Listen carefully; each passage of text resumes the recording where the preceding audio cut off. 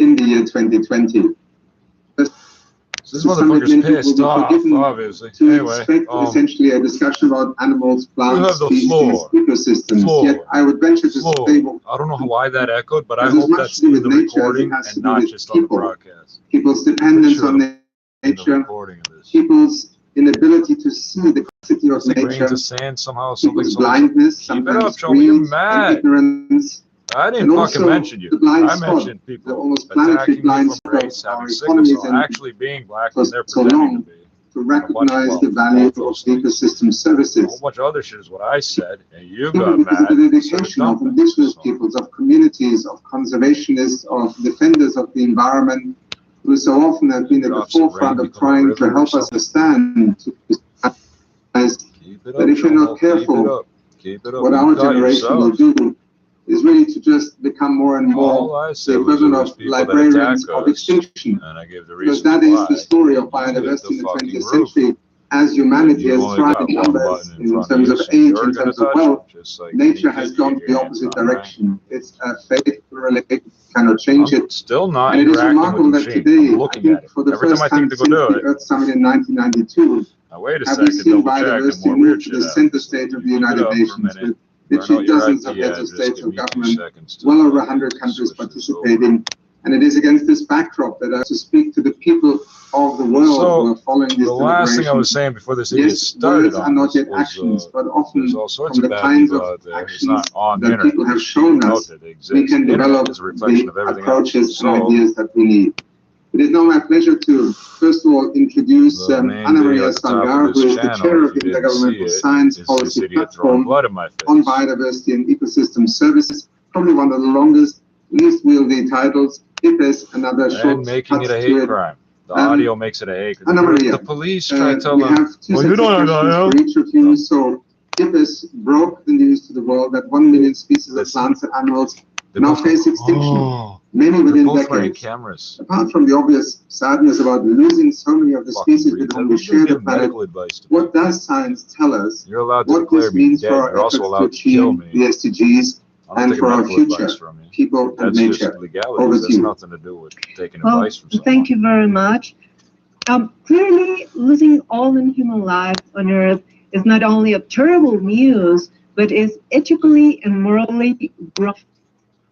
But what does this mean for us? The IPBES global assessment showed that we have lost over this short period of 50 years, 14 out of the 18 contributions that provide to people and make lives on our planet possible. And the next words out of my mouth are going to be, and this idiot's starting right now. Contributions such as pollination or the capacity of nature to regulate climate or air quality. And also we have lost non-material contributions that are truly important for our cultural identity and our sense of belonging. And only material contributions have increased. And with this we mean the production of food or fiber or energy. But the question is, angry callers. Give us some angry callers. You crash talking about it too. It's not easy, but I found a sense of healing throughout this process too, and it's nice to be able to remember the ones that aren't here as well, and remember and how amazing people they were, and how much of an impact they've had on me and all the people here on this earth still. And so I think that's not easy, but it's also kind of cathartic. Every CHOMO's got people making excuses for them. We'll talk about your former mates, and of course that's the focus of memoirs, your book. But I think everybody listening right now who cares, and I'd like to think everyone listening right now does care. I think everyone cares about one particular question. If you don't mind, I'd like to ask it before we do anything else. Sorry. Are you, Caleb Dahlgren, are you getting all of the help that you need? Physical, psychological, emotional, all the help that this wonderful country can afford a person like you? Are you getting that help? Well, thank you. That's so kind of you. Yes, I am. I am 100% getting the help and 100% feeling really good mentally, physically, and emotionally. And I think personally, like the things he makes up about, these aren't delusions he believes because a voice tells him. The people that have been put in my life to help me succeed and also just my mindset and how I want to move forward from this too. For me, I've always tried to live life to the fullest and be positive and make the most of every day, because I've learned from a young age, even throughout the book, you'll find out, like, diagnosed diabetes at age 4, lost a personal trainer at a young age, lost my teammates at a young age, almost lost my dad at 16. So I've had a lot of different crossroads in my life. I learned how valuable that life is and how fast it can be gone. And so I had that from a young age, and now looking back, like, I'm so grateful that I was able to know those 16 that aren't here. And that's just kind of a mindset comes in. There's 8 billion people in this world. And the fact that I connected those 16 and 29 on the bus is something super special. That's something that I'll never take for granted and always hold close to my heart. And I think that we sometimes forget about people who are in our lives and how much they mean to us. And, like, why wouldn't we tell people we love them? Like, I try to tell everyone in my life that I love them. And so they know that if I am not here tomorrow, or they're not here tomorrow, that I love them and I appreciate them for who they are. So that way I wouldn't live with any regrets. And so part of that was me showing every day how much I love my teammates and having fun with them and my family, of the Bronco family. So I think that I feel good about how I treat everyone, and I treat them how I wanted to be treated too. And so I really don't live with any regrets. And then on the mental aspect, that's kind of where I'm at. Like, I wanted my life to close to those who aren't here, and also myself. And so I am getting the help that I need for sure, and I did get the help. Even with this process right now, I knew it would be difficult, so I went would talk to my York University counselor. And the way I look at it is, why would we get a personal trainer but not a counselor or a mental performance coach? I feel like those two should be hand in hand. And if you want to be great physically, you got to be great mentally too. And so I've had mental performance coaches growing up my whole hockey career. So it wasn't really in front of the truck for me to have a counselor, mental performance, or anyone helping that side of me too. And so I'm doing great mentally, emotionally, and physically. I'm doing really well. I'm making brain injury. So I'm definitely getting all the help I need, and it helps a lot when we have support from the whole country and the world. Honestly, right after the crash, I'm still speechless today. I'm not gonna lie. I know how much it helped me, and it helped so many people too. Even the people who go to stick, or people who just tweeted Humble Strong, anything really. Even the silent messages that people still supported us, it really meant a lot. So I'm doing great today. Thank you for asking. After all the shit I've heard about this story, I want to give people a chance to say hi to Caleb and say whatever they wish to. Caleb Dahlgren is the former assistant captain of the Humboldt Broncos. The crash was 3 years ago, as of April 6th. So it's just the third anniversary just around the corner. Our number is 1-877-399. 9898 toll free. So 1-877-399. When that game was supposed to be held, they had to forfeit because they didn't have enough guys to. How important start the game, right? Hockey to you 3 years ago, and how important is it today? That report button is somewhere on your screen, but I can't find it when I'm looking for it. I think hockey will always be important in my life, whether or not I'm actually playing the game. For me, before the crash, hockey was on one of my own videos. I think I'll pretty much my life. And I would devote all my being to that game, and I wouldn't have it any other way either. I think that it shows so much strength to be able to give yourself to something that you're truly passionate in. And for me, the passion was hockey, and my goal was to get a scholarship and hopefully play esports or NCAA Division I, and then go play professionally afterwards. And is this the one who's going to play the wheelchair or sledge hockey or whatever? Need to do is we need to restore. And so one of my friends is missing his foot. He's got a prosthetic. He skates standing up. As one of those brilliant examples. Today, 2 billion hectares of degraded land exist, and only 2% of what we could restore is being restored. And here the GF and GCF is doing a great job in funding this, but we need more funding into this space. We clearly need to remove some of these disincentives for taking the right actions. We're putting our subsidies in the wrong place. We should incentivize some of these nature positive things. We should regulate. And I have just 2 more points, and then I will be done in 30 seconds more. So, indigenous peoples are critical, right? You mentioned that they are the stewards of nature. Let's recall that they are the owners or managers of about 1/4 of global land area and 1/3 of protected areas. So safeguarding their rights to their lands is part of safeguarding biodiversity. And finally, a former colleague of mine from IUCN invented the word and I'm going to quote non-indigenous people. Because the targets that we will agree in Kunming must be non-indigenous people just aren't from anywhere. Have to be such that we can have them at the national because we'd be scale, heartless to kick you the fuck out of the ocean again. But at the global scale. We at UNEP issue the GAP report, you know very well. Somebody will come out once you add it up and say, we need to stretch a little more and hold up the mirror as we go through this next decade of action. Thank you. Thank you, and let me turn back to Anna Maria for a moment. I perhaps for those who may not be familiar with IFES as much it is, perhaps at the moment the little brother, but will soon be the big sister to the climate IPCC partner. But in 1 minute now to each of you, Anna Maria, give me one example from your recent IFES report about what works. What did you find that you consider to be transformative? It doesn't have to be the only thing, but one thing that stood out in 1 minute, please. Okay, in 1 minute is very short time. But first, what was the bus doing going fast enough? Everybody, we have government, individuals, private sector, academia, IPLCs. We need to address the root causes of biodiversity loss. It works.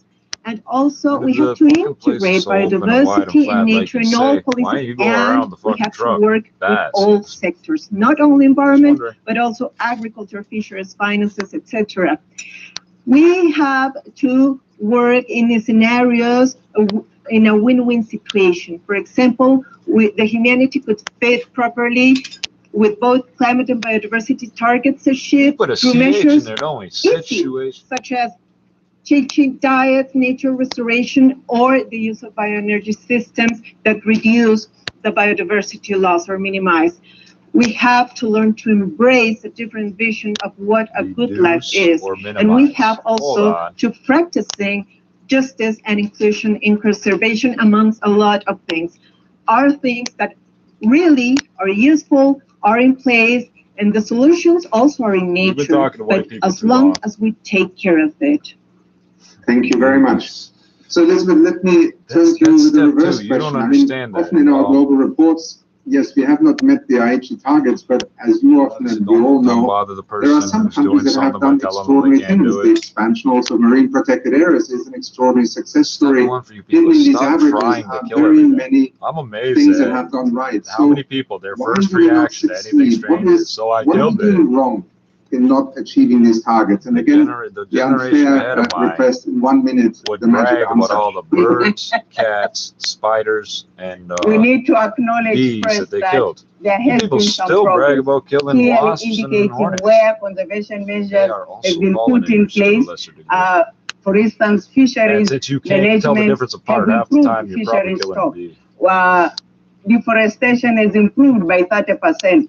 Even species have improved. So without these measures, we would have been even in a more worse situation.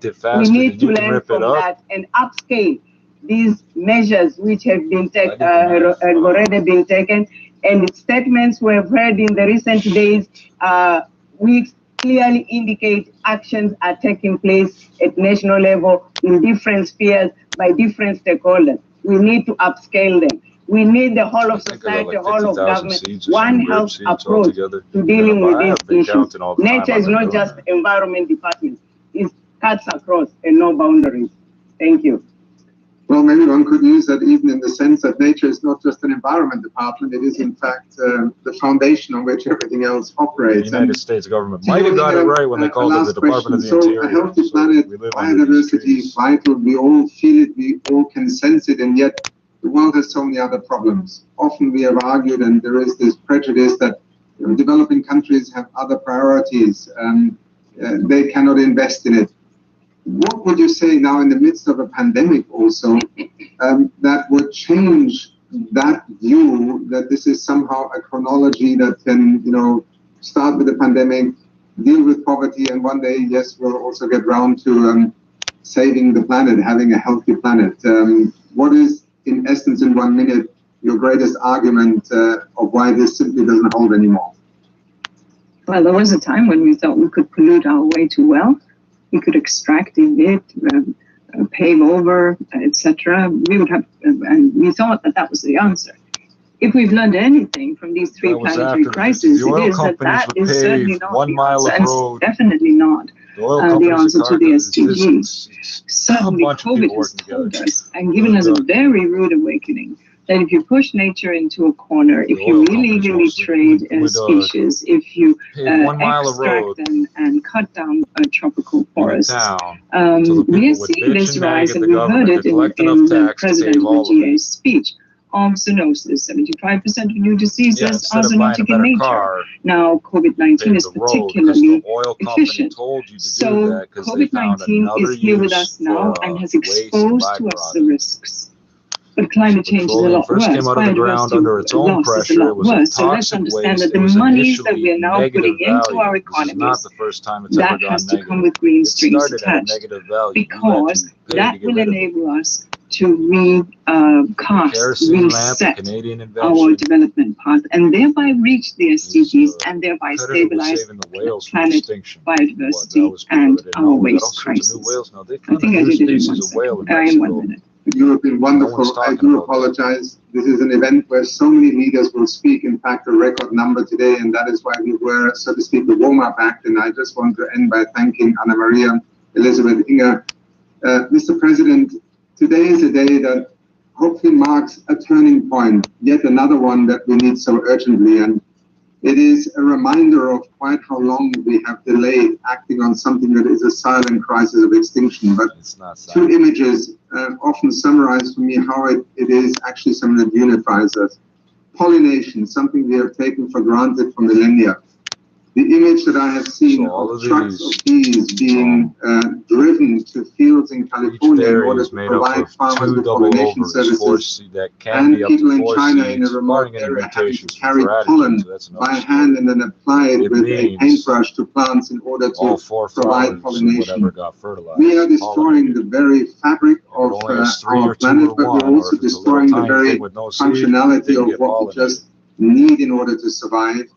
And I think it is particularly in the United Nations that we also must overcome the sense that there is a separate set of interests between developed and developing countries, including also the misperception that developing nations are not investing and are not leading on conservation of biodiversity.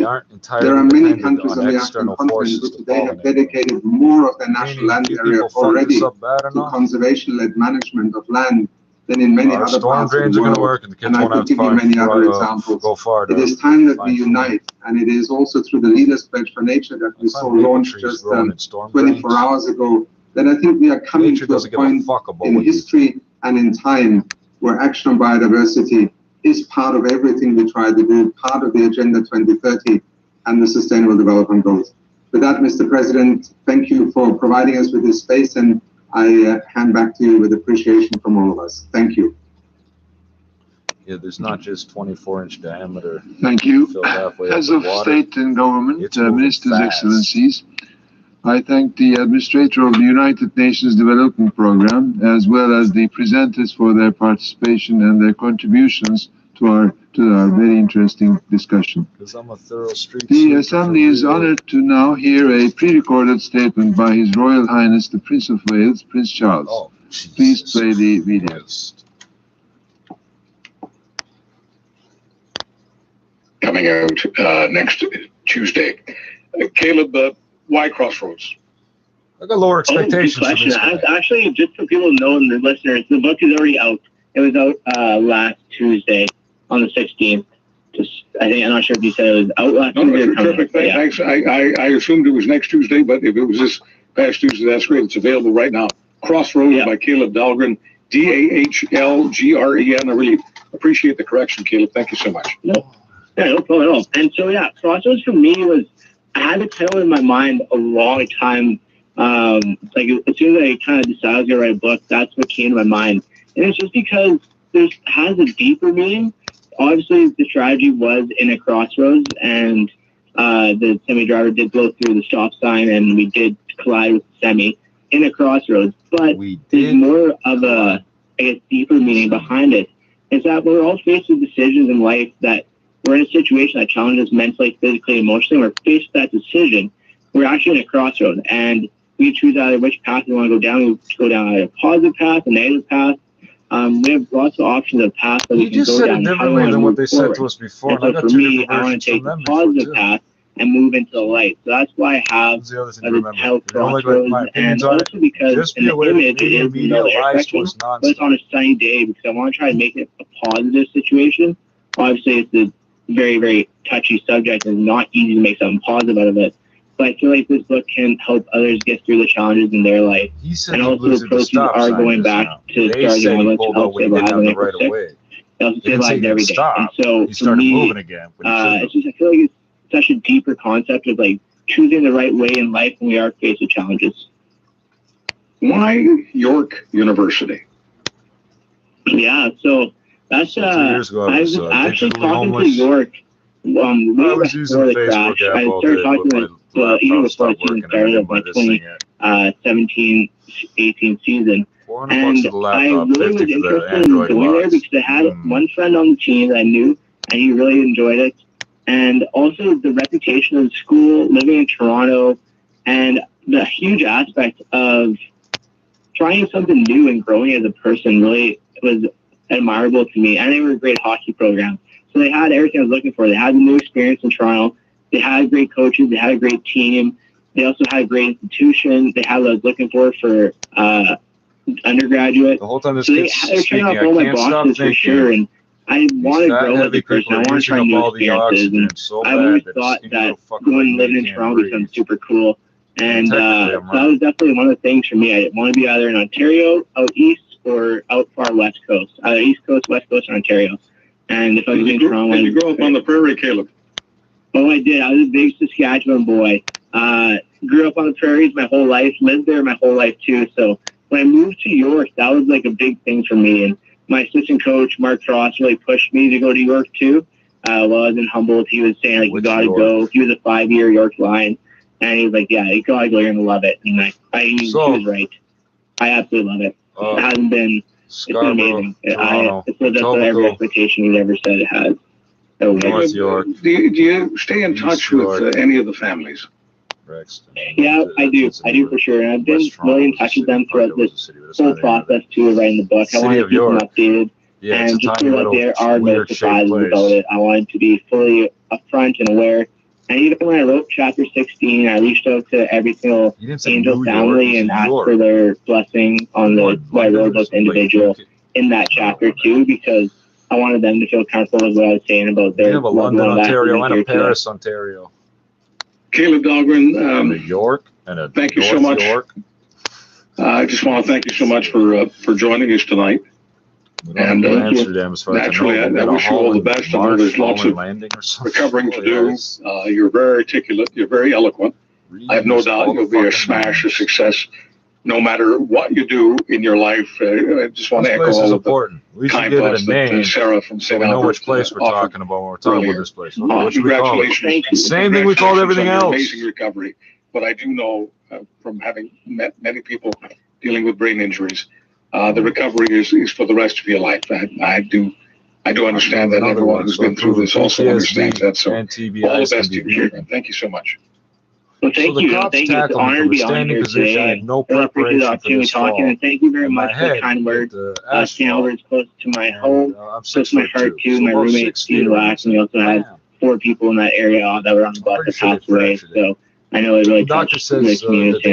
So thank you for the kind words. I really appreciate that. Get sent by a neurologist for X-rays. You want to do a quick shout out? Just a few seconds left to the people in your X-ray technician keeps saying, "Oops." For sure, yeah. He's telling me to talk. Just want to say hi to everyone who's touched me in any way possible, shape, or form. When I so you start message to me, your say friends, family member. As he's pressing the button. I really do appreciate your support, and the ones who haven't as well, thank you for your support throughout my life.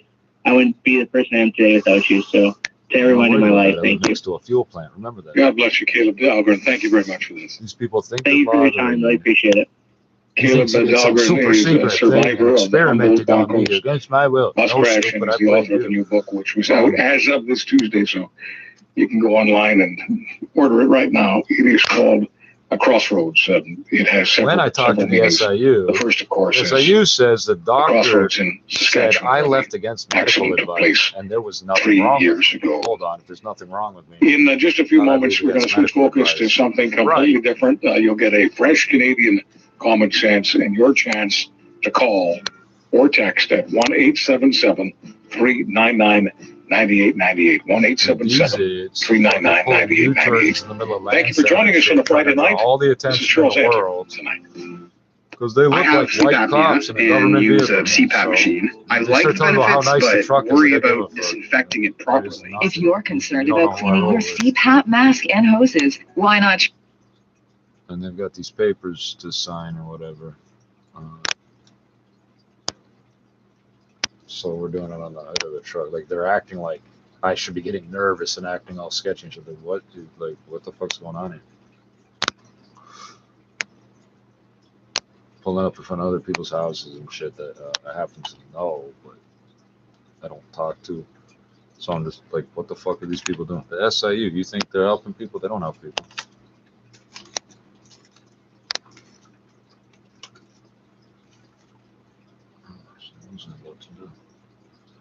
Yeah, all my story sets. So TBIs and PTSD.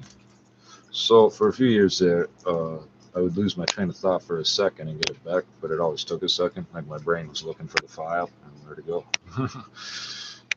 And that don't happen no more, because this makes brain cells grow. That's been proven in a Canadian university by a professor, all that shit. And PTSD too, although there's more to it than just smoking weed, but that's a good part of it. And I don't know where I left off on this soundtrack. Sadness, it's too close, make it trash. My soul is dark, I wanna fight its ass. I wanna hot beat, I might just pass. Rhyme with flies and these necks are smashing. It's got me tripping, feeling non-existent, and it's making me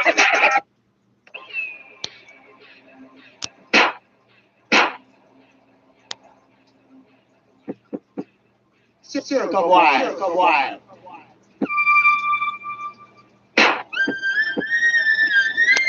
Just let me think. Yeah, just let me think. Just let me think. In the storm breeze, I'm striking fast. In sadness, my past. Too close, make it trash. My soul is dark, I wanna fight its ass. I wanna hot beat, I might just pass. Rhyme with flies and these necks are smashing. It's got me tripping, feeling non-existent, and it's making me in the storm breeze, I'm striking fast. In sadness, my past. Make it too close, make it trash. My soul is dark, I wanna fight its ass. I'm in the storm breeze, I'm striking fast. In sadness, my past. Make it too close, make it trash. In the storm breeze, I'm striking fast. In sadness, my past. Make it too close, make it trash. My soul is dark, I wanna fight its ass. I wanna hot beat, I might just pass. Rhyme with class on these mics are smashing. It's got me tripping, feeling non-existent, and it's making me so sad. Cold blood, I gotta roll something. Calm now, like a bomb now. Think you smart, let me show you something. Throw it all down, what's going on now? You don't have to be the fucking see it later. You a fist swimming, I'm an alligator, and I'm hungry too for the left.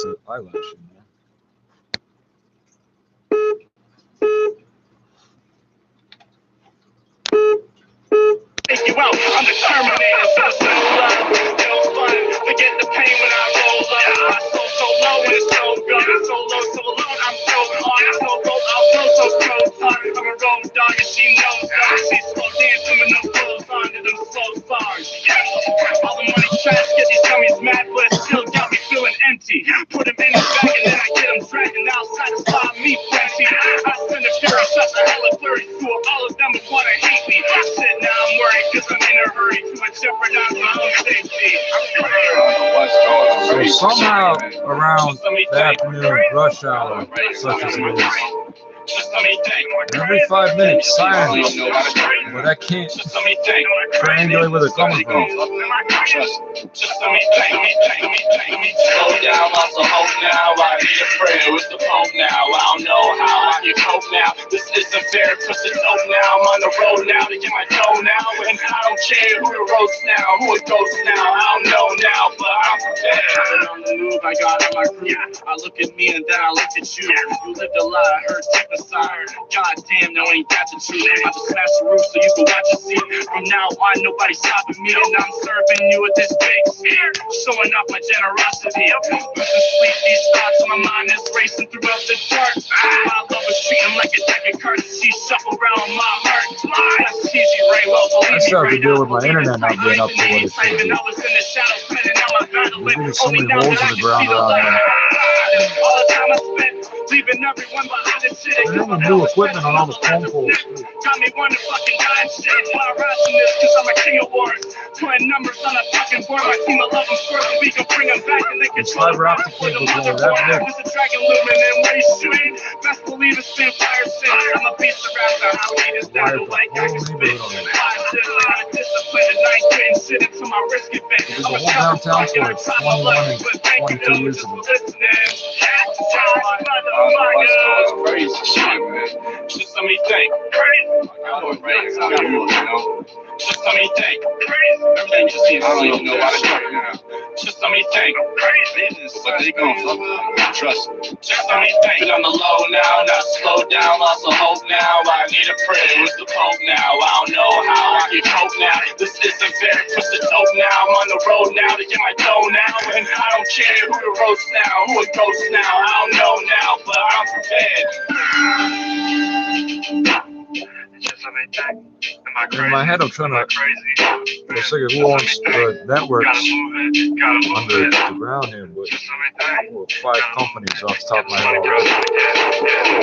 Oh, based here. That's the other weird thing. There's fiber optic and all sorts of weird digital networks hooked up in this city like crazy.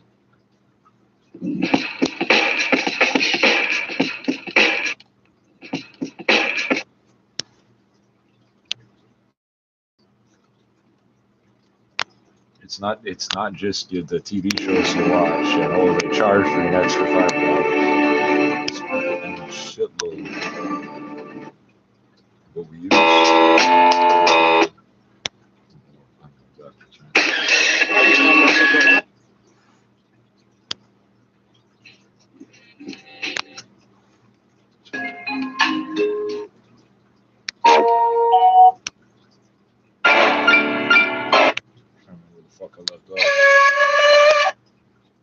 I hope you have your offering.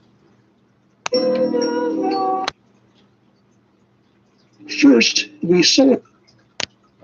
Welcome to Big Mom Matters. Motherfucker, Paul.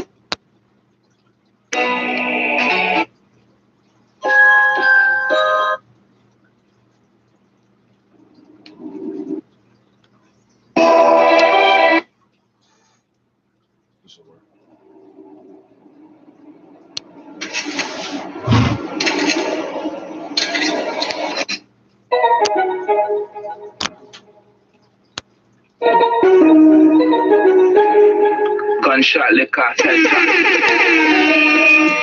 50 drum beating like so 50. Out in Trinidad where my boy smoke a coke. Like your homie got hit, he was riding like the chauffeur. Planet of the Apes, I was blood clot coke. Post pop come with a strap, swing off the shoulder. In the coffin, shutting the lid is giving you closure. You ever get close, something coming out the holster. People ride the train, they're gonna see you on a poster. We post up, but you never talking when we approach. Get the blind, go online, and now you're doing the most. Kill him in my yard, nigga, like. You can think what you want on all this. You know the artists. These dickies were made in Cambodia. One of the boat people's kids that grew up here, Jane Trippz, honey cocaine. Like a host, didn't notice they pull guns when you thought you could roast. It's a dose. Know your love niggas need some milligrams. Sitting with a milli, he be posting it on Instagram. Dust says long, he selling quarters out the kilogram. Chrome pies so cut, swear it's the pillow pack, baby. When the chicken not still gravy, shaking up the crown like your nerve quick and Haiti. People remember that shit. Because the niggas don't see me, you got it. Metro still trying to play me. They said I wasn't sick, but I'm sick though. I give you gangster rap, our calypso. We never stop eating like it's a bit. And young boy can't stop squeezing, he got his we with the hammers. Shorty in the kitchen, chicken like Louisiana. I'm chilling like Diana. I go to sleep with a rifle in my pajamas. I was childish, but my Gambino, no Atlanta. Gunshot for your head top. They close down every fucking coffee time every day. Some of them niggas that we beefing is so lame. My homies do clips, my gun black. Four white boys who let it sing like Coldplay. I sat back and got a flashback on my old ways. Like blocker. 30 shots up in the fucking chopper. He got shot but shot back and couldn't see the doctor. Nigga bled out, cause nigga how it's better. Remembering the day my brother got it, couldn't get up. So I went and got a Mac 11, 7 years for weather. And 2 bad light skinned bitches bitches with a slitter. My city getting crazy, and nigga. Moms losing their babies. I know the pain to have to carry my nigga to a place to get to bury my nigga. Fuck, but since then, we caught a couple heads to bury the trigger. That's what I keep a gun for. Cause in these streets, it's a blood sport. Not to mention links from the gun store. You shouldn't have brought him here. The kitchen body's here. As soon as niggas slap that metal on that column here. I need no one. I'll blast by myself. And I'll keep beating metal to the plastic on the nose. Shoot shots to the pin. There was a woman who, I forget which country this was in, it doesn't even matter. One of these, it was Boko Haram, I think it was, or Taliban. This woman grabbed AK off one of their dead fighters or some shit and fought back and killed like 40 of them, 50 of them. And she died, but she took like 4 dozen of these motherfuckers. Niggas been fake, and my target is that big chick. These sets have been in this neighborhood longer than anybody knows for sure when it started, which means it goes back to the Civil Rights Movement and the Black Panther Party. That's when these buildings got built. Shotgun test, head off his body. I'm a top gamer. You know me, I'm taking head off his body. Full shirt.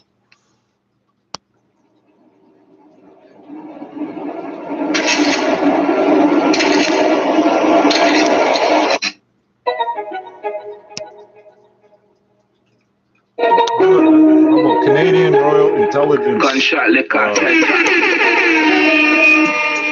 jumping, that's the wrong word, isn't it? No, that'll work. Fuck it. He was riding like a chauffeur. Planet of the Apes, I was blood like coke. Pull pop, come with a strap, swing off the shoulder.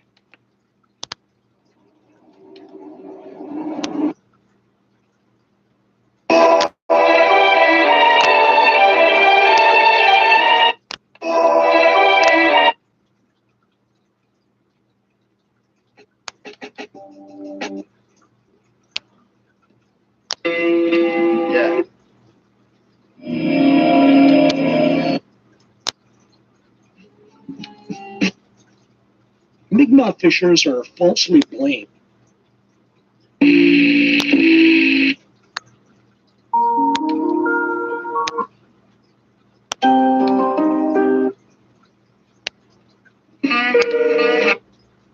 Man, I guess it was almost at the end of the day. I gotta do something.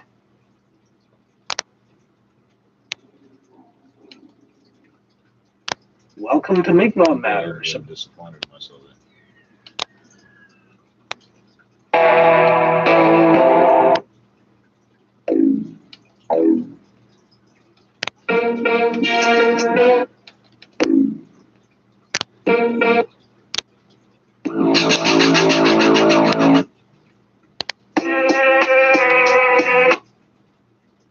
Nigga like me, man.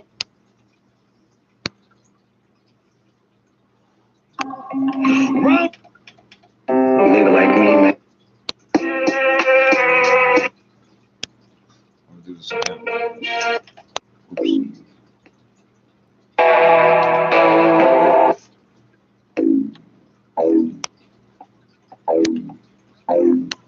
I'll have those guns.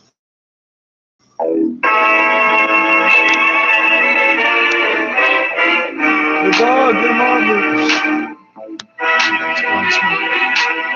Poor bastards. What they get? 500 We will return for the second act of Gunsmoke in just a moment. But first, Sunday night, you are cordially invited to Escape via CBS Radio. Yes, every weekend for drama that will take you right out of this world. Listen for Escape at the Star's address. Hear Escape tomorrow evening on the network that brings you Dick Powell as Richard Diamond, private detective. Now the second act of Gunsmoke.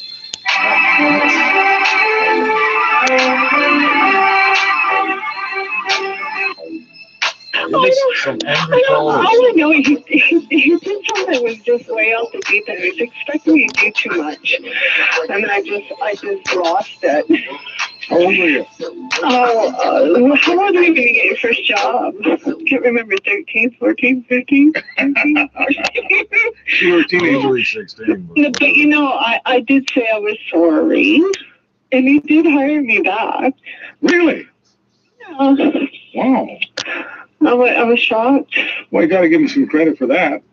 Yeah, for sure. You're gonna move this ship with the containers on it. What the fuck's on this boat? You're afraid to move anything. You just don't seem like a malicious, mean person, Catherine. My guess is that when you told someone to buzz off, I'm not going to use one of them containers better have some lead lining in it. My guess is it wouldn't have come across as hurtful, thinks there is. It doesn't as offensive as it might from someone who doesn't have your character. Yeah, I was really angry. I was raised in Raleigh, so I went to a really rough school. I see. Yeah. So you were talking rough because that's how you were talking those days. Yeah. Yeah. It was a hard time in my life. I have used some rough language in my day, so there's nothing high and mighty or righteous coming from this hombre right now. Thank you so much, Catherine. And sorry, let me take it to Port Moody and see what Willie's got for us. Willie, welcome here on Charles Answer tonight. Welcome to the kitchen table. Thank you very much. Many years ago, I was a young cashier at a store called Woodward's, which doesn't exist anymore, on the grocery floor. And we used to compete very privately amongst the cashiers as to who could have the biggest cash intake of the evening, just who could be the fastest and most efficient. And so that was a source of pride. And one night I had this man come through, and he very quietly whispered to me and said, "Give me all the money out of your till, I have a gun." And I slammed the till down, and I said very loud, "I don't care if you have a gun, I'm not giving you a penny." No. Oh, God.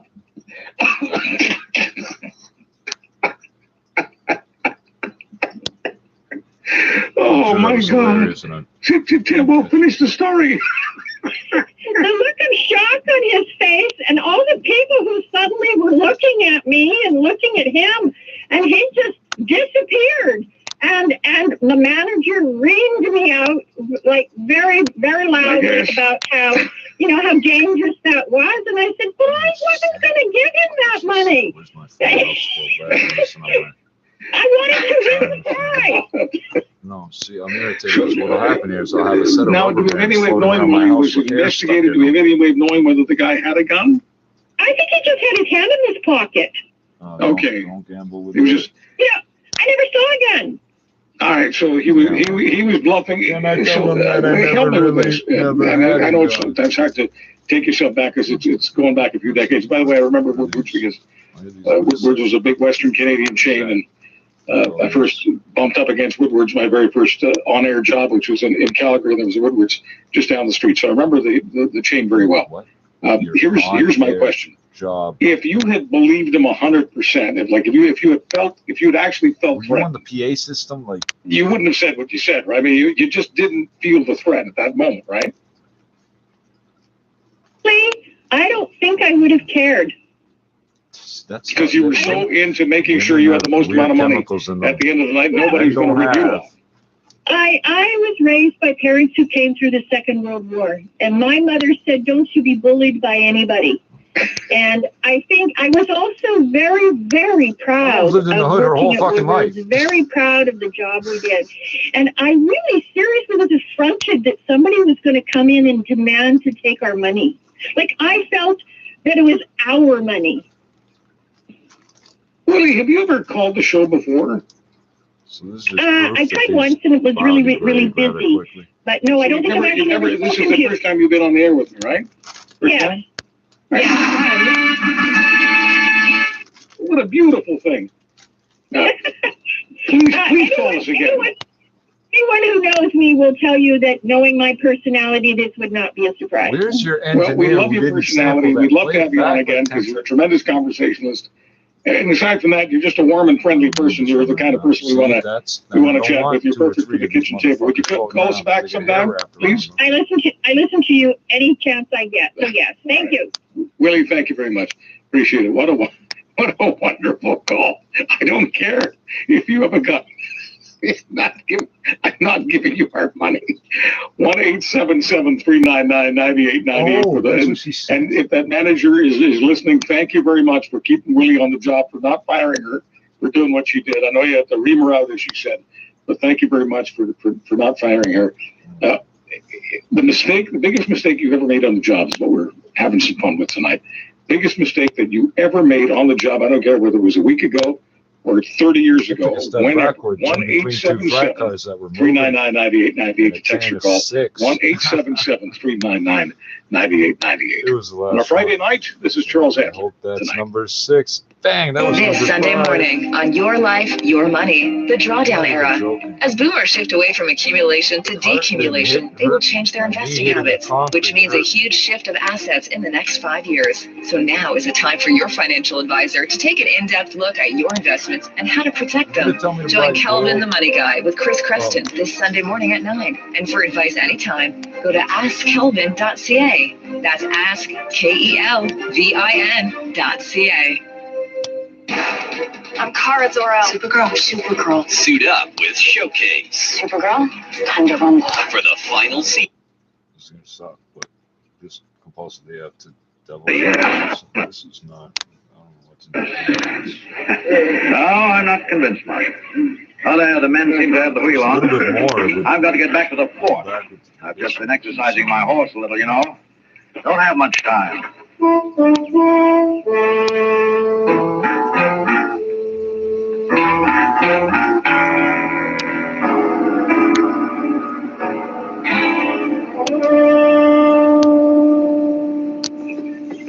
So you can have I forget what they call it, concentrator or generator. We'll get behind this bluff, Chester. He can't see us.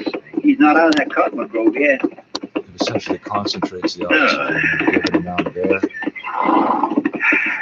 Why couldn't you hook those up to the center ventilation of every building?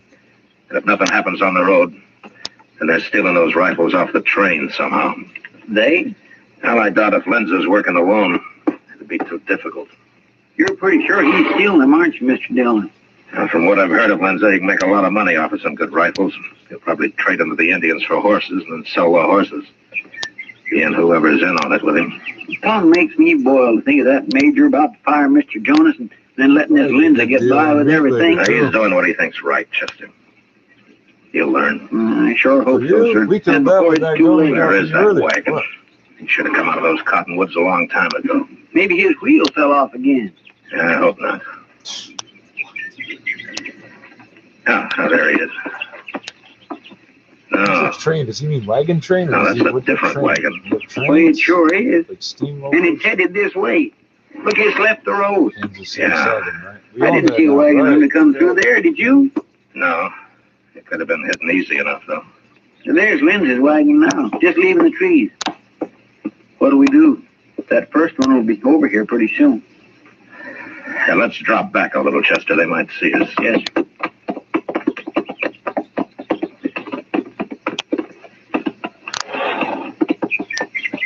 All right, Chester.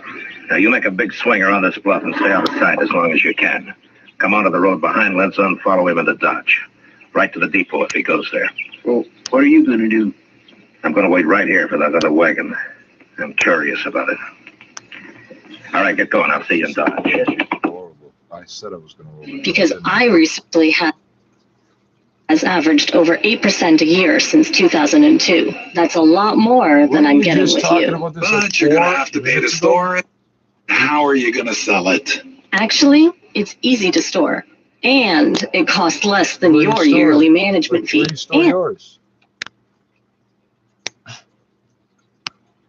Sustainable biodiversity conservation and restoration. As LDCs, we look forward to working with y'all to address and resolve these discrepancies between our talk and our walk. You got to hear the American ambassador to Congo speak French. It is beautiful. I thank the President of the Republic of Malawi for the statement just made. I now invite the President of the European Commission to deliver a pre-recorded statement. What? You lie. Somebody's playing games here with the audio feeds. Mr. President, Excellencies, ladies and gentlemen, like 2 engineers somewhere. What do we need to make the case for biodiversity loud and clear? Figures? For years, scientists have provided us with the most striking figures of species at risk of disappearing. But it was not enough. Pictures? For years, photographers and documentary makers have provided us with moving and breathtaking visuals of species at risk of disappearing. But it was not enough.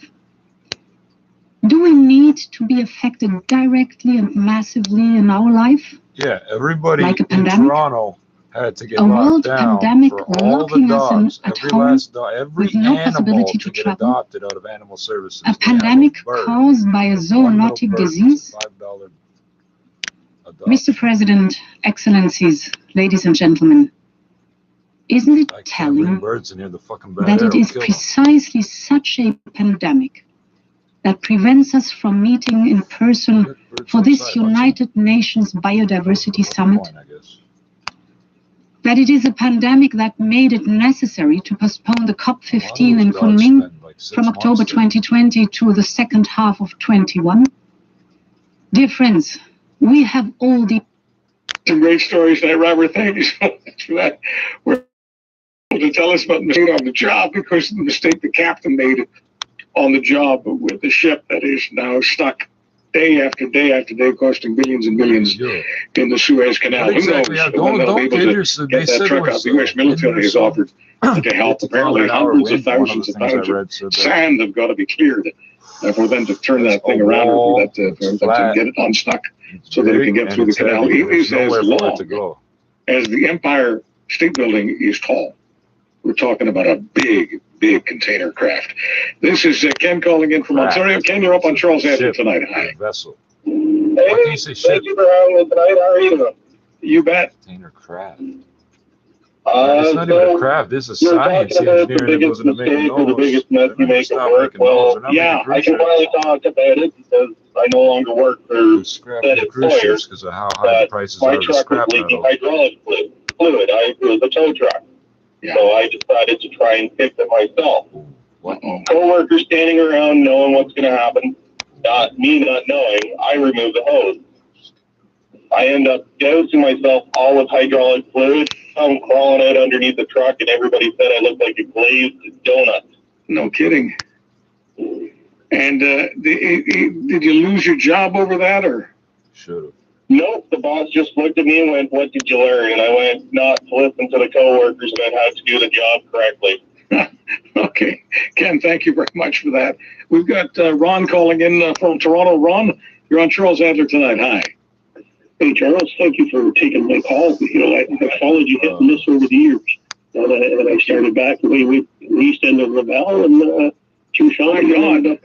Yeah, you've been with me for like almost half a century. That's terrific. Thank you. Well, when I hear you talk about something from long back, I have recollections here and there. My mother used to talk to us on talk radio on CJAD back in the 70s too. The guy that was working with that day, he watched him open the valve on a boiler that I have a profound question to ask you because in Montreal, back in those original hosts there, who were, I don't know the names, but there was a host of your way, and you mentioned his name. His name was Eddie Keane. And I listened to Eddie Keane was a commentator in Edmonton, Ron. Oh, he was fabulous. It was about the Keane Commandos. Uh-huh. And he wrote in the Sun, and it was a fabulous column. If your tires fell off your car after you had them changed at Firestone, and Firestone said it wasn't their fault, the King Commandos, that was on his report. That situation was resolved very quickly, very satisfactory. No company wanted to get on the wrong side of Eddie King because he was like a dog with a bone. And so when the issue mattered to him, and the only issues he covered were the ones that mattered to him, and they were all consumer-related issues, or at least as I recall, most of them were. And he was a guy who really did fight for the little guy. That's the only guy he cared about. And he didn't care if he bid into a sponsor, might have been a station sponsor, it wouldn't matter. Nothing stopped Eddie Keane, one of the great broadcasters and one of the greats at Some see challenges, we see opportunities. Some see doubt, we see hope. Some see limits, we see possibilities. At Amica Senior Lifestyles, it is possible to be safe, active, and connected. To experience a premium lifestyle tailored to you, to make plans and live life on your terms, safely, together. Find out how at amica.ca. This Easter, I'm shopping early at Sobeys, picking up some delicious deals for my family. like panache appetizers, breaded butterfly shrimp, and crab cake bites. Buy 2, get the 3rd free. And 2 liters of Chapman's ice cream is just $2.99. Plus, when I spend $125 or more, I can get 100 Air Miles bonus miles or a $10 gift card. Find everything you're looking for this Easter at Sobeys, Canada's family grocery store. See flyer for details. Hi, I'm a high-pressure weather system. And I'm low pressure. Opposites attract. You're so cool. You are so hot. Let's make precipitation. Yeah, but everyone hates it when we get together, except Subarus. They love spring showers. Right, because they have symmetrical full-time all-wheel drive. Sure, we make it rain. But that's how rainbows are made. Enjoy Subaru's all-weather drive event with great rates on 2021 Subaru Foresters. Shop safely at your local Subaru dealer and adventure on in all weather. Sarah, this is Charlotte, our newest and youngest junk fairy. I'm happy to meet you, Charlotte. I'm Sarah. I'm so excited to get started. I've been training for this my whole life. Because of junk fairies like Charlotte, 1-800. Junk fairies. There's a different connotation. There's a different connotation if you grew up in the hood. What's that? That's a junk fairy. What? All illegal injure nature, destroy ecosystems, fuel rule of law, and ultimately reduction of trade and of consumption, because it's illusory to think that the development of our societies can be based on a model of production that destroys living creatures and ultimately destroys our health and our prosperity. This is why we must be coherent. Very specifically, the European Union did not agreement with Mercosur because it ran the risk of increasing imported deforestation, and we were determined to act against it. France has decided to develop a homegrown sector for protein development at the European level, because today GMO soy in the Amazon rainforest. We need to be coherent in our agenda. So how can we transform our models? Public investment must accompany these shifts. The French recovery plan will devote 1 billion euros to biodiversity and combating land deterioration. This is also the goal of the biodiversity strategy of the European Green Pact, which sets out a common framework of action of all states of the Union to put a stop to the loss of biodiversity. TheMortgageProviders.ca. License 10533. Elevators. They're not something we give much thought to. But when they're not operating correctly, it can cause serious disruptions. That's why CEE Elevator will set up a maintenance program to minimize or eliminate unnecessary downtime. During these pandemic times, your elevator needs to operate efficiently. With 24/7 service, CEE Elevator has offered the best customer service in the business for over 40 years now. Get a free quote at 905-428-8300 or visit ceeelevator.com. Will continue to be heard right through the summer months. Global News, I'm Toby Kerr. Despite delays in the latest Moderna vaccine shipment coming to our country, Ottawa says vaccine deliveries will soon be surging. Procurement Minister Anita Anand says 6 million more doses are set to arrive over the next 3 weeks, including 1.5 million from the U.S. coming Tuesday. That 6 million matches the total doses that have already arrived in our country since the approval of the first vaccine in December. The news comes on the same day that new federal modeling shows we're doing a better job of protecting our most vulnerable, but COVID variant cases and transmissions among young people are on the rise. A doctor in Eastern Ontario is being charged with 1 count of first-degree murder in connection with multiple suspicious deaths at the hospital where he worked. 35-year-old Dr. Brian Nadler, a specialist in internal medicine at Hawkesbury and District General Hospital, remains in custody after a court appearance. The hospital says it has stripped Nadler of his ability to practice there and is cooperating with Ontario Provincial Police. It's not clear how many deaths are under investigation. A Canadian fashion mogul facing sex trafficking and racketeering charges stateside won't be let out of jail in Manitoba. The judge in this case says Peter Nygaard's detention is necessary to maintain confidence in the administration of justice. Nygaard, who is 79, was arrested in December in Winnipeg under the Extradition Act and faces 9 charges in New York. While speaking of the states, the Biden administration is hosting its first major climate talks, and they're hoping China and Russia will take part. They know they're invited, but I haven't spoken to either if you kill John Gotti, nice to see you do this guy to make climate change a priority and is trying to revive a forum of the world's major economies on climate.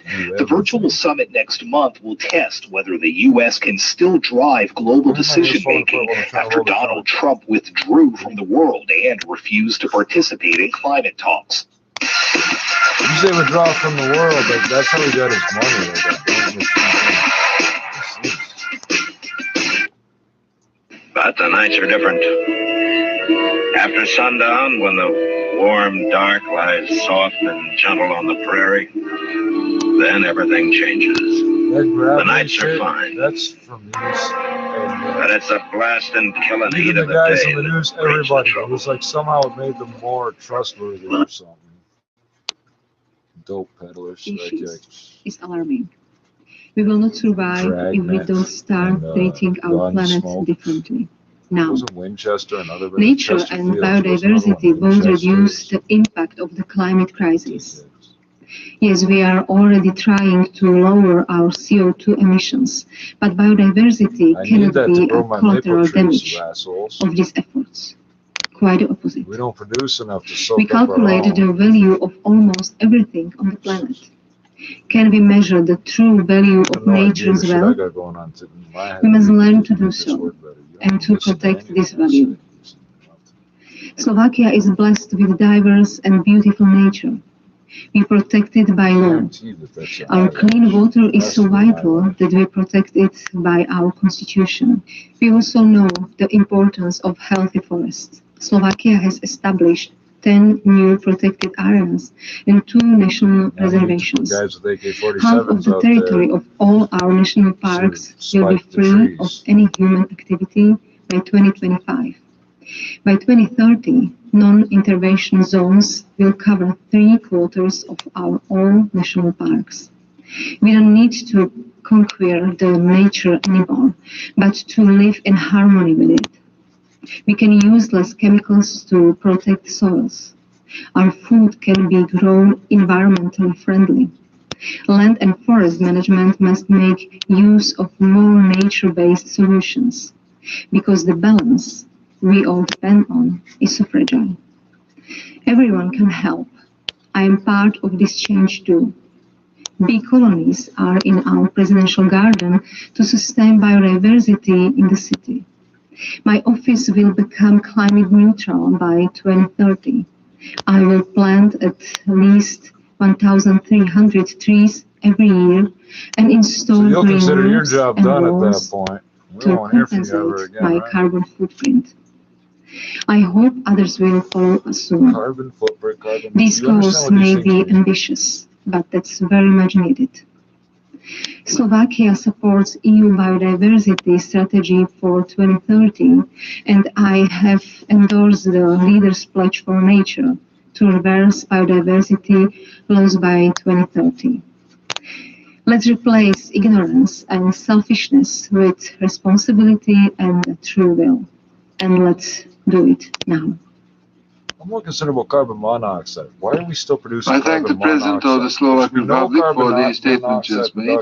I now give the floor to the distinguished representative of Hungary to introduce the pre-recorded statement. Almost killed 3 people with a pressure washer.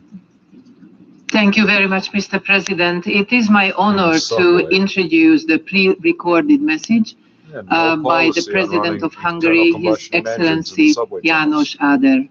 Thank you.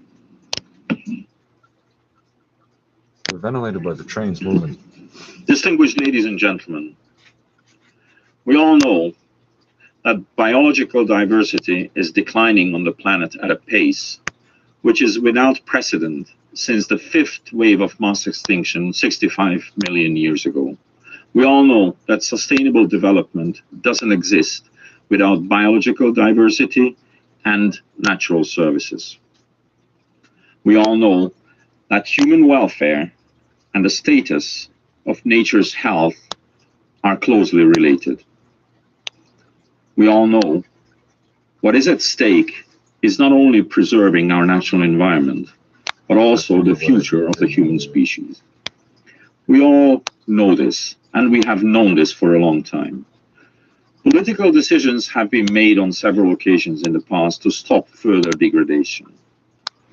Yet the situation today is even more tragic than ever. Many see saving emblematic plants and species as a means to stopping the decline of biological diversity. This is what the media conveys to us. We know the alarming stories of the white rhino, the snow leopard, the giant turtles, or orangutans. They produce neonicotinoids. These are stories that are graphic and arouse our emotions. As being good but what is bees? The life of an insect worth? For example, the life of a pollinator bee, which during its entire lifespan gathers only a single coffee spoonful of honey.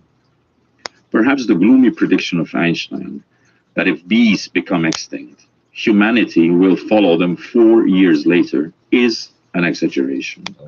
It is sure that if the clearly evident extinction of pollinator insects continues, then we will have to say goodbye to half of all the foodstuff we consume today, while at the same time, we will have to feed an extra 2 billion people during the next 30 years.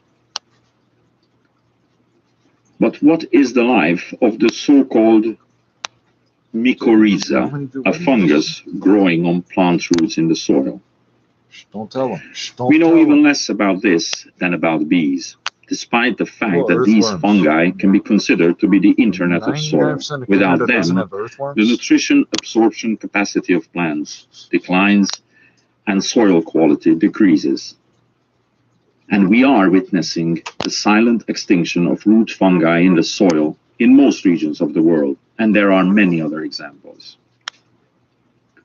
We should finally acknowledge that we do not have the right to destroy sensitively balanced natural systems which have developed over several millions of years.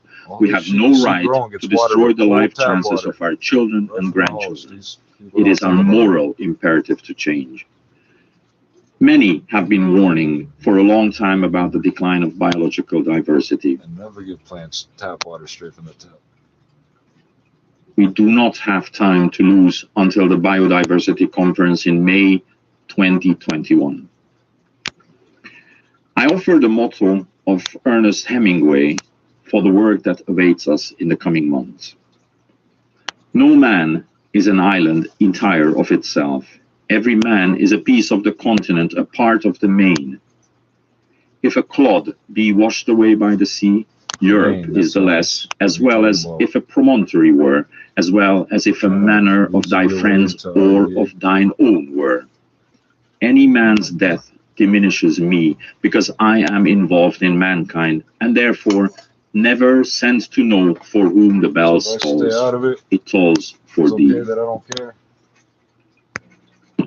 I thank the President of Hungary for the statement just made. I now give the floor to the distinguished representative of Turkey to introduce the pre-recorded statement. And I had a comment. His response was he doesn't listen to politicians.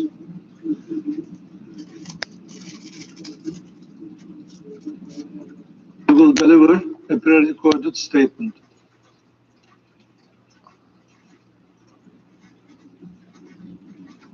Sayın Başkan, how do you explain to kids United States good, United Nations better, United Nations Mexico, no, and United Socialist Republics. Mr. President, Mr. Secretary General, distinguished delegates, I extend to you my heartfelt and respectful greetings. We, as humanity, are going through a difficult and painful period on a global scale. On the one hand, we are fighting against the coronavirus pandemic, which is one of the biggest health crises of the last century. On the other hand, we are trying to manage the negative effects of the pandemic. The COVID-19 pandemic, beyond being a health problem, is one of the consequences of the deterioration of the ecosystem. The pandemic has also shown us the importance of protecting biodiversity and leaving a healthy and clean world for future generations. Nature, in which we pursue our lives, is not a legacy from our ancestors to us, but our legacy to our children. I believe that after the pandemic, humanity will draw the necessary lessons in this regard. along with achieving economic and social justice.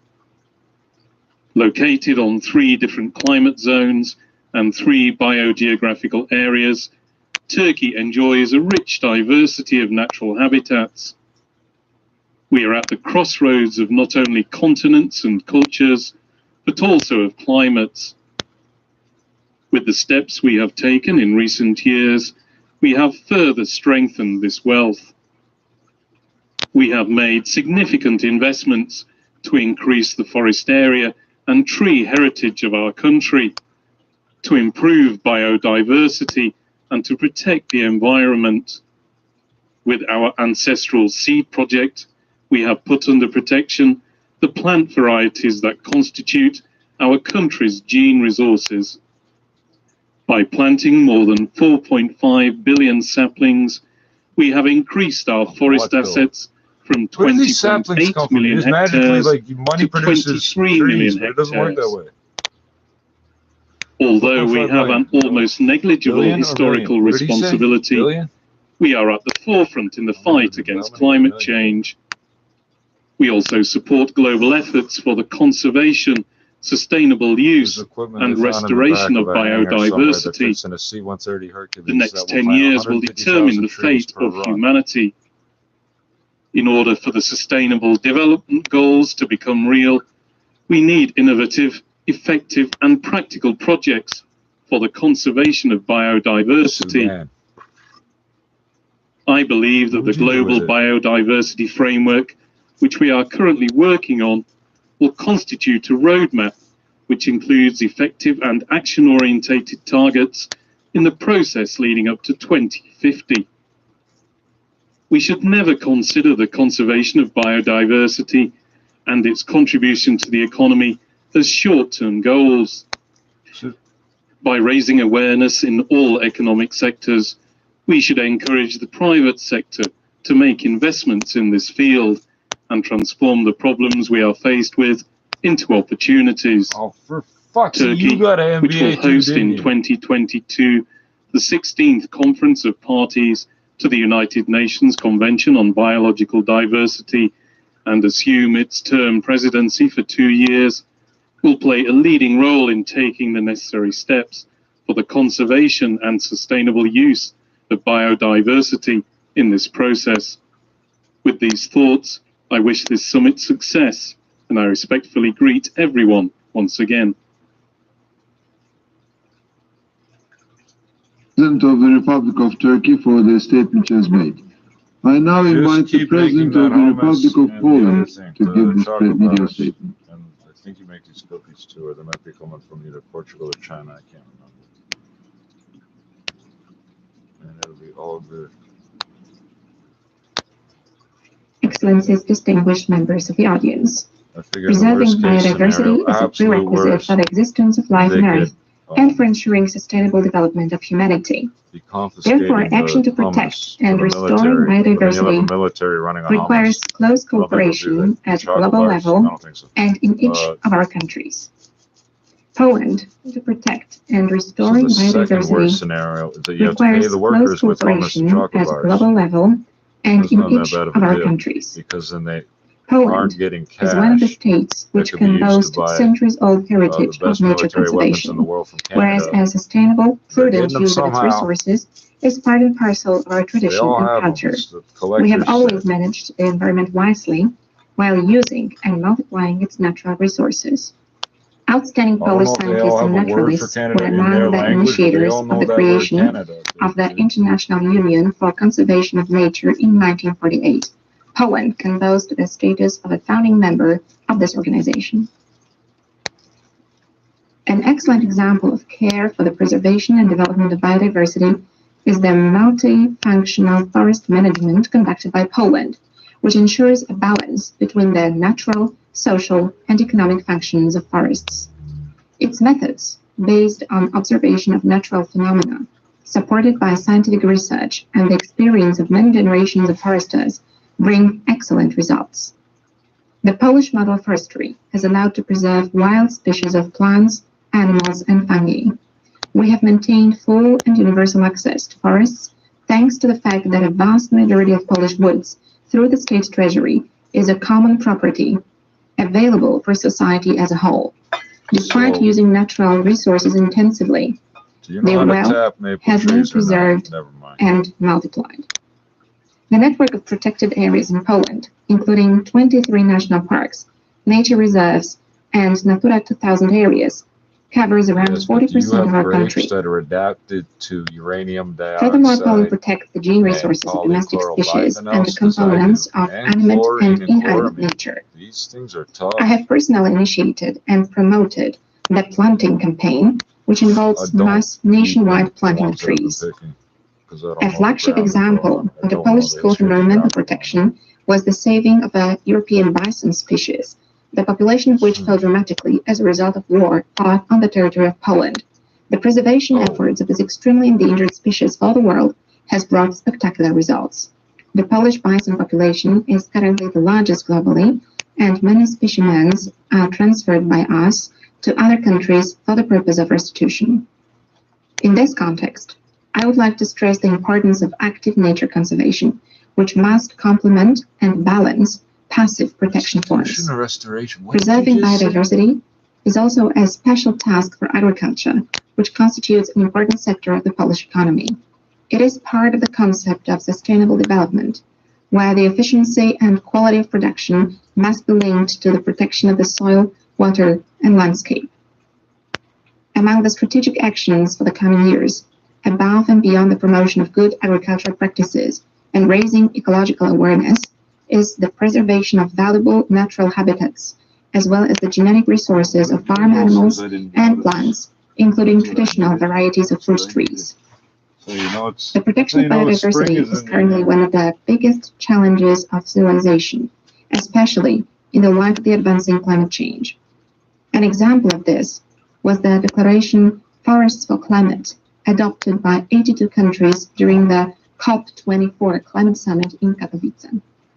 The actions we are taking today will be of fundamental significance for what will happen tomorrow, and their effects will be assessed by future generations.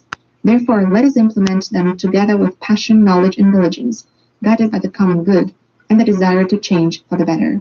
Thank you for your attention. Republic of Poland for the statement just made. I now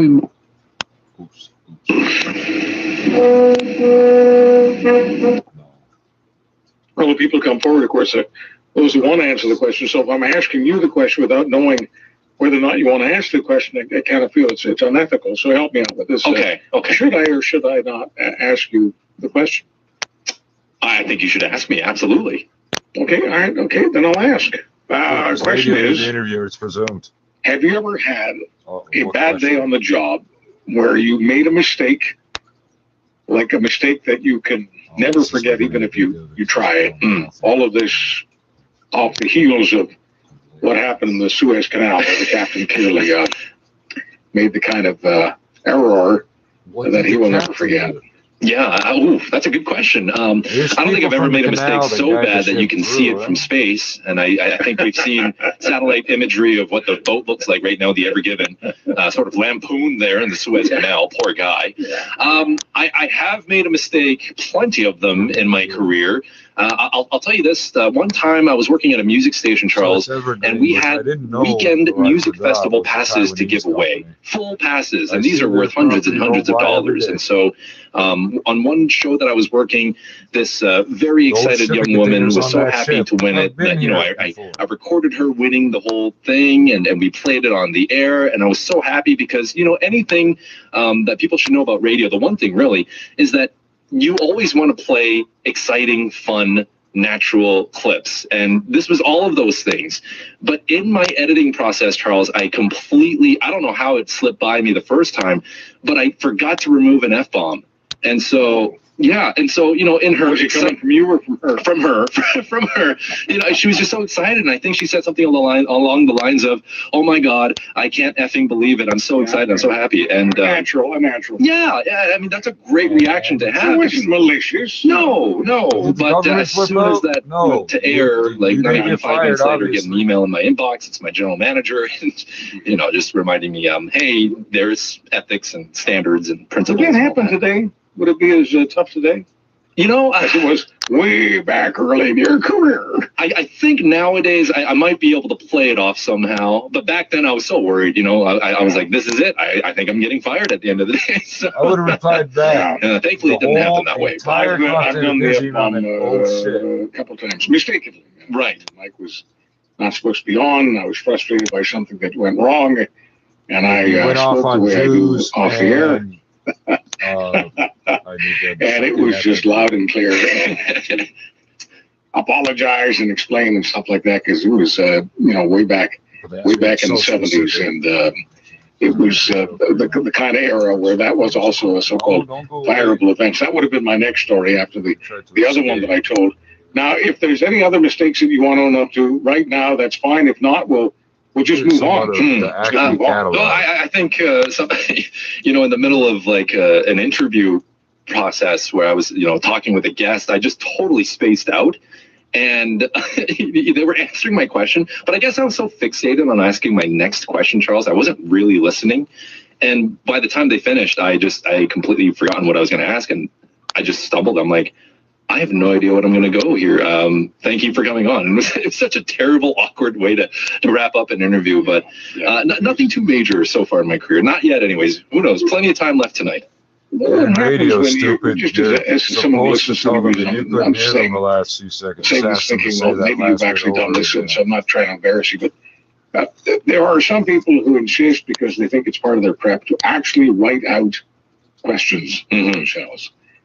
And I guess it's okay, except for one thing. Like this guy apparently It just seems to me that if a person offers an answer to a question, you reading your notes, that might gin up the curiosity of you, or Lord knows your listener, might be an idea to ask the next question or make the next comment related to what they've said, as opposed to asking a totally different question that has nothing to do with the answer that you just got.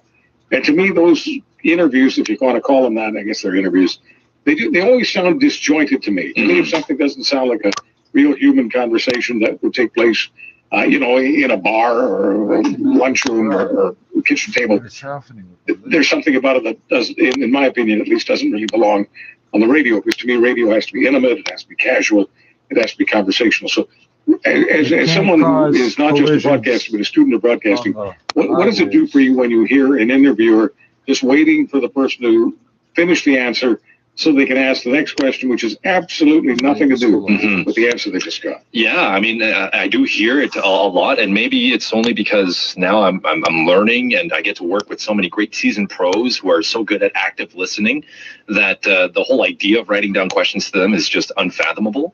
But for me, when I hear it, I immediately know that the person who's doing the interview is either nervous and just wanted to be super prepared, or they're just inexperienced. And certainly I've been in that position before, but the difference when you start noticing it is night and day. Interviews where the person is literally just listening to see what the response is going to be and then playing off that response, and then somebody who's just waiting for them to stop talking so that they can proceed with the rest of the interview as they scheduled beforehand. So it's I encourage our listeners, if I ever get stuck doing something like that, call me out on it and let me know, because it's the only.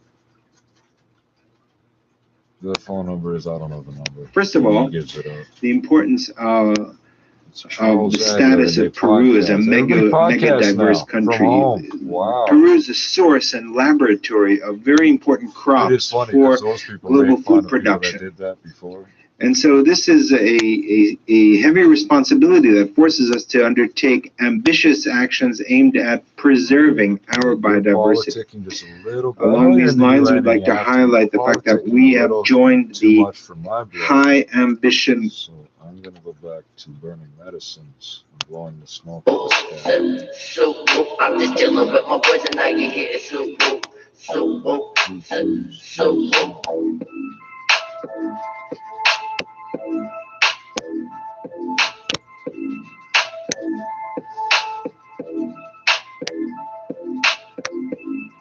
technically, these are my mice. Like, I keep them all over the house. They don't leave here, apparently.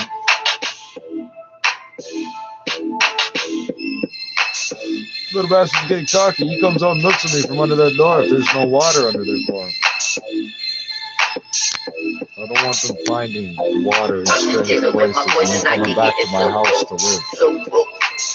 I gotta give them the tap water because they need the chlorine prescription drugs. I'm just chilling with my boys and now you hear it. So this is different from the other piece.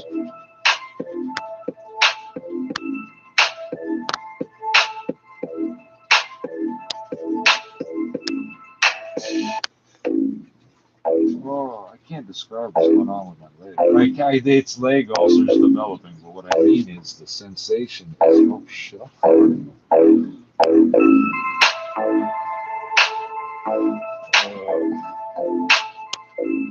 Yeah, I went a while without complaining about that, didn't I?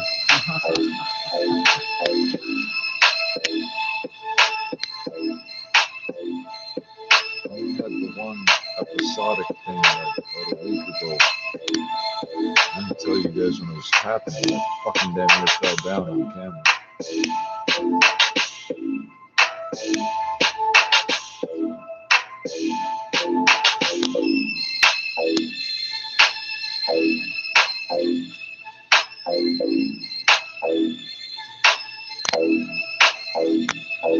I'm just dealing with my boys and now you hear it. I'm just dealing with my boys and now you hear it. I'm just dealing with my boys and now you hear it. I mentioned it the next time I stood up. I'm just dealing with my boys and now you hear it. I'm wondering if I'm having sickling happening inside my fucking head or something. Is this not supposed to happen?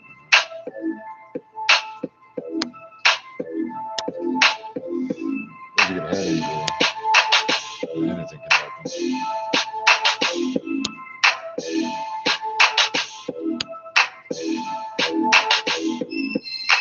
But they gotta play these Johnny Dollars like back to back, three of them, all three Johnny. There's probably a fourth or a fifth. I'm just dealing with my boys and now you hear it. I'm just dealing with my boys and now you hear it. I'm just dealing with my boys and now you hear it.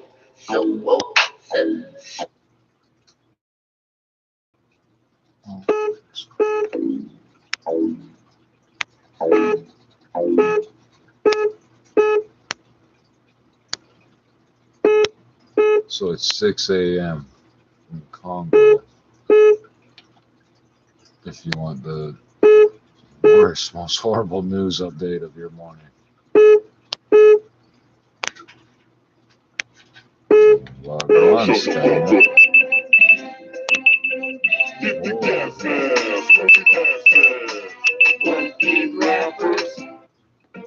It's part of the track, but the timing of that is. Welcome to the KPT show. Now sit your ass the fuck down and shut the fuck up. Yeah, but it cut right in on shut the fuck up. That's interesting. Not that we've had computer issues lately.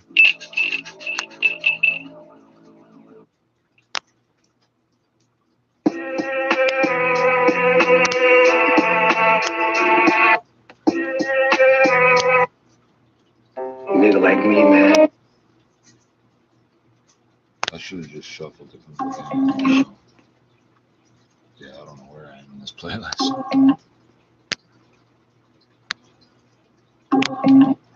This is not the beginning, is it? The fuck happened to it? It does again. Hey, what?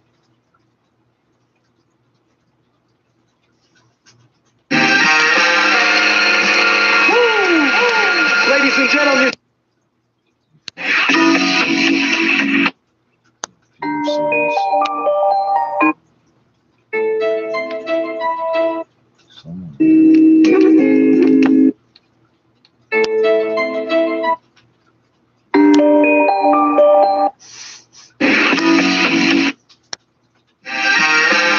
They were in no particular order anyway.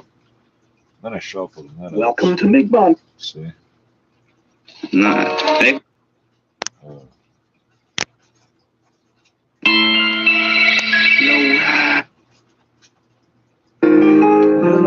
Motherfucker up there, eh? Sawing away on this muffin wrapper. It's a throwback, yeah. That was my fault. 1, 2, I think. Yeah. Certain man gotta fix up quick. The general. Are you dumb? Bad of who, when, where, never. I let my dread hang, put 12K for my G-back. If your shorty's fiending, then I might just have a fix.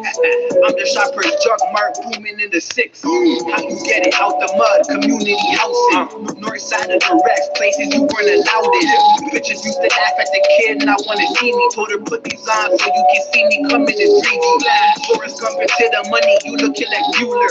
You think it's not for everybody, I had to maneuver. We were shooting for the stars, that was that where they were shooting. I go Bob the Builder for the fix up if you acting funny. Yeah. Are you dumb? Certain mans get crushed on road and keep it hush. A nigga wrote a statement on me, who can I trust?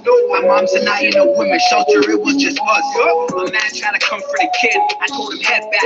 Before they start aiming at your head back. You get that? Backhand the back of your head, they tell you head back. They wanna let they sick in the head, but then we dead there. Trying to put a foreign on road, and then we head there. Going down like Titanic, it's high, find where her head at. Keep a young mom with me, that would make you say, ooh. 4-1 to the west, bumping that day east. In my city, little nigga, I'm a don like you. She wanna be my Playboy bunny, I guess I'm you. I came from the Rex, where they good with the text. SMS, got a text, now your wife giving sex. Are you drunk? It's don't get close, this don't get close, so we the gang. It's don't get close, you won't get smoked, you cannot hang. I'll shoot his neck, I'll shoot his chest, I'll shoot his fangs. It's don't get close, this don't get close, so we the gang. Rolled up, be the hardest stone, y'all butter sock. Block party turning up, till the dogs block it up. All of them be talk a lot, see them and they not in block. Matching if I hide a map, know what I will do to all on the clock. I'll be bringing back the holocaust. Hit them up, long distance, no calling. When I pop it up, treat me like a movie star. Now she wanna love me cause I'm back from the metal bar. Cocaine white, like I'm walking around with cotton buds. Treat it like an acrobat, flip it and I'm stretching down. Niggas talking like they G's, all they do is rap beat. Talking all that shit have been on Smack DVD.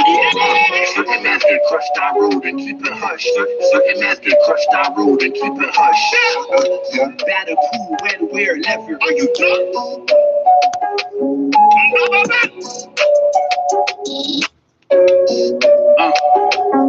Yeah. Certain man gotta fix up quick. Lost that carabiner. I keep finding carabiners and S-hooks on the floor. Are you dumb? Bad of who, when, where, never. I let my dread hang, put 12K for my G-back. If your shorty's fiending, then I might just have a fix. I'm the shopper's jug mark, booming in the 6. How you get it? Out the mud, community housing. North side of the Rex, places you weren't allowed in. Be a wallet on the end of that laugh at the kid, and I wanna see me. Told her put these on so you can see me coming in 3D.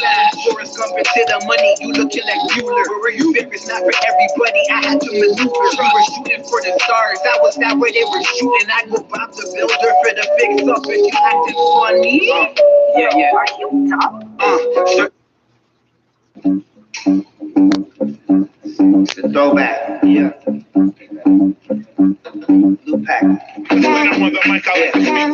Now when Mad Chop walks, people Mad Chop looks. I swear to God, I should be there from all the pills I took, but I'll be okay. Raise your hands if you're going insane. If you're feeling so depressed, you wanna blow out your brain, and you've been to darker places, you won't try to explain, but still you try to keep them moving, and we're probably the same. We used to get high like trucks on lift kits. Then I woke up and I said, fuck this shit. I made a promise to myself, mad grip shit. Slide to your verse like a Tokyo drift kid. From being at the doctors on pills like please help me, to being on the hospital floor like please kill me. And I ain't scared of dying except there's nothing to inherit. And I owe lots of people money, including my parents. I'm trying to sit the right, but I have mental interference. Cause I got in the demons that are screaming out my lyrics. And I'm new to this new game where kids out talk shit. That's why I'm writing around that even they can't fuck with. Let me do a show, let me catch somebody chuckle. I won't stop until my hands hurt and I got bloody knuckles. Then I'll take this girl and turn that boy into a cuckold. Tell the truth. I ain't fucking with the truck. When that child walks, people, man, child looks. I swear to God, I should be dead from all the pills I took, but I'll be okay. And when that child talks, people, man, child thinks. I swear that I am going crazy. I should see a shrink, but I'll be okay.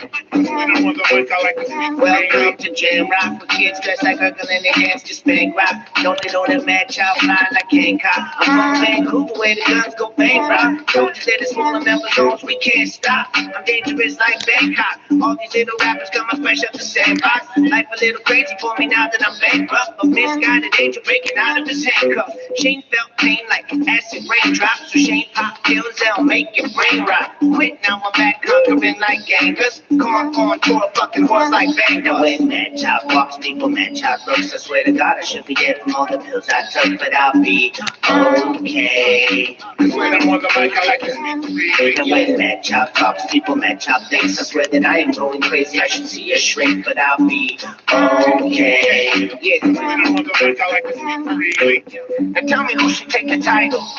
Rock a steady simply B-boy summits wearing tribal. Now it's all about survival. Okay, you won't have a clue in what I'm doing to a rival. Thought I was a shooter, but I'm doing sitting idle. I was super stupid, now my Cooper Lou is vital. And I'm just trying to break up like a Cooper Lou and idols. Now call me Mr. Suicidal. Ruthless for a writer, rapper.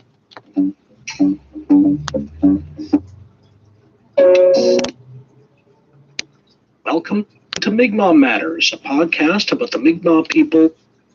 Welcome to Mi'kmaq Matters, a podcast about a lot of 5.0 Mustangs. Vito Rizzuto was the head of the Montreal Mafia. My favorite Mustang sighting, though, enemies, but Rizzuto the died of natural causes. What is it, 2.3 or 2.8 or something? I swear to God, it's got it on the side of the car. Dedicated to Cosa Nostra. This thing of ours. You violate what you know about this. That's something like this. Vito Rizzuto was the head. Hey, yo, Stick. Check this shit out on it. I should have mentioned nothing about not knowing where I was in the playlist. We go backwards. I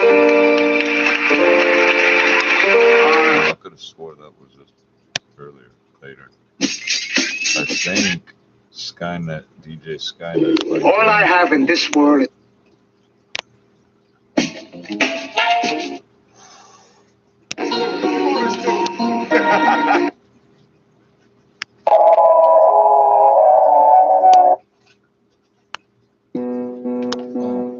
I just mentally said, if I don't like the next one.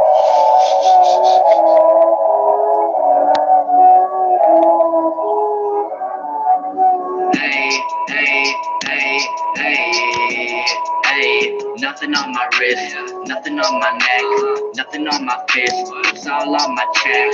Don't you get the gist? I got the confidence, don't need a brand on my chest. Hey, I know what my value is. Hey, wealthy people don't need jewelry. Hey, look at 21 Savage and Bill Gates. Hey, rap industry got a complex. I turned reality into a lucid dream. I turned a lucid dream into whipped cream. Cash rules, nothing around me. I only use it for paper planes, actually. I'm the opposite of Microsoft, I'm big and hard. Let that resonate, maybe a little more. I got that lyricism sprinkled with a lot of flow. I made my sauce authentic on a chopping board. Baby, it's spicy, be careful. Don't shake the bottle too much, be gentle. It's kinda high on the Scoville level. Don't burn your tongue, don't get it in your eyes too. I turned reality into a lucid dream. I turned a lucid dream into whipped cream. Cash rules, nothing around me. I only use it for paper planes, actually. Self-care, yeah, got a lot of that. No food tastes good as having a six-pack. You should cut your snacks same way you cut that crack. Then you wouldn't look fat as a Cadillac. Baby, looking like a snack. I can see you dipping squats on the squat rack. I don't need a beat, I don't really need a track. You can be my producer with your booty clap. I turned reality into a lucid dream. I turned a lucid dream into whipped cream. Cash rules, nothing around me. I only use it for paper planes, actually. Baby, keep your pants on, zip tight, locked off. This is not the time for you to rack it up. We be in court, the judge is getting cross. You robbed the bank, baby, you took your mask off. You took $100K and left it at my front door. Thought it was funny, nice joke. Cause you know I bail you out no matter what the cost. Now, tell me, Walter, were you able to find out what kind of a gift Miss Brooks would like? I couldn't find out a thing, Harriet. I need a flavor, baby. We've got to get her I got something. the sauce. What's the good of naming Miss Brooks our mother away from mother if we can't surprise her with something she wants? Because I got the sauce. Let me see. We'll organize a committee, pick out a gift, and give it to Miss Brooks. Great, Harriet. Then tonight will officially become Mother Away from Mother's Day night. Oh. What? What weirdness in here? This well, I certainly enjoyed that lunch. Our cafeteria cook seems to be getting better. He should be getting better. He eats his meals across the street. I meant the food's improving. Now that we've finished lunch, Miss Brooks, I have a surprise for you. Surprise? What is it, Mr. Boynton? Guess.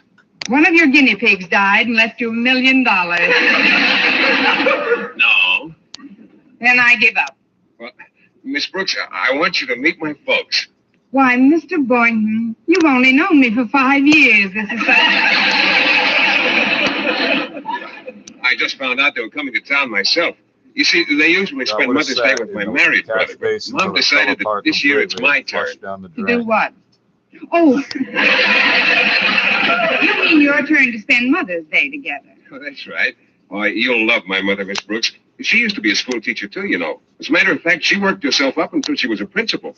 You've got to get pretty worked up to be a principal. Oh, I'm sure we'll get along splendidly. And you'll be crazy about my dad. Oh, what a sense of humor he's got. You know, he's the one who told me the joke about the quizmaster who called out, "I've got a lady, doctor." But before he could ask her any questions, she stuck a thermometer in his mouth and took his pulse. Isn't that a scream? Your father sounds like more fun than a barrel of depressed monkeys. May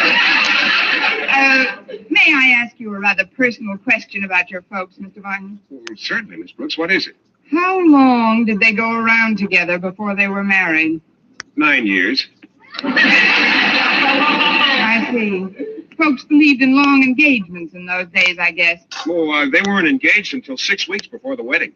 6 weeks? Mm-hmm. Once Dad makes up his mind about something, he's greased lightning. Could have used a little greasing the first 8 years. I'll certainly be looking forward to seeing them, Mr. Boynton. When are they arriving in town? This afternoon, Miss Brooks. I'd like to check them into a hotel for the weekend. I've just got a small bachelor apartment. Yes, I know. You've told me about it. Studio. Maybe your folks would like to drop over to Mrs. Davis's tonight. I'm sure my landlady wouldn't mind my dusting the living room a little. Well, that's just fine with me, Miss Brooks. Well, that'll give the folks a chance to rest up from their trip and have some dinner before they meet the girl about whom they've heard so much. Why, Mr. Boynton, you mean you actually wrote to your folks about me? Oh, and how, Miss Brooks? I've written them many times about how gay and youthful and exuberant you are. I am? I mean, you have? Right. I remember in one of my most recent letters to them, I said you were more like a pupil than a teacher. In fact, I think that was a letter in which I described you as a great big overgrown kid.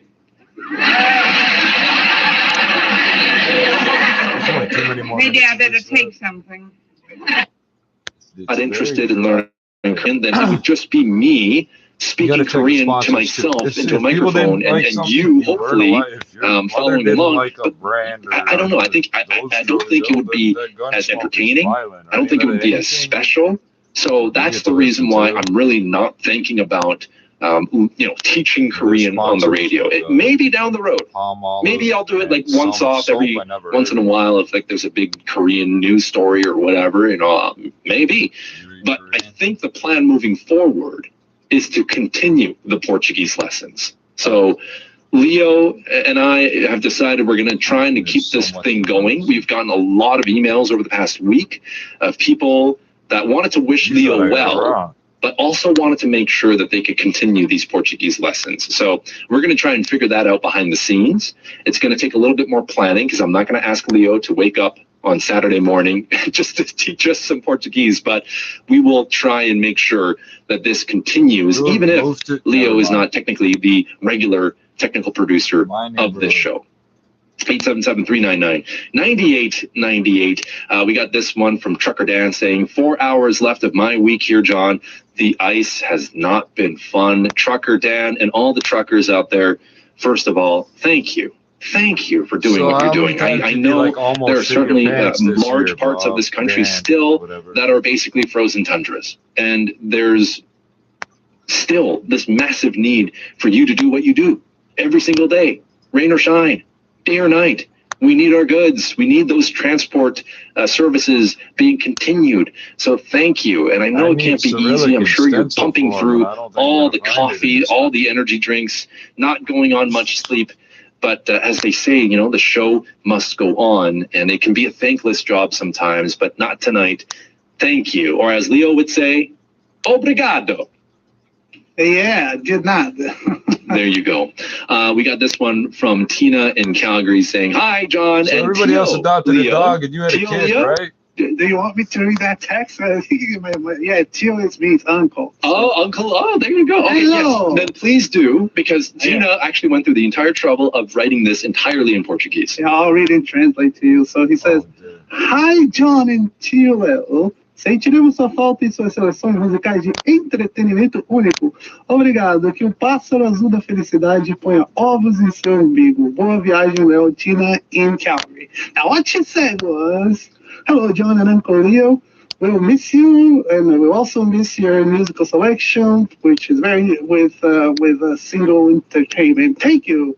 Let the bluebird of happiness, lay eggs. And this kid's not willing to tune into your radio show. So say bon voyage. Good, have a good trip. That's a very sweet message. Yeah, live translation here, which is wow. All right. I like that a lot. I like that. We got this one here saying, Leo, how the F-bomb can you wear that jersey tonight? You still rock, however. Clearly not a Flames fan.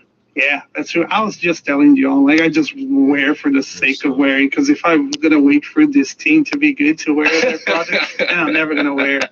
I quit on this season 2 months ago. That's okay. As a Canucks fan, there wasn't much of a season to quit anyways for us. We got this one also from Trucker Dan. I love Matt, but I don't want Leo to leave us, ... sad face emoji. I know. Like I say, it's a bittersweet show. I mean, I'm excited to have Matt become a part of the weekend edition of this show. I know how hard Matt works. He's a musical master. He is the former bearded genius. There's so many things to like about Matt, but indeed, it's bittersweet, right? We lose Leo, we gain Matt. There's happiness, there's things to celebrate, and there's things to be a little sad about, be a little somber and emotional of. Catherine in Surrey writing in saying, amen, Leo is a sweetie, and I absolutely agree. Before we get into a quick edition of our all-night headlines, just wanted to pass this message along from Denise, who emailed me just a few minutes before the show started. And so Denise last week had shared with me that she had gone through some difficult times over the past number of months where getting a vehicle, getting a car was really, really tough for her for a number of different reasons. I don't want to get too much into it because she was sharing the story with me in private.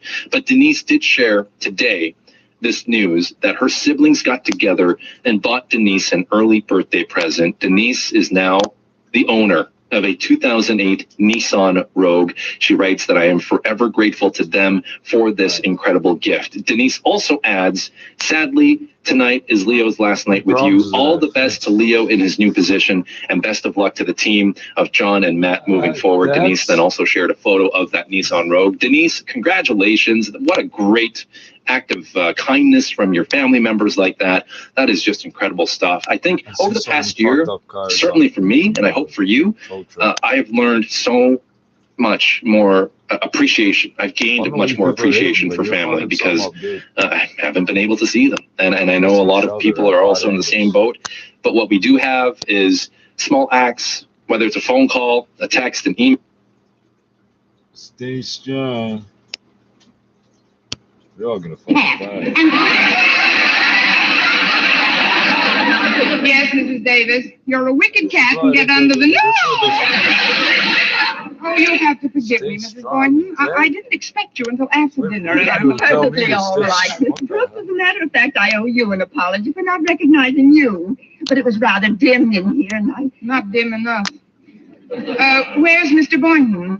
Or should I say, where are Mr. Boyntons? Or Mr. Boynton? Where is everybody? Trouble parking the car. Oh. I wanted to meet you first myself anyway. Philip's written so much about you. You must see an awful lot of each other. Well, we do teach at the same school. For 42 years, I understand you were a teacher at one time, Mrs. Boynton. Oh, yes, indeed, for many years. It's remarkable. You still look so well fed. Are you... May we come in? Oh, it's the boys. Hello, Philip, my dear. Oh, hello, Mom. Well, I see you two have met. Oh, yes, indeed. We're old friends by now. Well, here she is, Dad. How do you do, my dear? I hear you've been just like a mother to Miss Brooks, Mrs. Davis. This house dress has got to go. This isn't Mrs. Davis, Harvey. This is Miss Brooks. What? Oh, well, you know what I always say, a bad beginning makes a good finish. If not that I'm finished, we happen to be of English extraction. Say, speaking of extraction, I visited my dentist last week, and he told me 2 of my teeth had to come out. So I said, what are you going to charge me for pulling those 2 teeth, Doc? $10, he says. Oh, says I, then what do you charge just to loosen them a little?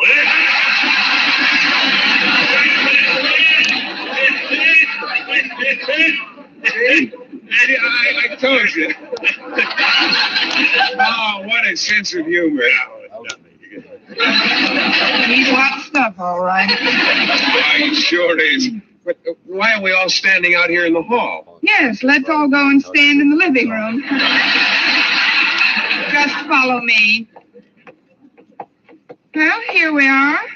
Now then, Mrs. Boynton, if you'll just come over to this lamp. This is a very comfortable place to stand. And Mr. Boynton, you can stand over there by the piano. I don't understand, Miss Brooks. Where are all the chairs? They're out being recovered. I didn't expect you for hours yet, Mr. Boynton. This is a terrible thing to do to anybody. Well, I'm sorry, Miss Brooks, but it couldn't be helped. You see, there's a convention in town, and I couldn't get the folks' accommodations anywhere. You know how big my room is, and well, I wondered if you and Mrs. Davis could put the folks up for the weekend. Why, Phillips, I'm surprised at you. You know better than to whisper in front of others. Oh, I'm sorry, Mother. The car while my boyfriend is in the liquor store. Sounding great. Oh, there you go. That's always a nice little pump. I do appreciate that. Thank you. On the other side, the $1 billion segment. What could this do? On the other side, the $1 billion segment. What could this? At all you get for your money.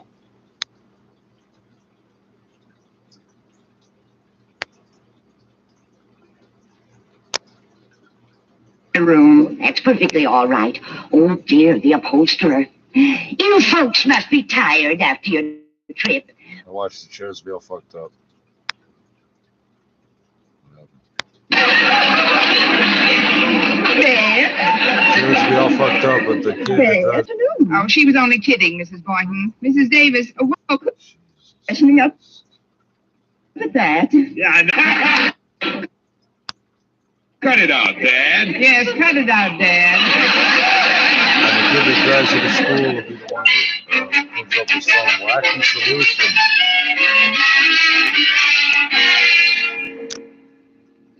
Well, Miss Brooks certainly has a comfortable room, Harvey. Yes, indeed. That little catnap is just what the doctor ordered. Right out. I'll be very Tell the truth, Harvey.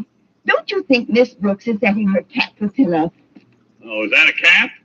I thought that shroud she was wearing had a snood on it. Oh, be serious, Harvey. We both know he'll make a wonderful husband when he grows up. When he grows up? To me, he's still a baby.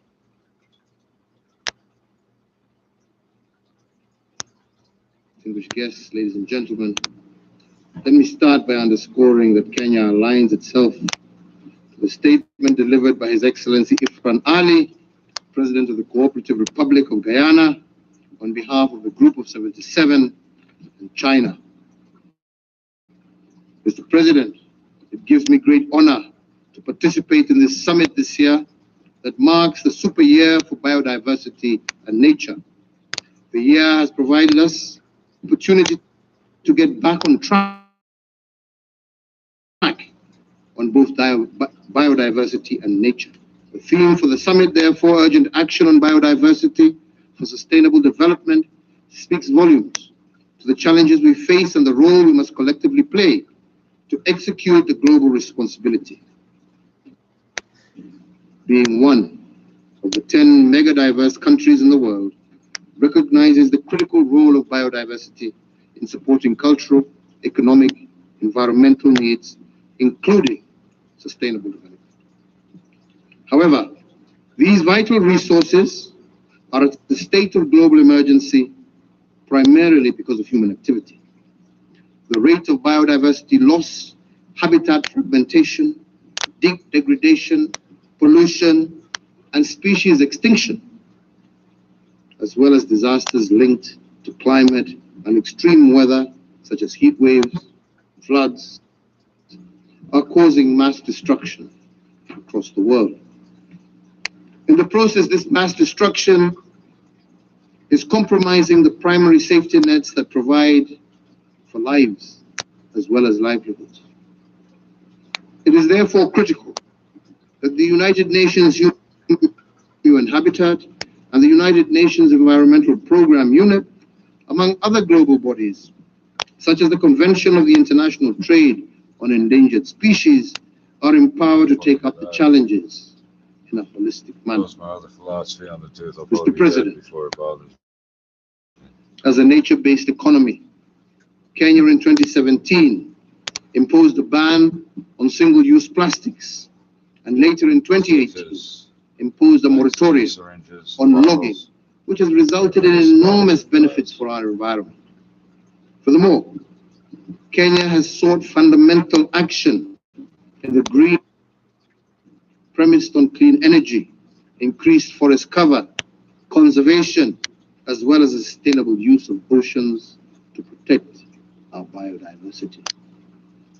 Importantly, we wish to note that with the support of the United Nations Environmental Programme, Kenya is two countries that have submitted their 6th national report to the Convention on Biodiversity, which encapsulates the progress, achievements made, and measures taken to address gaps in the implementation of biodiversity. We are committed to the development and full implementation of an ambitious and transformational.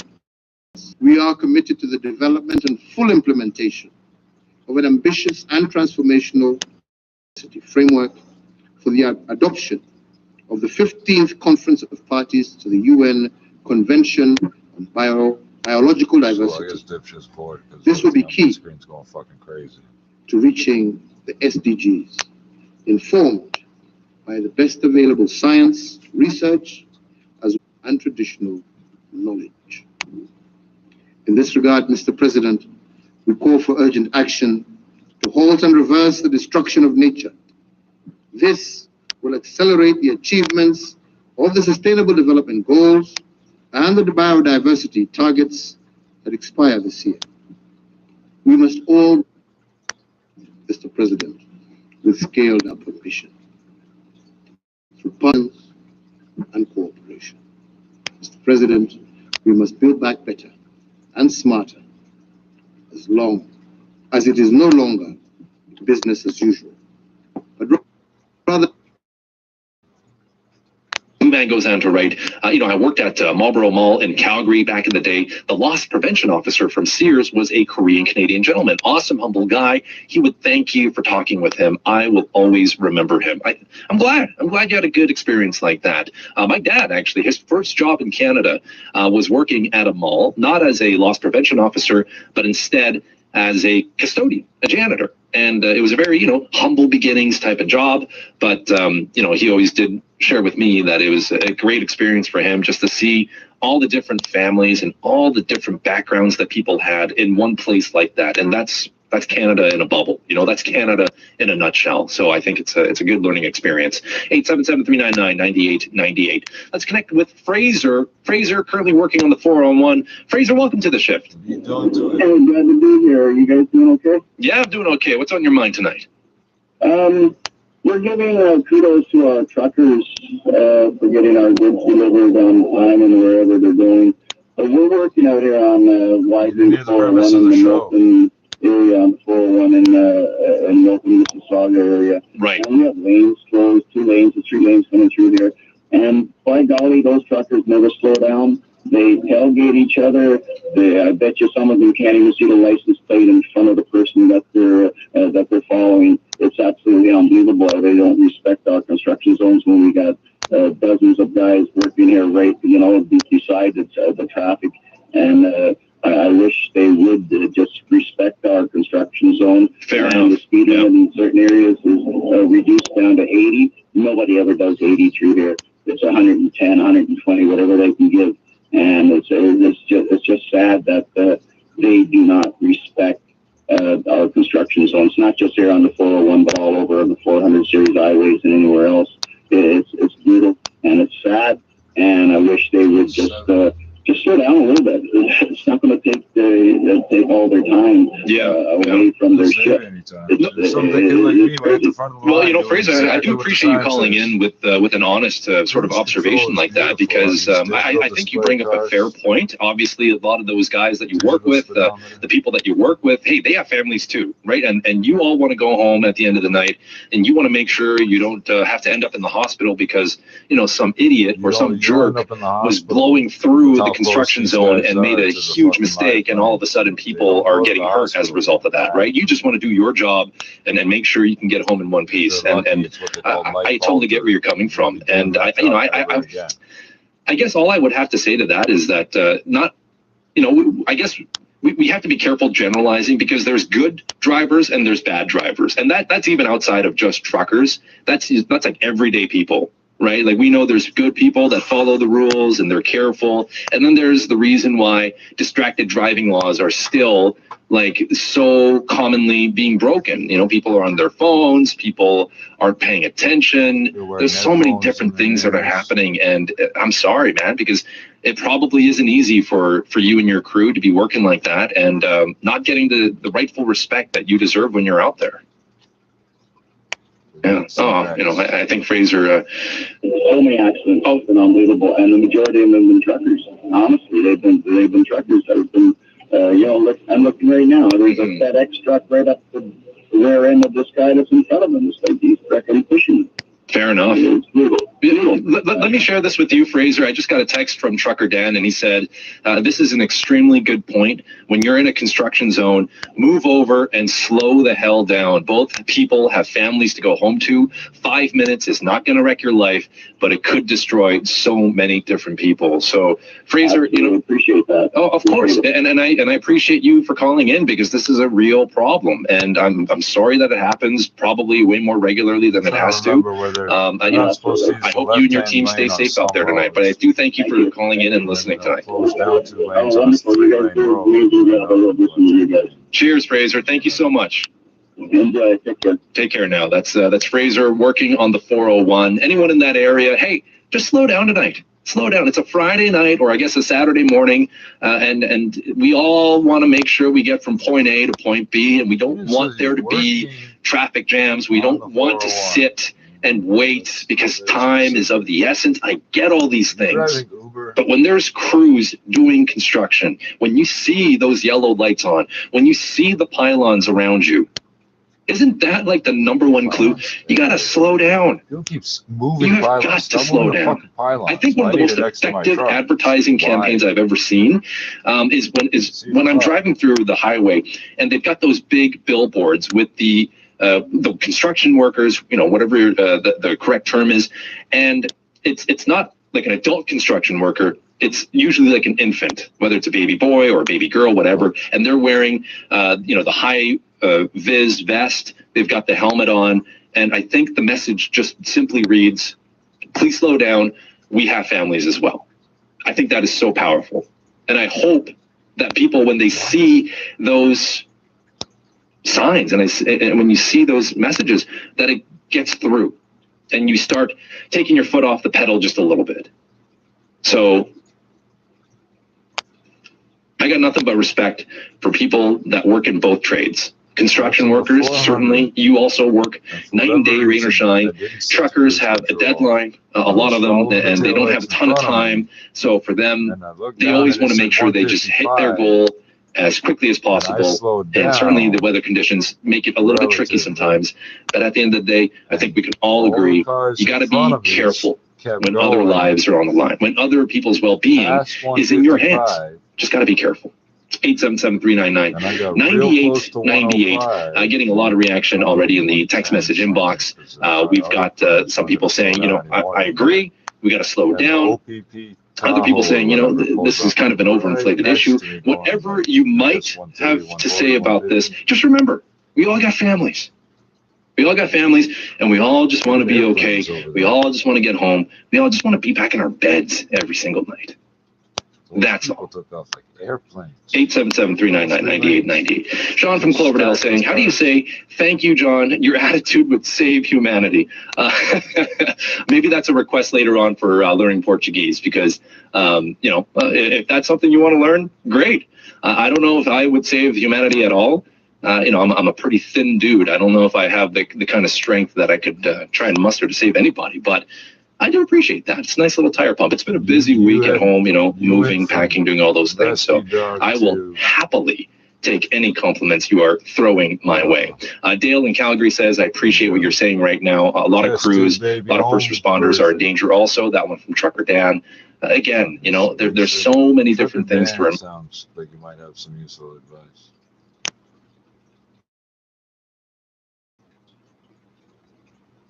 Alistair, the rubber and tin broker who doubles in brass as your Malayan representative. Oh, shit. Oh, filthy climate, Donna, filthy. No man in full possession of his God-given senses should ever live out here. You don't understand why you came. Well, you wrote about the possible forthcoming murder of some policyholders, Alistair. Yes, the Langley business. Utter rot, this talk about murder.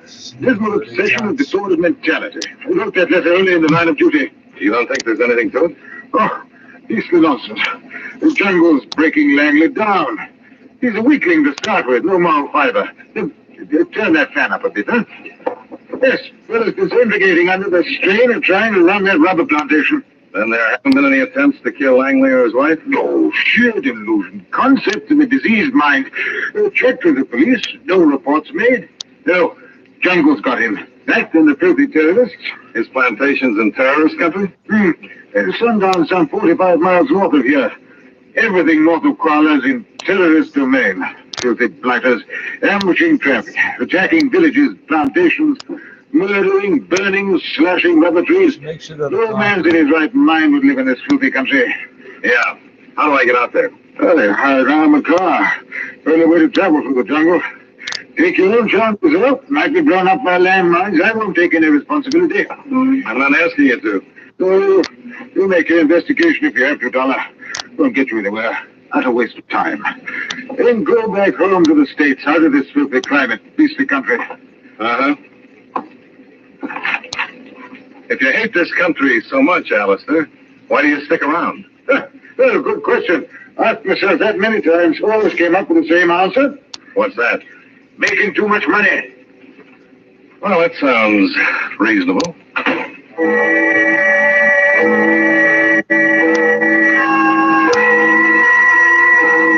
Expense account item 2, $120.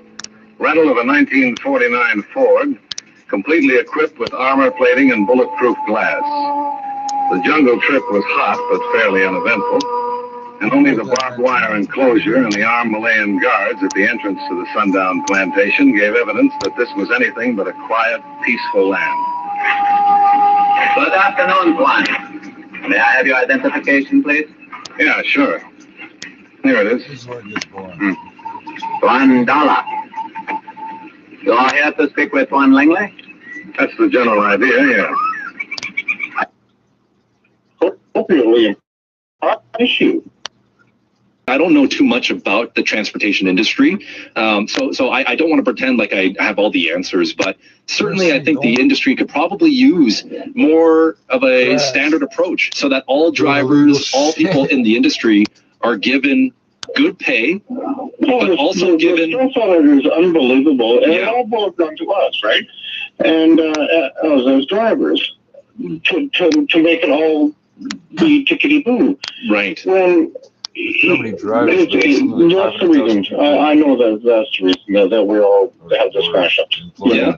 And as far as the moving goes, do it the way you think it should be done, and don't listen to the wife. Okay, fair enough. I've just gone through this recently. Just do it the way you think it should be done. I'm not a married man, so I don't got to worry about any of those kinds of concerns. Keep it that way. You'll live longer and be much happier, with every move. All right, Dwayne. Hey, thanks for the call here tonight. Later, man. You got it. That's Dwayne in Parksville. And again, like I don't pretend to know enough about the transportation industry to have a solid answer, but ideally, drivers are not feeling so much pressure, because when you have that pressure, when you feel like you're racing against the clock, and if you don't get to X by certain times or certain days, then you're not going to get paid, or you don't get paid as much as you were wanting to. That's tough. It's definitely not easy, and I would hate to be working under those circumstances, and yet I know many people still are. So I can relate. It's not an easy industry. I don't think it's for everybody, but it's an industry that, as I say, it's so important. The show must go on. Absolutely. Phone boards are lighting up right now. Let's take a quick break. On the other side, we'll get to more of your reaction. 877-399-9898. That's next. It's here. That's on the shift.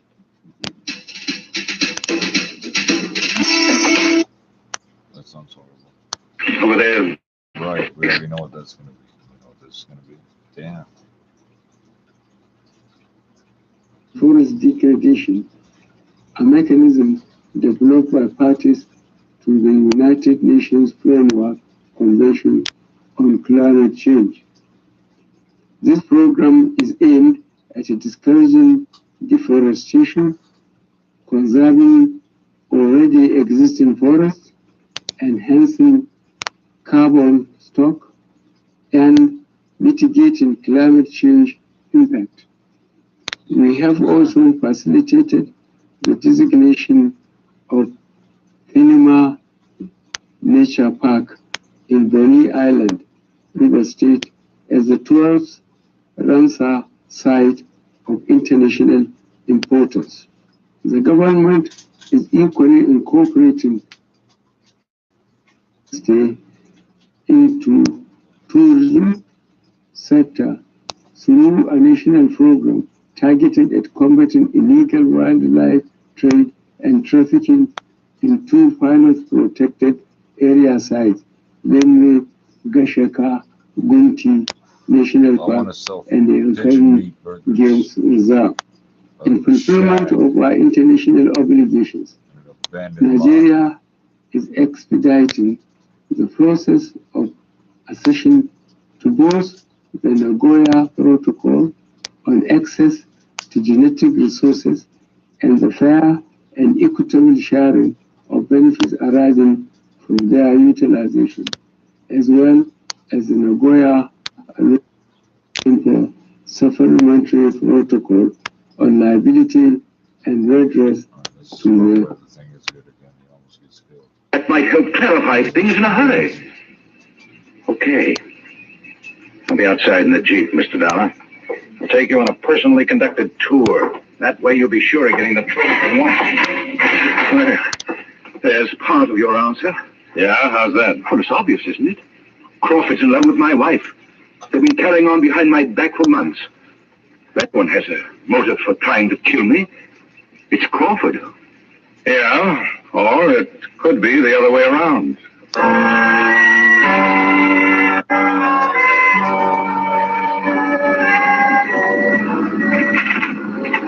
That's been going on for 3-4 months now, Mr. Dollar.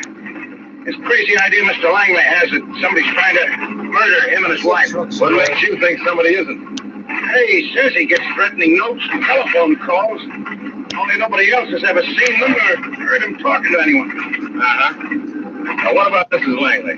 Oh, he was driving her nuts. Walking around afraid of his shadow. Carrying a gun every place he went. Spying on her and me. Trying to find out if something was going on between us. Well, was there? If you knew Mrs. Langley, you wouldn't even think of asking that question. But I don't. And I'm still trying to find out what happened to her. Well, I'll show you. Hey, you see where the barbed wire's been cut? Those young rubber saplings have been slashed? A terrorist raid? Looks like it, doesn't it? Well, what's this got to do with Mrs. Langley? The guard who met you at the gate, Bandar. He found the fence and trees that way, making his rounds this morning. He also found a sleeve torn from one of Mrs. Langley's blouses. It was covered with blood. And no one has seen Mrs. Langley since last night. You figure the terrorists took her with them? I think Mr. Langley staged the whole thing to make it look like that. Yeah, why? He's in debt. The 50,000-pound note on the plantation's coming due in 60 days. His wife's insurance would cover that nicely. Well, it's an interesting theory. Let's go back, huh? 3640 this thing. It doesn't sound like that.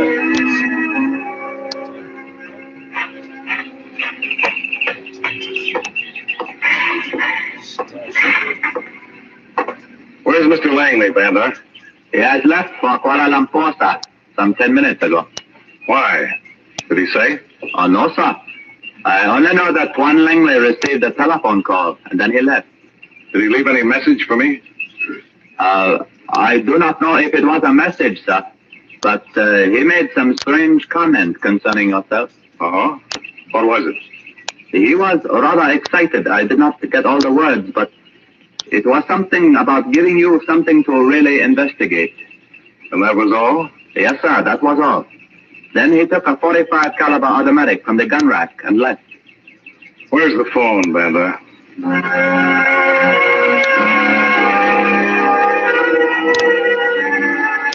Yes, that's right, John. I did speak with Langley a few minutes ago. Nothing important. Just a routine business question about a shipment of rubber. You're sure that's all it was, Alistair? Well, of course, man. What's about $1? It's filthy heat getting you down, too. Did either of you say anything about Mrs. Langley? Maida? Yes, she was mentioned casually. Casually? And he didn't tell you that she's disappeared, possibly been murdered?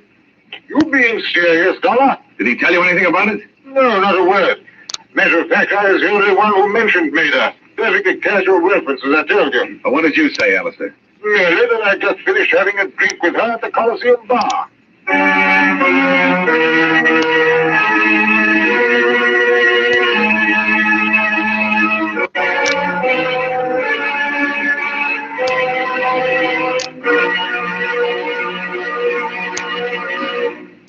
Friends, here's a suggestion that'll help you go through a busy day feeling more relaxed and satisfied. From time to time, especially when you're feeling tense or under pressure, chew a stick of Wrigley's Spearmint Gum. You see, chewing is a natural way to get rid of some of that pent-up tension. Chewing on a good, smooth piece of Wrigley's Spearmint Gum not only helps you feel more relaxed, but also gives you taste enjoyment. There's lots of refreshing, delicious flavor in Wrigley's Spearmint Chewing Gum. You'll really enjoy it. So do what... I was thinking of war bonds, or what year was it?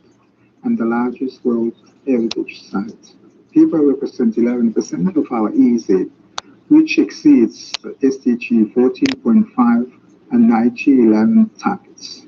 With the absence of commercial human activity in the SMPA, amongst other important functions, it serves as a breeding ground for $20.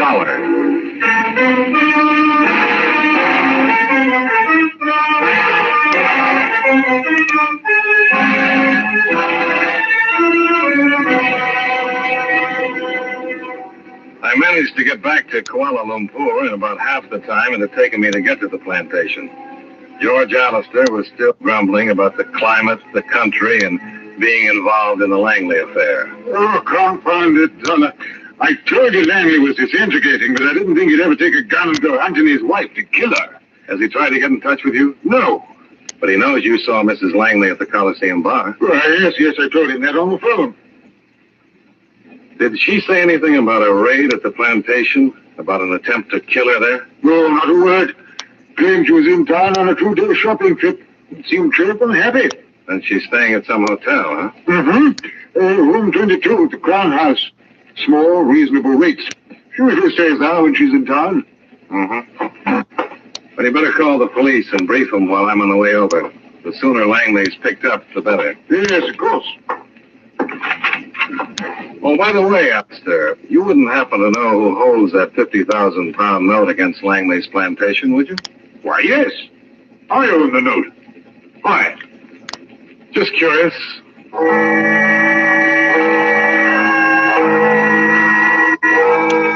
There wasn't any sign of the Koala police in the Crown House lobby, so I went right up to Mrs. Langley's room on the second floor. Whatever preconceived ideas I might have had concerning what Maida Langley would be like didn't even come close. So you're an insurance man, Mr. Dollar. And that outfit of yours must have a hole in its head, sending you all the way to Koala because of those crazy ideas of Harry's. You don't think there's anything to him, Mrs. Langley? But nothing. The lad got himself into a lather with that crummy plantation that's riding his back. Been working too hard, that's all. You think that's all there is to it? Overwork? What else? All he needs is a good long vacation away from that stinking plantation. What went on out there this morning? What do you mean? Well, you were at the plantation when the terrorists made that raid, weren't you? Oh, that, sure. I'm getting so I don't pay any attention to those things anymore. They're happening all the time. Where were you when it took place? In my room, packing for this trip to town. Why? Well, both your husband and Crawford have the idea that somebody staged that raid in order to kill you. Kill me? They both said you disappeared right after it. Well, sure I did. I drove to town. Anybody see you leave? Dan Dar was at the gate. He let me out. And Harry knew I was coming here. Your husband knew that? Sure, Harry's going to join me here. This place has got a kind of, you might call it sentimental feeling for us. Oh, yeah? How's that, Mrs. Langley? I was staying here when I first met Harry. Lots of show people stay here. Oh, you were in show business? Oh, couldn't you tell? Sure. I was traveling around the Orient with a girly show. Nothing big time, you understand, but it was a living. Funny how those things turn out. Never figured I'd wind up someday being the wife of a rich plantation owner. Must have been quite a change. Well, I know what you're thinking. Just another chorus cutie on the make who managed to snag herself a gold mine. I didn't say that. Well, don't. I happen to love that guy of mine. When he meets me here, I'm going to make him take me to Singapore for a month. Just the two of us. A real vacation. And then we'll forget all this crazy business about people wanting to kill him and me. Everything will be okay then. When we get back, we'll go... What was that? Get down! Mr. Dollar? Yeah. You didn't get started on that vacation soon enough. The shots had come from the rear of another hotel just across the alleyway from the Crown House. When I got over there, I found just about what I'd expected. A room filled with babbling tenants, the smell of burnt cordite, and an excited room clerk. Yes, one. It was the gentleman who rented this room. He had registered here not, 30 minutes ago.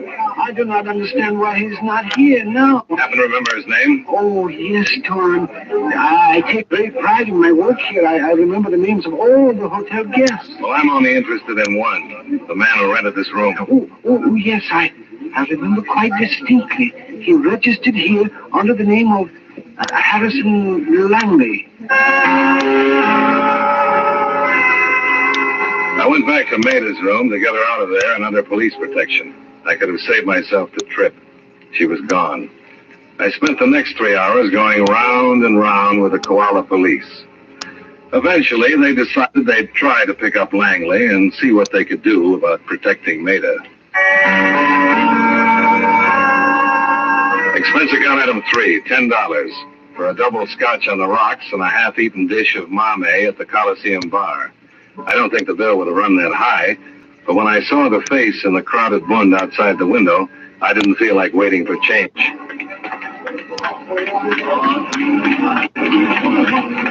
Still looking for her, Langley? What? Oh, it's you, Dollar. Still looking for Maida? Then you knew I came here to Koala to kill her. That's the general impression I've received, yeah. It's a terrible thing. What a scheming woman can do to a man, Dollar. A terrible thing. You want to tell me about it first, or do we go straight to the police? Doesn't really matter now, does it? Probably not. There's a little garden across the square. I used to meet Maida there. Do you mind if we talk about it there? Sounds like as good a place as any.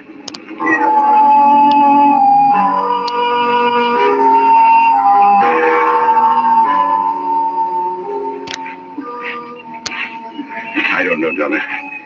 Maybe it's because I'm a weakling. Maybe it's because when a man marries late in life, as I did, it hits him harder when he learns that his wife no longer loves him. You still think that's the real story? I know it is. She and Crawford. That's not the way she tells it, Langley. I should have known better.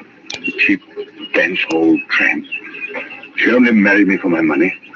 And you're convinced Maida and Crawford intended to murder you? Oh, no.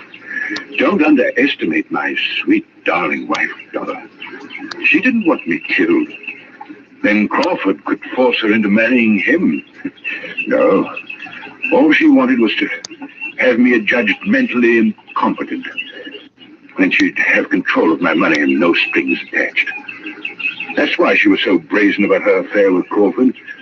Why they tried to break me down with all those threats against my life, fake those terrorist raids against the plantation. To make me crack, break down under the strain, commit some unreasoning act of violence. Mm-hmm. Well, they almost succeeded. I came here to Corona today to kill Maida, to get rid of her once and for all. I couldn't see any other way out. No other answer for me. Murder is never an answer for anything, Langley. I'm not sure. I spent the whole afternoon walking the streets, thinking about it, trying to bring some semblance of sanity back into my life. I don't know, Donna. Maybe I shouldn't have changed my mind. Maybe if I'd gone to that hotel and killed her. I don't know. You still have the gun with you? Yes. Yeah. Here it is. Thanks. Well, the magazine's full. Gun doesn't look as though it's been fired. Why should it? I told you I changed my mind about killing her, didn't I? Yeah. So you did.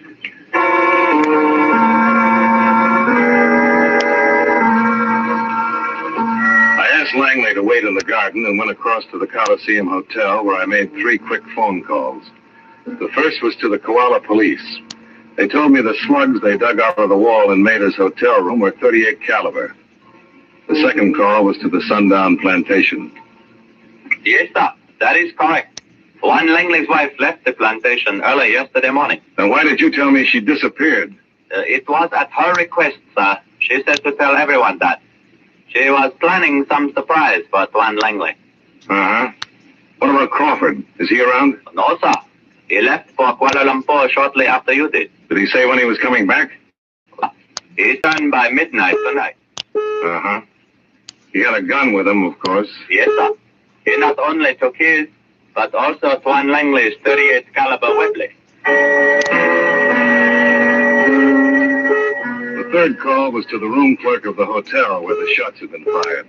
His memory was still good concerning the man who registered as Harrison Langley. 6 feet tall, brown hair, heavy set, about 30. It was a perfect description of Crawford. I drove back to the garden in my armored Ford, picked up Langley, and we headed out on the jungle road leading back to the Sundown Place. Sure, I'd get the proof I needed when we got there. But I was wrong. I got it when we were still 15 miles away. Must have been a landmine. His son Jim ran over in his car. We'll find out.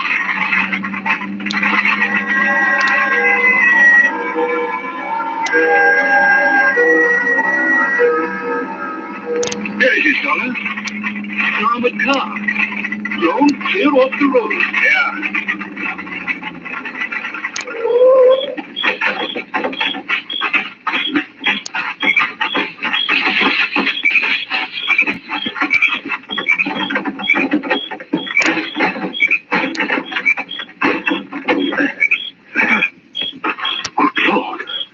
happened, man. Yeah. Oh.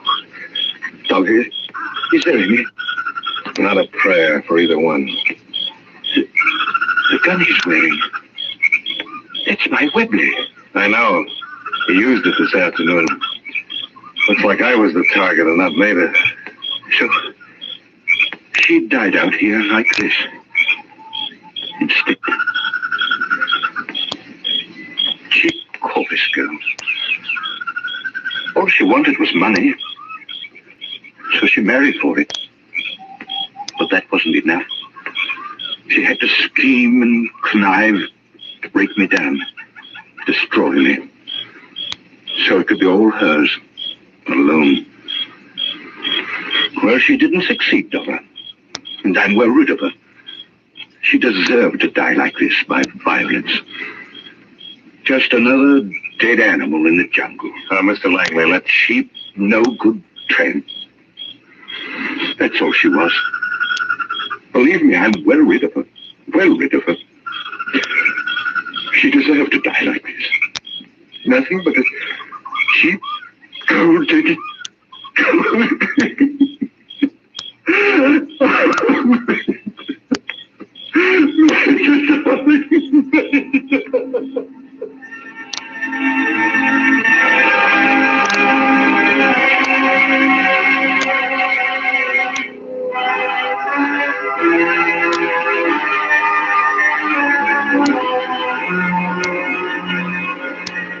Expense account item 4, $39.70. Hotel bill and incidentals in Kuala Lumpur. Expense account item 5, $1,083.25. Airfare and incidentals from Kuala Lumpur back to Hartford. Expense account total, $2,296.45. Remarks? Sorry I couldn't save you the loss on Maida Langley's death claim, but if it's any consolation, you're in good company. Everybody concerned seems to have lost something. Yours truly, Johnny Dollar.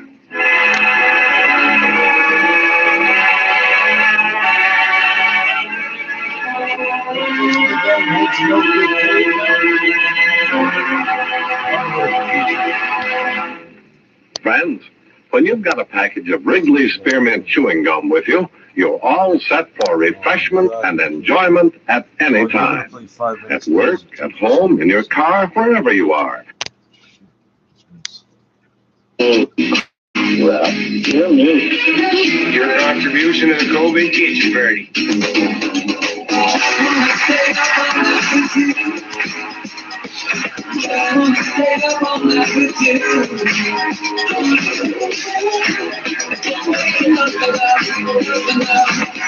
We're pulling an all-nighter all across Canada. It's The Shift with John Jang. Welcome back to The Shift, and bravo, Toby Kerr making himself just a hell of an impression there. Now, look, it's not an easy thing to, first of all, be a news anchor, and then number 2, have to be a new news anchor when you're joining the Global News Radio Network and trying to familiarize. And was written by Sidney Marshall with music by Eddie Dunstetter. Featured in tonight's cast were Howard McNear, Ben Wright, Jack Edwards, Bill Johnstone, Jack Moyles, and Virginia Gregg. Yours truly, Johnny Dollar, is produced and directed by Jaime Del Valle. The makers of Wrigley's Spearmint Chewing Gum hope you enjoyed tonight's story of Johnny Dollar and that you're enjoying delicious Wrigley's Spearmint Gum every day.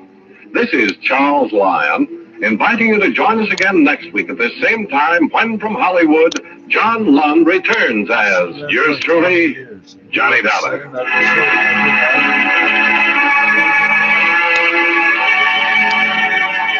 This is the CBS Radio Network.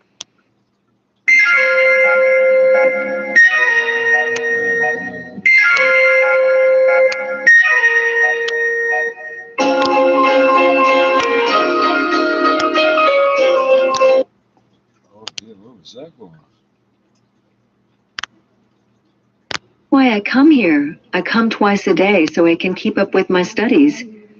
We have English in the morning and math and science in the afternoon. It means I can keep up with my classes and hopefully at some point pass my exams. Naresh Pal is a qualified social scientist. He's applied for a job with the government and is waiting to hear back. In the meantime, he volunteers as a teacher in this makeshift school. These students haven't been able to go to school for 4 or 5 months. It's really hard on them. They come from poor families, their parents are illiterate, day laborers, field workers. It's hard enough for them to get an education at all, and now the pandemic has made it even more difficult.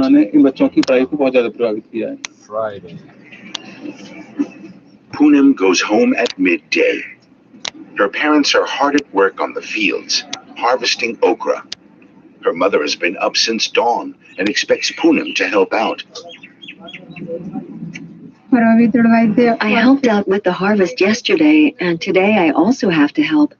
I don't like working on the fields, but my mother says we children have to help. Then the work is done faster. My brother takes the vegetables to the market. I've always worked. I never went to school. It wasn't an option for me. The Kumaris have 6 children who all need to be looked after and fed until they leave home. Poonam is 15, and her mother feels it's time she moved out. The costs of keeping our fields going are so high, we barely have enough to get by. We would have married her off, but we can't afford a dowry. No one would take her without one. Sons can eventually bring in an income, but to poor families, daughters are simply an added expense, and there's no point in getting them an education. The poorer the family, the more deeply entrenched this way of thinking is. India has a population of nearly 1.4 billion, and millions live in poverty. Only 1 in 5 households has internet access. In many rural areas, there isn't even electricity. This digital divide contributes to social inequality. Experts warn that now the It's like viruses and maple trees. Last decade or so, they're off the map of learning. The infrastructure penetration for receiving digital is not even patchy, it's simply non-existent if we look at the divide of inequality. The most important challenge that we are facing is the lack of technological devices, the smart devices. There is a huge gap between the haves and have-nots. So the children who are not having the internet connectivity or the smart devices, they are definitely lacking in this virtual environment. In India, education is a privilege not everyone can afford. Fortunately for Ashi, her middle-class family can afford it. Her classes are now online. No problem for a student with a reliable internet connection at home. A private school in India costs the equivalent of around 1,000 euros a year. For most people, that's simply unaffordable. When I think of the government schools, I feel that I'm so privileged to be in a family which can provide me with resources like laptops, internet, but here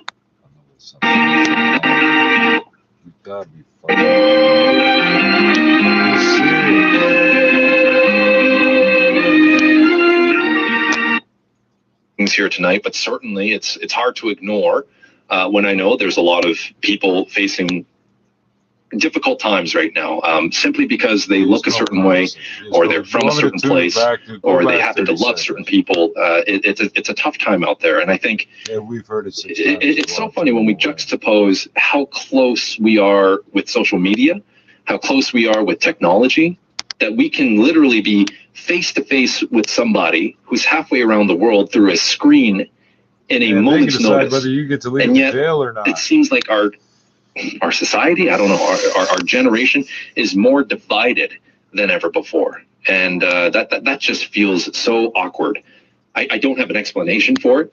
Maybe this has been happening this entire time, and maybe we're just kind of now pulling the curtain aside, so to speak, and letting the ugly truths come out a little bit more. But it does happen. It is a problem, and certainly I welcome any opportunity to create more awareness and talk about it. And like I said, there's no silver bullet, there's no magic cure that's going to fix all this. It just takes time and conversations, important conversations, and understanding. empathy. I think Martin put it really well there. 877-399-9898, getting these messages regards to moving and all the things that we need to do to try and make things a little bit easier when it comes to moving, because technology has improved so much. We have ways of sending a rover to Mars. It's got a drone built in. It's got speakers and brand new cameras. So why hasn't technology made moving any easier? So I'm taking your advice here at 877-399-9898. Got this one saying liquor store boxes are the best, and they are free, and they also probably stack pretty nicely together. I'll have to keep that in mind. You gotta hear this. What's Chester the half-breed saying? What'd you say your name is, old man?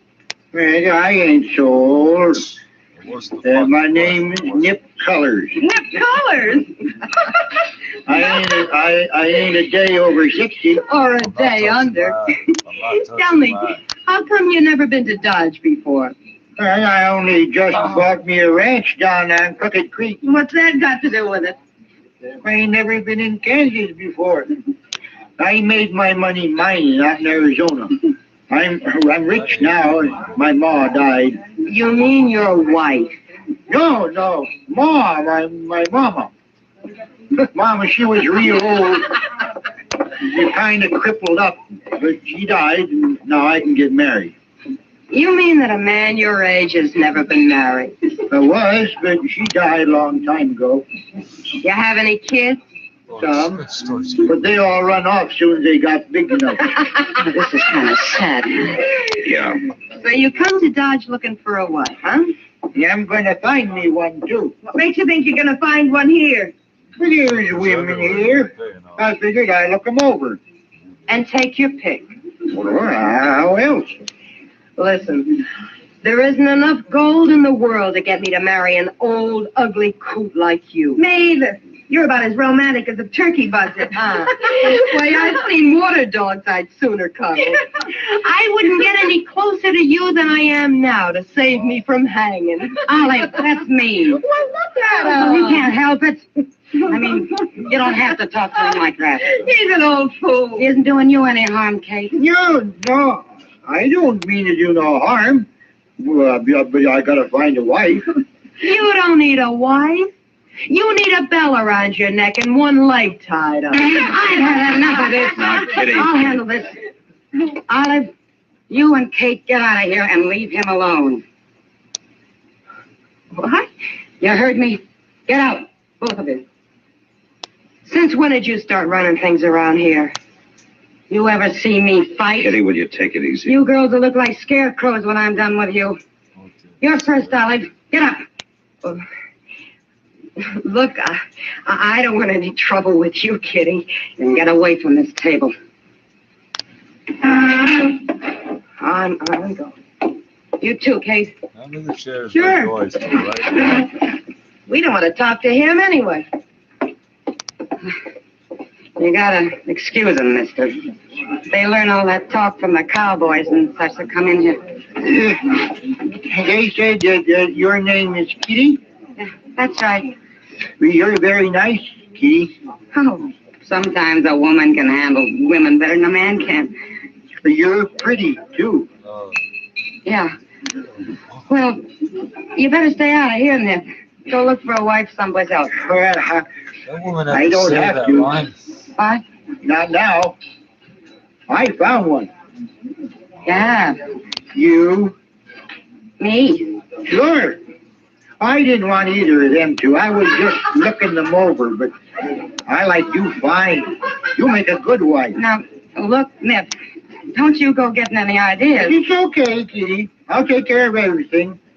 I'll be back in a few days. Oh, wait, We'll get married then. Ma? Oh, well, Kitty, and looks like you got yourself into something, doesn't it? Try to be nice to somebody. Try to do a good deed. See what happens. Oh, well, I wouldn't worry about it. Maybe you'll forget about it. You think so? No. Oh, what am I gonna do? Why don't you marry him, Kitty?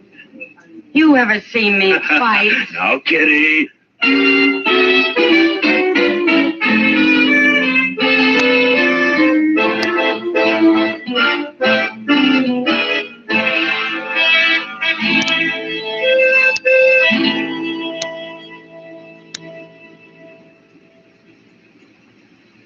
This is it, L&M Filters. It stands out.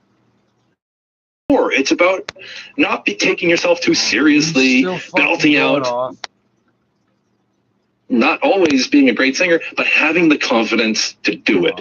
So I got nothing but respect for you, Leo. I think it takes guts to put yourself out there like that. So I just want to share that. Let's bring in Roberto. Now, as you can tell, Roberto doesn't talk much, not much of a singer, but he does love playing the instruments for people at karaoke. Are you okay with not knowing enough about Brazil? Now, obviously, this is a very Leo-themed Are You Okay here tonight. But we've learned so much about Leo. We've learned so much about the Portuguese language. But I got to admit, we haven't done a good enough job about learning more about the country that Leo is from. For the times that we are living right now, I think it's good that we don't learn what's going on down there. Yeah, that's not great. The question, it's a better phrase your question right now, because if you had asked me, like, are you okay with Brazil? I could go, like, on a 15-minute rant here, and that would be bad. But, yeah, I mean, if you're interested, like, it has great culture. I mean, great people, great music. I mean, yeah, I could go on and on. See, Brazil is such a fascinating country because they're so, as you say, like in their conversation with Marta last week and Danilo a couple of weeks before, like clearly there's a lot of very, very beautiful people in Brazil. And they have different backgrounds in different cities, are known for different things, different reputations, different cuisine, as Marta was kind of illustrating last week. And it just got me thinking over the past number of days, I don't know enough about Brazil, one of the largest countries in the world, and I don't know enough about it. So I Googled top 10 things about Brazil that people should know. And this was one of the first real answers on that list. So take a listen. Sao Paulo is an ad-free city. Ads are, for the most part, annoying, but are generally just something we tolerate. But Brazil's most populated city, Sao Paulo, does not. In September 2006, the city's then mayor, Gilberto Kassab, passed the Clean City Law, which outlawed all forms of outdoor advertising, including public transit posters and store banners. 15,000 billboards had to be removed when the ban went into effect. This posed many concerns regarding the city's economy and identity. As critics estimated, the ban would eliminate over 20,000 jobs and nearly $150 million in revenue. However, the ban was ultimately favored by the citizenry, when a survey conducted 5 years later found that over 70% of the populace agreed that the ban boosted the city's productivity and aesthetic appeal.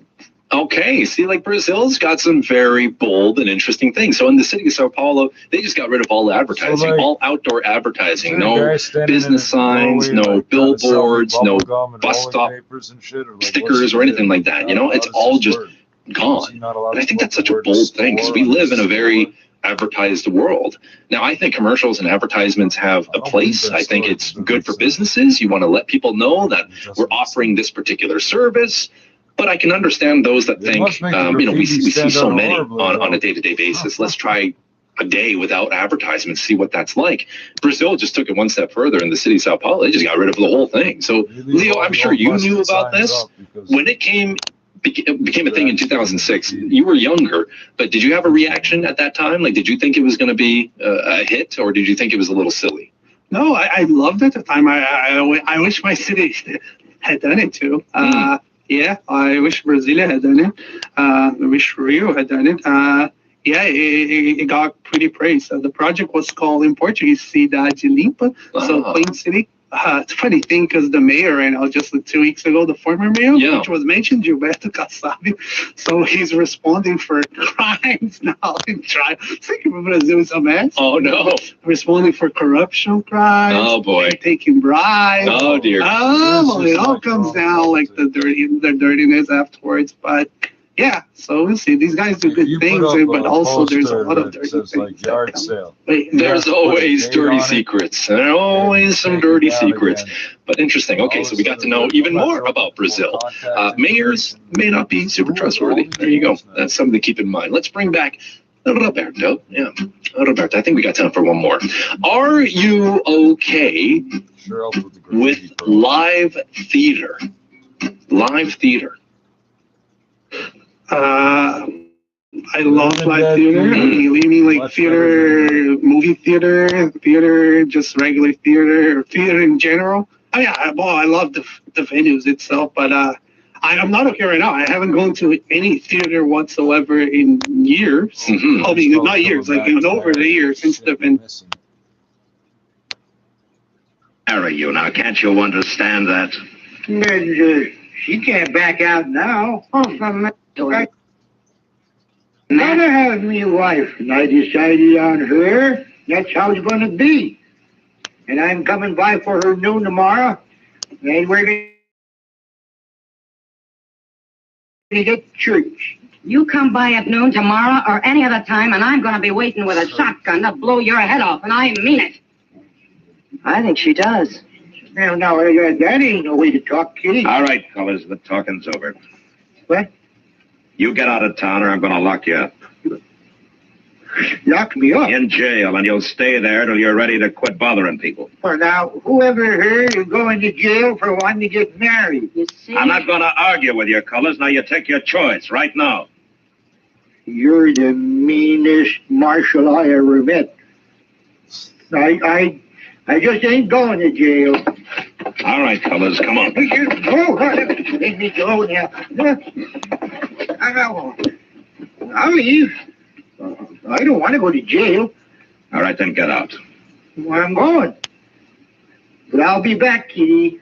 You'll see. And I'll be waiting with a shotgun. Oh, Kitty. Oh.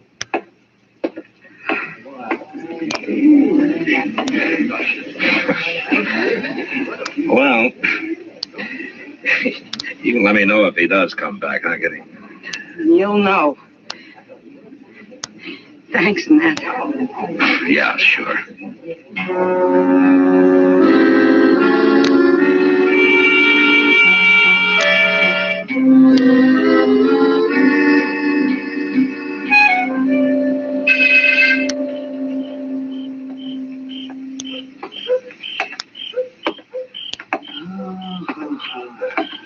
I'm kind of tired tonight.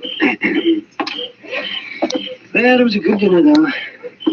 Turkey and chocolate sauce. Well, can you imagine that? Turkey and Doc! Yeah, huh? Hey, Doc! Come over here. Oh! I didn't see you standing there, Matt. Well, I don't like standing in the light very much. No, I don't blame you. Well, where you been, on a call? No, I had a late supper. I was busy until after 10 o'clock tonight. No? That was over at Delmonico's? No, I wasn't. I went to that new Mexican place. I had some of their turkey and chocolate sauce. Said, you tried that? Yeah, it's good, too. Yes, it is. Yeah, well, I think I'll turn in now. Okay. Wait a minute, Doc. Why, it's Chester. Dylan, you got to come too, Doc. Now, what's the trouble, Chester? Out back the stable. Old lip color, she's been shot. What? Yes, sir. With a shotgun.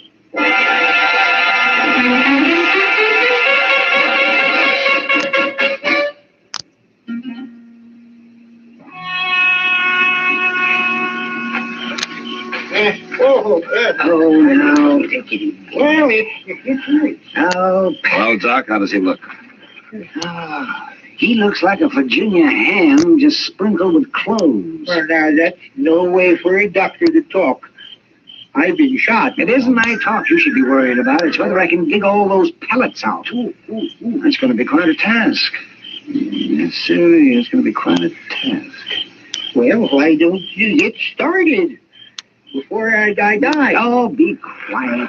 Better get him up to my office, man. I'll need better light than that lantern of Chester's. Well, one lantern's all I can get, Doc. You know, I ain't in the habit of carrying more than half a dozen around with me. Never mind, Chester. Excuse me, Doc. Would you let me get on there, please? Colors, What happened? Who shot you? Hey, you got gall asking a dying man foolish questions. Doc doesn't think you're gonna die, Colors. Now tell me, did you hear or see anybody? How could I see who shot me in the back? I mean before that or after that. I didn't care after. I just lay here hoping they wouldn't pepper me again. And before it happened? I didn't see nobody. But I can tell you who it was. You heard her. It's Kitty. She said she was going to shoot me with a shotgun, too. Now, wait a minute. She said she'd shoot you if you came back bothering her, but that was just talk. Kitty wouldn't shoot anybody. No. Look at my back. Where'd the shot come from, Colors? Out there, by the water trough. Chester. Yes, sir? Bring that lantern, will you? Let's see what we can find over there. What do you mean you're going to leave us here, the Doc? Well, it'll rest your eyes, Doc. You're going to need them. Come on, Chester. Oh, why wait? Hey, what if they're still on, Mr. John? Want to take a shot at us? That's not us they're after, Chester. Here, hold that lantern down by the ground here where it's muddy, will you?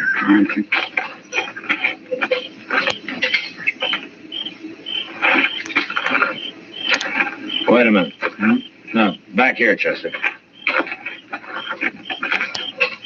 There. Look at that.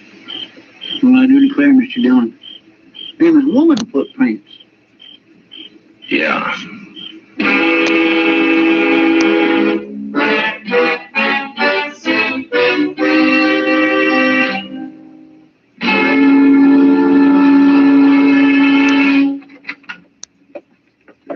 Go ahead, Miss Kitty. Come on in, Kitty. What's this all about, Matt? Chester won't tell me a thing. Well, sit down and I'll tell you. Must be serious to have me dragged away from work at midnight. Yes, it is, Kitty. It hasn't got something to do with old nipped colors again, has it? Have you heard anything? No. Well, what, Matt?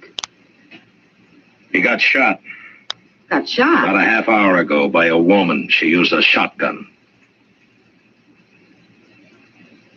You're thinking I did it? Well, you were talking about doing it, weren't you? I sure was. And you know something else?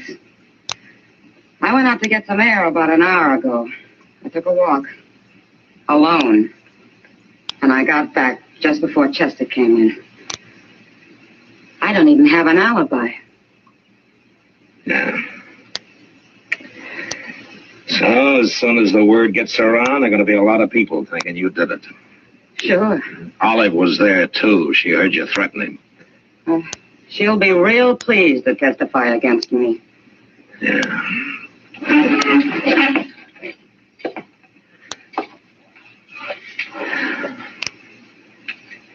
Kitty, might be easier for you if you laid low till I find out who did this, huh? How do you know I didn't? Well, I don't know. Not that way, not so as I could prove it legally. All right, Matt. I'll lay low. Mr. John. Yeah, what is it, Chester? Somebody just went upstairs to Doc. So? I seen her out the window here. Her? Yes, sir. It was some old woman. And she seemed like she was in an awful hurry.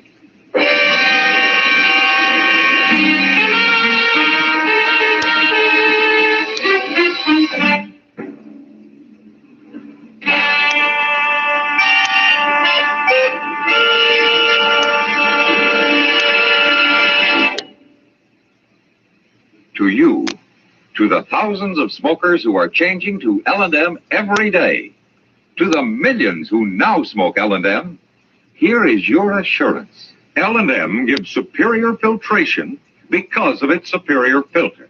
Superior taste because of L&M superior tobaccos. Yes, L&M tobaccos are tasty, full of flavor, and light, and mild.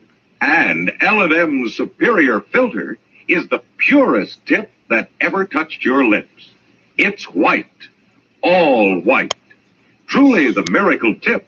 Because when it's added to L&M Superior Tobacco, it actually tones up the taste, actually improves your enjoyment of this great cigarette. Yes, L&M's got everything. Superior taste, superior tobacco, superior filter. That's why it's America's best filter tip cigarette.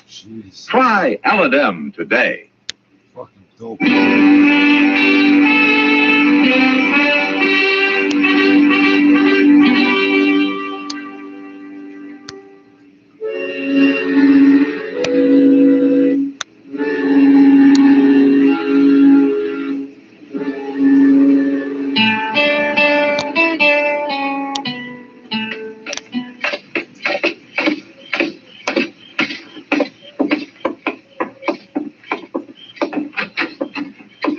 Hello. Where is he?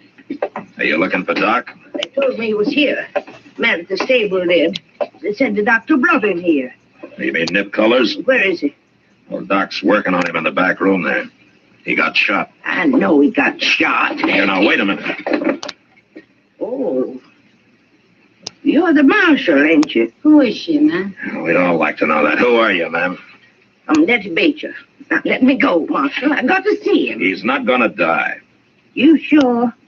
Well, I thought maybe you'd come to finish him off. No, I've come to see him and tell him I'm sorry.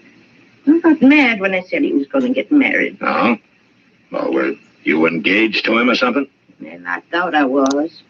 I've been with him 20 years, cleaning his house, cooking his food, raising his kids, nursing his old crippled ma. And all them years, he kept saying he'd get married again when his ma died. You thought he meant you? Who else would have him? Him and his crazy ways. I didn't believe it when he said some girl here was going to marry him. I didn't believe a word of it. Nettie, I'm the girl he was talking about. No, well, I'm right, ain't I? A girl like you marrying him? I told him no. If you didn't believe it, why did you shoot him? Oh, I didn't aim to kill him. I only wanted to hurt him some. But why? Because he never looked at me. 20 years and he never once looked at me. But I'm sorry now. And that's why I come here. What's going on in here? I will tell you later, Doc. Right now, this lady'd like to see colors. Can she come in? Does she have to? Yeah, she has to. All right. You come with her. I don't want any trouble in there.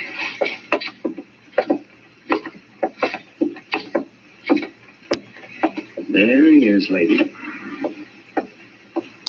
Mr. Colors. Nip? Well, what in tarnation are you doing here? Well, I'm sorry I done it. Well, you done it? It is me. You shot me? Made me mad. You're going off trying to marry some other woman. It made you mad? Why? After 20 years waiting, you asked me that? What? You've been waiting for me? Ever since I come to work for you, after your wife died. Well, you never told me that, Nettie. Ain't for a woman to speak up. Well, you sure never did. Without a refresher, then you Till shoot him in the tonight. back with a shotgun. Boy, you sure But spoke only up just to tonight. hurt him. There comes a time when a She woman didn't kill him. has to, Nip. Hold your tongue for 20 years and then blow me up with Genetic a shotgun? insanity. It's biological. That's Well, you're quite a woman, Nettie. Funny. Never noticed that. You ain't looked at me in 20 years. I'm looking at you now. Doc. Yes? There isn't going to be any trouble. No. Come on. Well, what happened? Oh, they're talking, Kitty. Well, of course they're talking. What about? Well, let's say that you just lost yourself a bride crew. Well, I can't say I'm sorry. But you know something, Matt? What? I lost into a pretty good woman.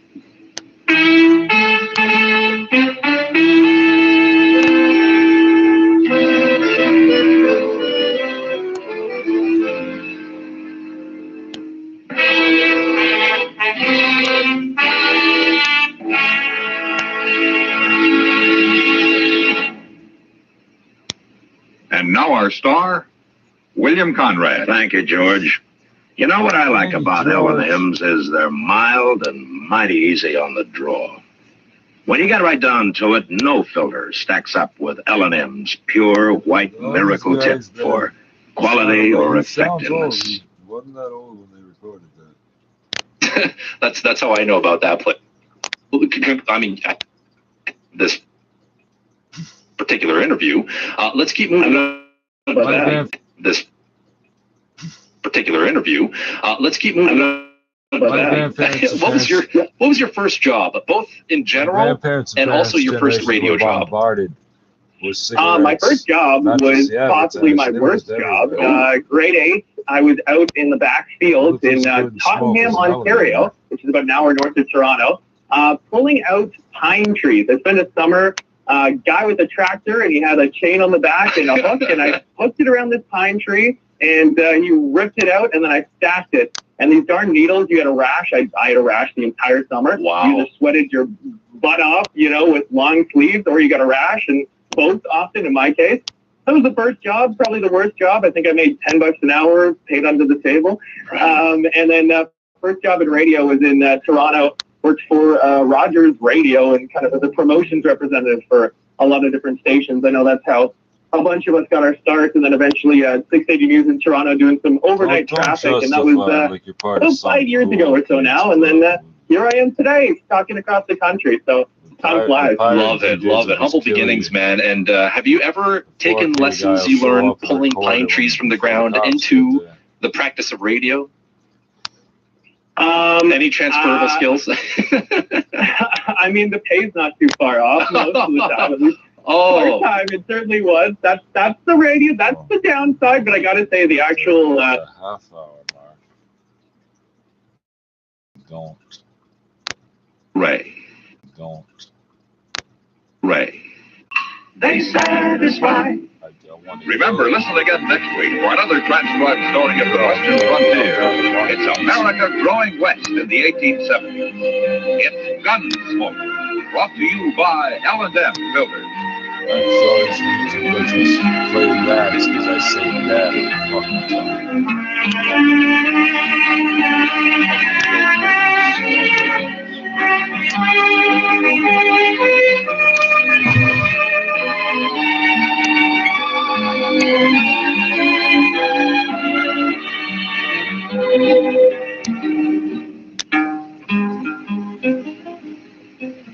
You're listening to Chin Radio AM 1540, the voice of multicultural Toronto, bringing you the latest updates on COVID-19. Stay informed, stay safe, and stay tuned to Chin Radio AM 1540. No accent to be COVID if it was actually you fucking dope. Sound off for Chesterfield. Chesterfield, low in nicotine, highest in quality, best for you. Oh, I break that down first. Chesterfield brings you jonesing for more. You smoke them back to back. Surgeon General's warning. Smoking causes lung cancer, Ladies and gentlemen, emphysema, the story you're about to hear is pregnancy. true. The names have been changed to protect the innocent. Marco. Zero. It's zero. You're a detective sergeant. You're assigned to robbery detail. A holdup man has robbed the owner of a neighborhood grocery store. The victim has been beaten unmercifully with a sawed-off shotgun. The assailant has escaped into the city without a trace. Your job? Find him. Smokers by the thousands are now changing to Chesterfield, the only cigarette ever to give you 1, proof of low nicotine, highest quality. 2, this I think of proven 3 record of cigarette smokers. ads at the time it took me to light the No cigarette. adverse I was effects going to light to this the nose, You guys were throat, dope and peddlers. sinuses from smoking Chesterfield. Chesterfield, regular or king size, low in nicotine, highest in quality, best for you. Yeah, they got proper studies to prove it, right? They got seed over all that shit. Dragnet, the documented drama of an actual crime. For the next 30 minutes, in cooperation with the Los Angeles Police Department, you will travel step by step on the side of the law through an actual case transcribed from official police files. From beginning to end, From crime to punishment, Dragnet is the story of your police force in action.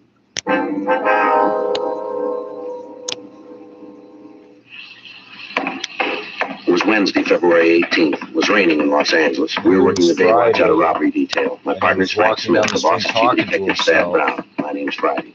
The office had called me at 3:46 a.m., and by the time I got dressed and out in front of my apartment, it was 3:59 a.m. Frank was there waiting to pick me up.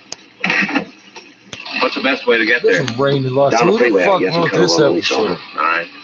Who called you? The hospital or the office? The office said that Bailey'd regained consciousness. We might be able to talk to him now.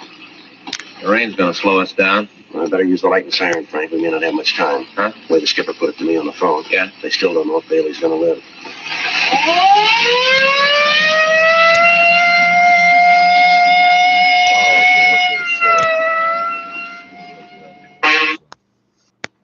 About this. So put on your serious pants and answer, or if you call it soda, which of these two makes more sense to you?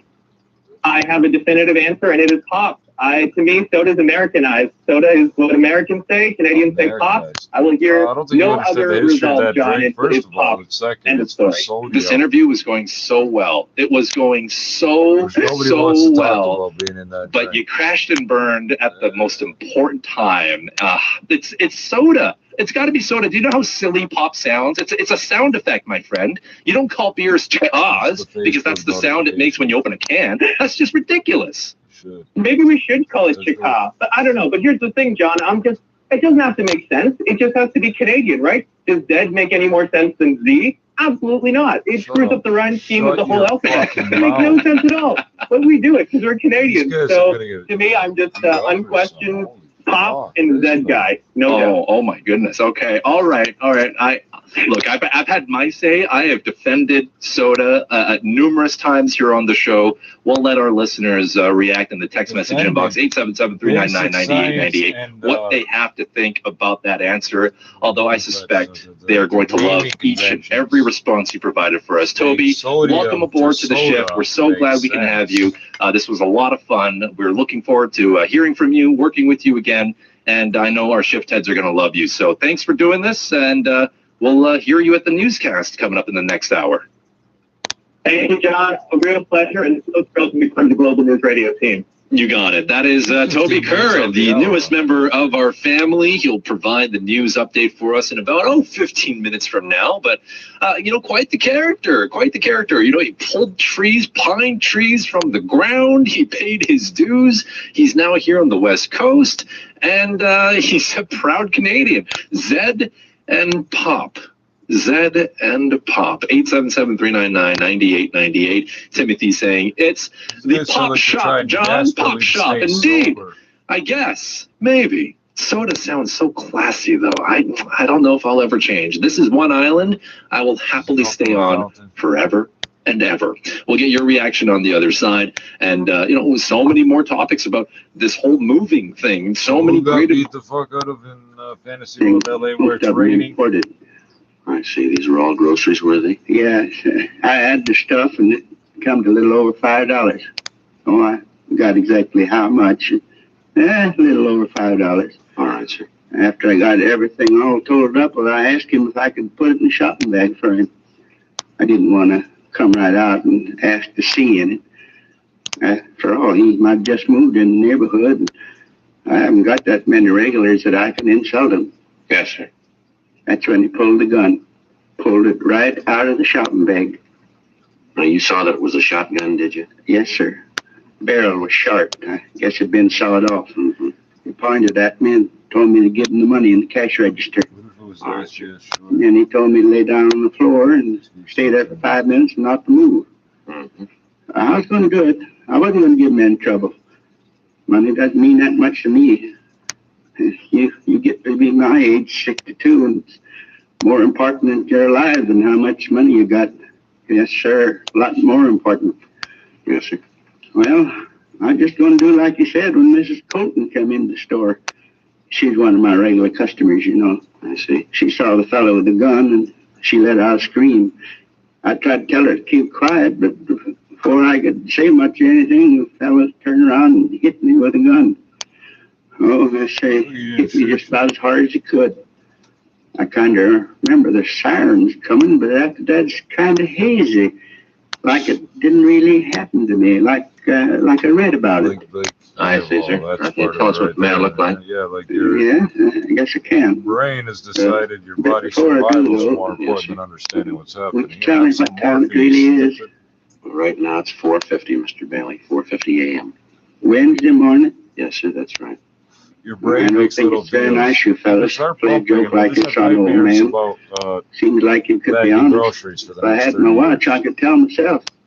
Well, we're telling you the truth about the time, Mr. Bailey. It's 4:50. All right, then you have your little joke, but I don't think it's funny at all. Now, sir, can you tell us how old the man was? Right, but all the About aisles are dark. 24, 26. Man with no I face see. comes How in tall again. was he? Tall as me. I can remember because I could look right over straight at him. That'd make him 5 and 8. Yeah, right about that. Was he heavy or slight? I Before those couldn't measuring tell tape. too well. He had a big Which are overcoat only there on. to conceal the How about his camera coloring, at, his complexion? Oh, he's dark 6 or complected, something. had dark eyes. Do you remember what the color of his hair was? Well, I could just see at the temples. It's also make you look was right black. at that camera. Yeah. He had this hat on, hat pulled down. Everybody clean shaven? stop at that measuring tape. Yeah, when they yes, walk he up. was. I'm sorry to have to ask you all these questions, but we have to get to the bottom of this. Do you have any marks or scars? Yes, yes, sir. Like as if He you had a changed little and got mole on taller. the side of his nose. Just a You're small gonna find little. out by walking in and out of Which the side of his nose, convenience would you remember? Well, when he Holy was fuck, I'm facing 6 me, it inches was taller on than the you. left, so that'd be on his right. Yeah, that's right, on the right side. Oh, this is the convenience I hope we're not store. tiring you too much, but was there anything different about the way he talked? An accent, something like that? No. Say, Different. how about the things he picked up? You get any fingerprints from him? No, sir, he must have taken all the groceries with him. Would you know the man if you saw him again, Mr. Bailey? You just bet I would. I'd remember that face till my dying day. I won't ever forget it. Think you've ever seen this I want man to rob before? horrible No, grocery sir, never stores. did. Of Would you know if he food. drove a car? Food. Well, And I then chalk don't that up think as so. shoplifting, the dramatic He effects. was so wet when he come in. He must have walked a ways. Don't worry. And like I said, his shoulders were just soaking wet. Yes, sir. Wait, I actually did that. We'd like to have you look at some pictures when you feel a little better, Mr. Bailey. Yeah, you just bring him on.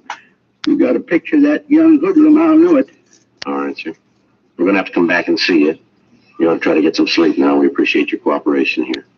Well, I suppose I Having should. that dreaming. Last couple of minutes, you fellas been No, I'm getting not a at the little further grocery away store. from me. Seems like none of this is happening to me, just like I'm dreaming it. Well, we'll be back to see you, sir. Is there anything you need? No, sir, not a thing. All right, fine. Thanks very much, and you get some rest now. Yeah, I'll try. Hey, one thing you could do for me. What's that, sir? Would you ask the nurse to come by? I think the joke is funny, but you fellas carried it on too far. I'd like to know what time it really is. All right, Mr. Bailey. We'll send her in. Thank you. Goodbye, sir. Goodbye. Goodbye. Pardon me, nurse. Yes? What if you check Mr. Bailey in there? He'd like to know what time it is. Well, he's been asking the same question the last 2 days. He won't seem to believe any of us. Mm-hmm. Do you know where you could find Dr. Cardell? Yes, sir, just down the hall, 2 doors past the turn. Thank you very much.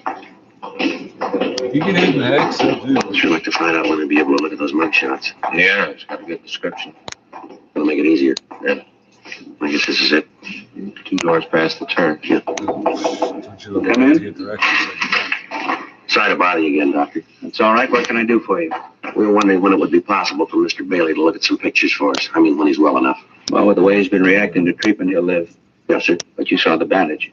Yes, sir. He's totally blind.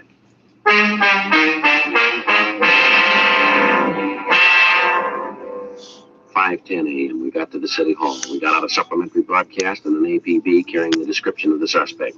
We asked the stats office to make a run for us on the information the victim of the holdup had given us. They said they'd be able to give us a list of possibles by 10:30 that morning. We checked through the oddity file to see if there might be something in the records on the small mole on the suspect's nose. There were several cards turned over to us, but none of them matched the rest of the description that we had. 6:30 a.m. We went across the street, we had breakfast, and we came back to the office and put in a call to the hospital to check on Bailey.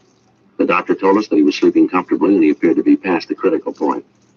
For the next hour, Frank and I checked through the mug books to see if there were any recent parolees who matched the description that we had. We came up with nothing that would help us in getting an identification of the suspect. The woman customer of the store, mentioned by Bailey in his report of the crime, had been questioned thoroughly, but she was unable to give us any additional information on the holdup man. She was unable to give us a concrete description of the thief. She'd been shown the mug book, but after looking at them, she stated that she was more confused than she had been before seeing them. She also told us about the suspect's black overcoat. She said that while the shoulders looked quite wet from the rain, the rest of the garment appeared to be dry. 10:30 a.m., we got the results of the run from the stats office. There were 17 names on the list. All men matched the description of the suspect and had at one time or another used the same MO used in holding up Bailey. It took us 2 days to check them out, and at the end of 48 hours, we were no nearer apprehending the thief than we had been before. 7:58 a.m. Saturday morning, I checked in for work. Hi, Joe. Morning, Frank. It's one of the best investments I ever made. Huh? This trench coat sure give me a lot of wear. Well, if you only used it this week, you've gotten your money's worth. Yeah. Sure is the answer to the rain question, though. I've been wearing that plastic coat of mine so long, I'm beginning to feel like a package of frozen food. Yeah, look like it, too. Yeah. Anything in the book? No. I talked to Stoner this morning, thought for a minute he had something for us. What's that? Well, they picked up a kid down on 7th yesterday, right at the high school liquor store. Manager pulled a gun and held him. Stoner answered the call. But at first, it might be the guy we're looking for. Didn't check out, though, huh? No, kid just got in town yesterday morning, broke and hungry. You know, I got thinking about that Bailey thing last night. Yeah? For what he said about the suspect's coat. What do you mean? Well, you remember that Bailey said the guy didn't look very wet, just the shoulders on the coat. Well, no, Joe, Bailey didn't say exactly that. He said the shoulders on the coat looked wet, but it was that woman customer we talked to, that Mrs. Colton. She's the one that told us the coat looked dry except the shoulders. Yeah, well, that's the point I'm trying to make. I don't remember who said it. But if just his shoulders were wet, the way the rain was coming down out there, he couldn't have walked far and come in out of it that dry, could he? No. There's no bus or streetcar lines within 6 blocks of Bailey's store. We know he doesn't live close to the store. He had to come in a car. Nobody saw one, though. Yeah. Yeah. Well, it's happened before. I guess it's the same thing you're thinking of. Well, could have took a cab, maybe. Well, let's run it down. Better than standing still. There are 22 taxi cab companies listed in the phone directory, all serving the downtown Los Angeles area. Each of these companies may have from 6 to several hundred cabs in service at any given time. Each driver might make as many as 6 trips an hour. In wet weather, the cab traffic is almost double that of any normal day. As a result of the number of possibilities, Frank and I spent the next week going through driver's waybills, checking for a cab that dropped off a customer near the corner of Virgil Avenue and Bimini Place at approximately 9:30 p.m. on the date of the robbery. After checking the reports, we came up with one trip that looked good. The driver had picked up a passenger at the corner of Mariposa and Wilshire Boulevard and had dropped him 1 block from Bailey's store, waited for him, and then driven him downtown. We checked with the traffic manager of the cab company, and we found that the driver could be located at a cab stand out on Wilshire Boulevard. Frank and I drove out to see him. We gave him the description of the suspect and asked if he'd ever seen anybody who matched it. Yeah, I remember him, the little guy. I picked him up out on Wilshire. I remember because he wanted out on a corner. And I thought it was funny that he didn't want me to let him out in front of wherever it was he was going. Did you wait for him? Yeah, he gave me a sawbuck and said for me to wait.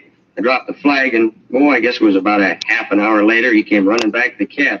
Jumped in, told me to take him down to First and Spring. Let him out there. Remember him pretty good now.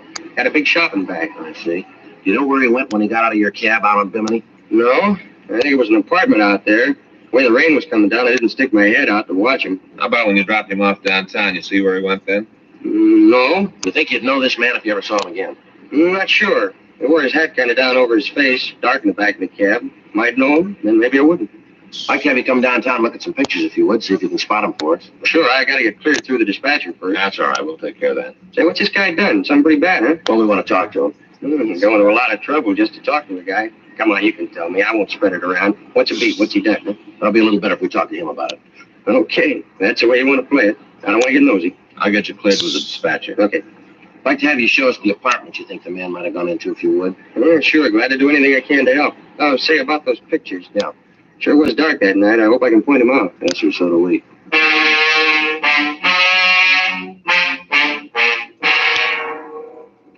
We took the cab driver downtown and he went through the mug books, but he was unable to come up with an identification. The neighborhoods where he picked up the suspect and where he dropped him off were checked. None of the people in the vicinity could tell us anything.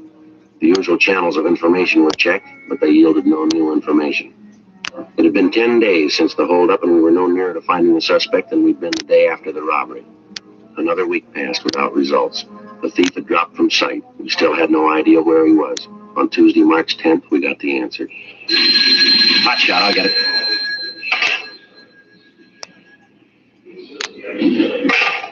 Anything? Yeah, he just hit again.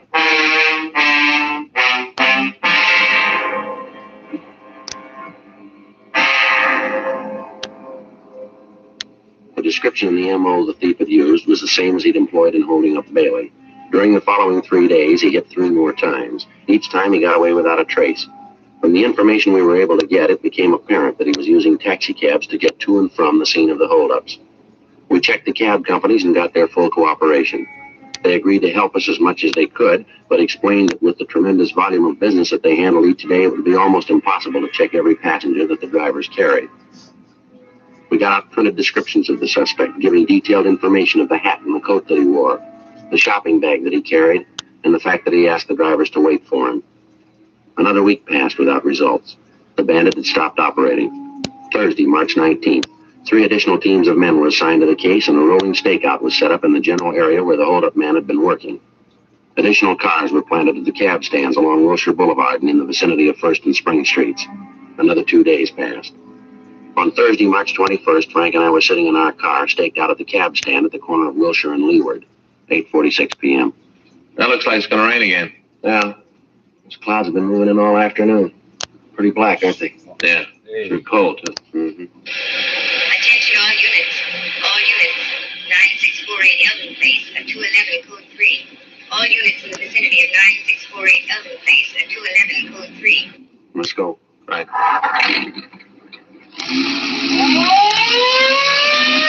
Blocks over.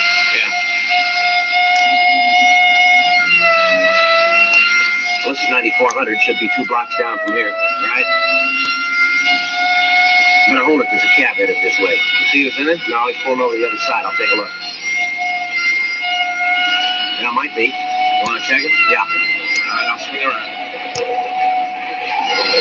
That cab's taking off. See him? Yeah, he's up ahead. Just turning off on Wilson. See him? Yeah, I hope we don't lose him. There's only 1 man in the back seat. Get a good look at him when we pass? Not too good, no. Hat pulled down. That's about all.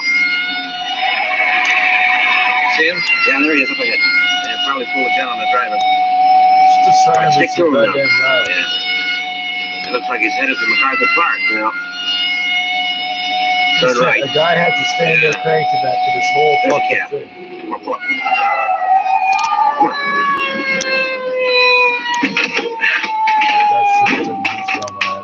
I couldn't stop. He said he'd kill me if I did. He had the gun pointed right at me. You see where he went? Yeah, he ran over there in the park. Good, I'll check it. I didn't know what it was all about. He said if I didn't keep driving, he'd kill me. It's all right. You stay here. I'll be right back. Yeah, sure. Joe? Yeah. You see him? No, he got away. Maybe we got something to go on. Yeah. He dropped his shotgun.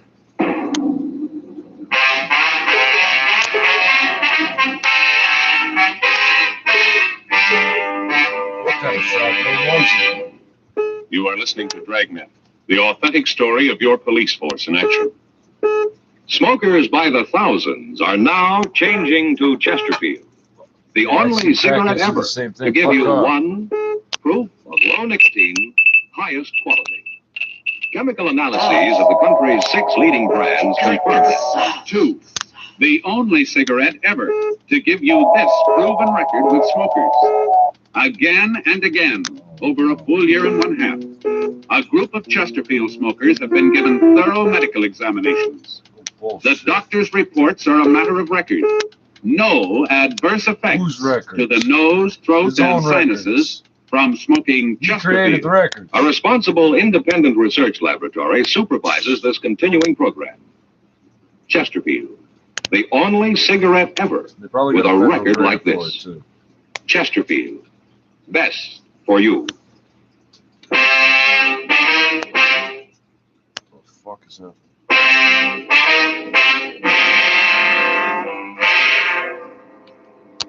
A blockade of MacArthur Park was ordered. The surrounding streets were checked, but apparently the suspect had made good his escape.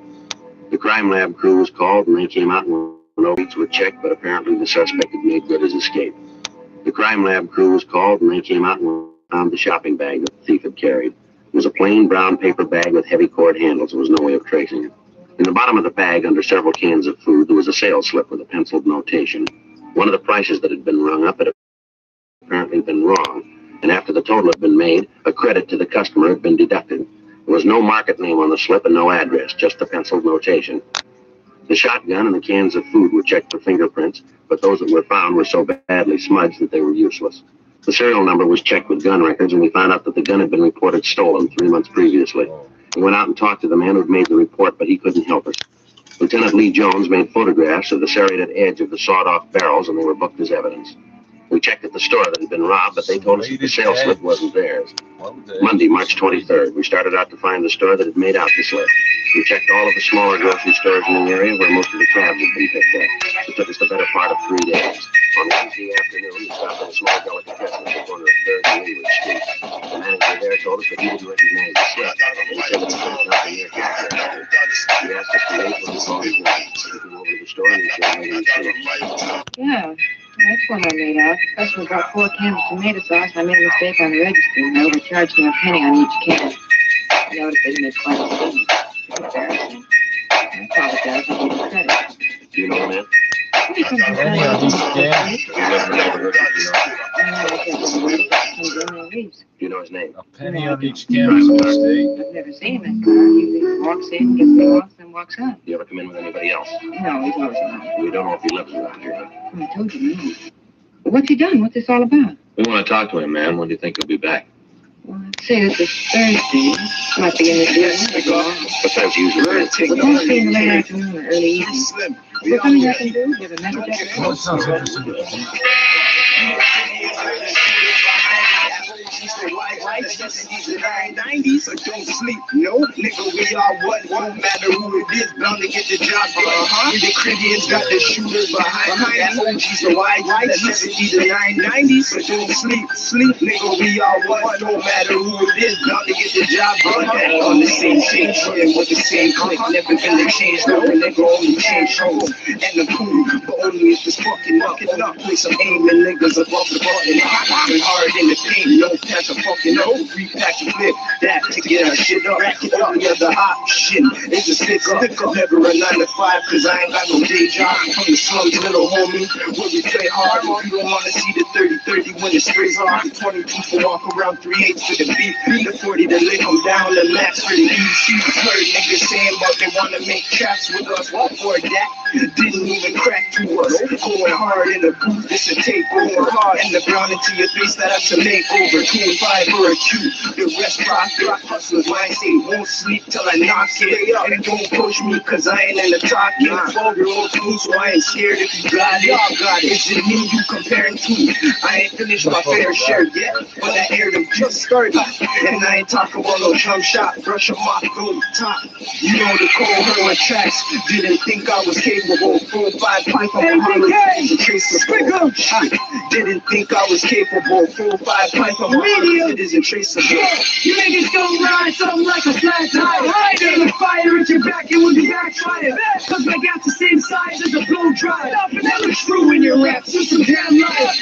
Break jobs, make them spit through the wire.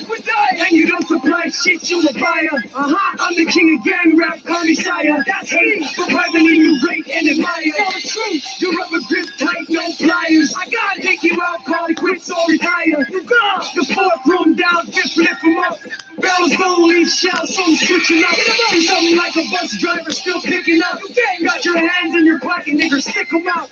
All the projects, money's no objects. So we finger fuck max and we contact. Slide in, slide out, got where we ride out. Down go, I got round at you dumb clowns. You're standing up till I tell them sit down. Stomach on the ground, hands behind your back and your belly over. When I'm digging in your pants, give me that in your grip. All for the rest. He says that's the weed, leave the cash. What? I'ma do him dirty, bad max. Sure, niggas get back. Bitches get smacked, they get smacked. Face down when I'm breaking her back. Yo, we got metal like a rap, made a name in rap. I ain't setting it for track. Yes, yo, I'ma need me a back. That C-O-L-T. Carved in my rap shows. Chesterfield is low. I'm real up, get it gone. Not yet, they can't go sleep like I go. Got a night show, center ain't class. Didn't see prom, now run about them close. I ain't doing wrong, but I'm clear blood strong till it jumps on my car. Till it's highly dangerous and known to me arms are dangerous. Sicker than stars, I ain't saying this, but I'm a hot star. I'll snap, crack, pop like Carol. I'll snap, run, duck, just hide when I let up. Run, man in the mask, man in the act, man with the strap to your night vision black. With the phone dog and hot snap, bitches for YG, scroll clap, we clap. Do you come and try me? 70s and 90s, been moving grimy. Blood rush till they hooked up to the ivy. 4 or 5 will stretch you, and they think it's dope. Until they end up on a stretcher, better get a coffin. Yo, Christians, so we ain't in a low long talking. Money overflow, back on my bullshit. These punks that I grew with, acting like they're too sick, too no cash making me ever switch sides. Or battle to the Jakes, almost get my guns fried, huh? My mind's fried. See, I don't give a fuck, skank it with a YG. Guarantee we hit them up. Take a nigga slut, man, you know me. Never look back since my first pack in OGs. Pack nigga, plus I get busy with these OGs screaming Southside, outside. Fuck all the police. Fucked up when I nipped 1.5 a beef. Snakes and cop chops. Now you owe me 10 G's. Till I go to sleep. Kill you for the ABK. The marksman, shoot for fun. What the fuck's a murder one? Bad news if you run into the DBS. All I do is give one nod, then he breathes the tech. Then he breathes the tech. All I do is give one nod, then he breathes the tech. We the Christians, got the shooters behind me. I heard she's the white, the 70s and 90s. So don't sleep, no, nigga, we all what? Communication screw up, said Halliburton first. Revolutionaries. Yo, we being targeted, word up, man. We being hunted. All black men beware, but we will not be the prey. It's war out here, man. You gotta be smart when you dealing with these motherfuckers. California! See how smooth. Get ready! Bulletproof. Window glass don't shatter. They wildin' out like black lives don't matter. The other day the beast try to play me. It's war zone. In the hood, they brought the Navy. Unrest, protest, stay 7. Cause they killed a strong black man like James Evans. Daytime, we trying to keep the shit peaceful. Nightfall, I'm out looting with the people. Police shooting, tear gas, rubber bullets. The end of the world, ain't no other way to put it.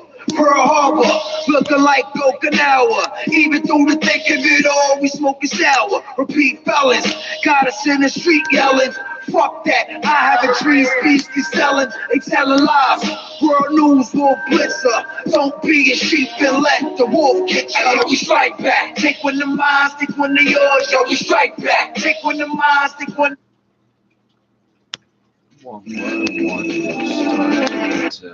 See how many motherfuckers got you back. Overdose.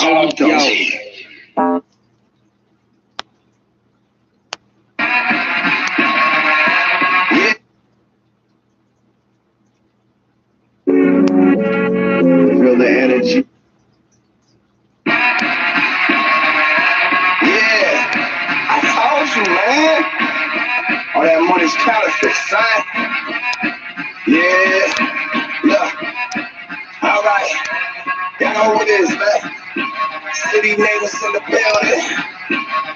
It's the bunch of savages, man. Call me a savage, a bullet, in the mountain, and I'm sick of all these artists nowadays. I'm hearing foolishness. All I want to know is who can spit. I really who can spit. All you spits alive on us like I'm here abusing it. All your money's counterfeit. All my cash is profit. All you talk is nonsense. All I speak is logic. Pull up in the beamer with my boys up in the projects. Couple albums in the volume. Y'all don't want to see me drop it. Body count stacking up my bank now. I'm self-made. They wonder who to thank now. I've been around for a minute, still I'm killing it. For the thriller, get my mind state is better. Tell about me rapping from the regular. That's the head of you, the number one competitor. Ain't nobody do it better than you, boy. You know the name, baby. Cause nowadays all these rappers are dropping me crazy. Only bitches talk shit like it's the only option. Like I'm up in Boston, native the nigga Boston. I stay Boston, native the nigga Boston. So I keep crazy, I'm ready to get the doctor. And look on my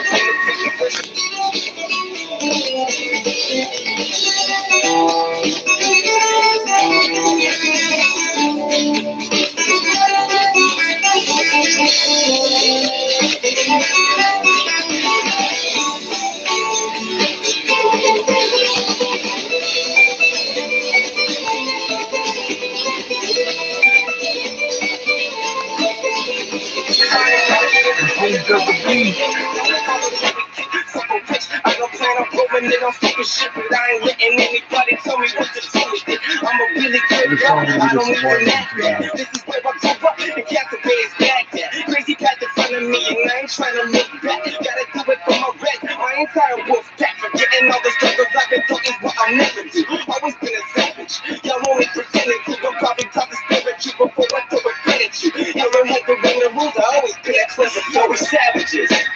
You don't know that half of it, I run the planet with the baddest, with the devil's advocate. Damn it, Brandon, why you always rapping on that battle tip? I had it with these rappers that be acting like these packing clips. Rolling up that cannabis, I cannot quit. Puffing on the baddest clip, I'm sorry, you can't have it hit. Most of y'all inadequate, y'all active with the rap like this. I'll slap you with my hand until I crack your ribs. Now you know I'm passionate. You don't want a problem with my team, so don't you pass it with this rapping shit. I mastered it. You can't even crack the hit like it's going after this. So listen, money damages the beat till you can handle it. Damn it, give me savages. Rising off the half of it, there's nothing when I tackle this. I find a situation that adapt to it. Imagine it, haters panicking, cause they know I have a plan. And when I play the beat, they grab the pen. City niggas back again. Insanity, savage like this bag of weed. Came to be the native who was famous. Me, they came to see the crazy team. Riding on a plane to LA. I think I made it. We are on our way to Vegas. We the greatest and it pays to be. The shit I see makes you think twice for pursuing dreams. Through the trees, you see me getting plays with the rudest G's. Drastically smoking every rapper pass a tray of weed. Hate on me, but don't realize I am the bigger please. You bitches don't shake when I'm spitting the richest words were ever made. I never say shit that puts me in a predicament. I'm savage like what the Christians did when they diddle kids. What you middle bitches, Philly stitches, what you phonies. People always talking like they know me, but they don't really know me. The one and only, and I'm acting like a catalyst. Natural adrenaline, city natives and savages. Face bashing and names snapping, I'm straight savage. Get raped in the fake cabin and shape like a spray tan, and I hate rappers. Beat game when I spit flames in a straight jacket. I'm maniac with a great talent. I'm trying to take fame on a racetrack. Fuck a break bad day, never hate rapping. I never lost a step, sometimes I'm overconfident. I just kill the pussy rapper, get the gynecologist. Never get the savages, then again it's obvious. I'm shitty when I fucking hear him, I am not impressed. Flow sloppy, choppy, sloppy, gobble on the deck. I am flawless, awesomeness. Competition non-existent, leave them with no competition. Bombing on the opposition. All I got is bars, swear to God I rock the prison. I am on my shit, the chain I'm off of it. Call your bitches sponsor confident after I demolish it. Hacker when the collar quits. All about the dollars, I done told you I'm a baller, bitch. Harry Potter with the one, I promise I'm an alcoholic. Never been anonymous. Fuck a mumble rapper, I no longer have a tolerance. Mackin' on Madonna, Donna, slapper, if she got a problem. Laughing at you, rapper. Starting tomorrow in the feature of National Drive a Chevrolet Month, one of those big, fine-looking Chevrolet fixes will be given away every day, absolutely free. 30 days. Well, one day we'll be getting strikes for promoting cars. Oh, you're promoting all you have to do is visit any Chevrolet dealer, drive or ride in a Chevrolet car, then write down on the entry blank, which the dealer will furnish, the reasons why you like the new Chevrolet fix. Remember, in order to enter the contest, you must visit a Chevrolet dealer, get a demonstration, and obtain an entry blank from him. It doesn't matter how many or how few words you use or what kind of writer you are. The best reasons for liking the new Chevrolet, the best in the opinions of the judges, win the free Chevrolet cars. This opportunity is open to any person in the United States over 18 years of age. And one entry makes you eligible for any of the cars given away from the day you enter throughout the balance of the month. So plan now to go to your Chevrolet dealer tomorrow and enter this contest. Your name may be announced over the radio next Friday night as one of the winners of a new Chevrolet Fix.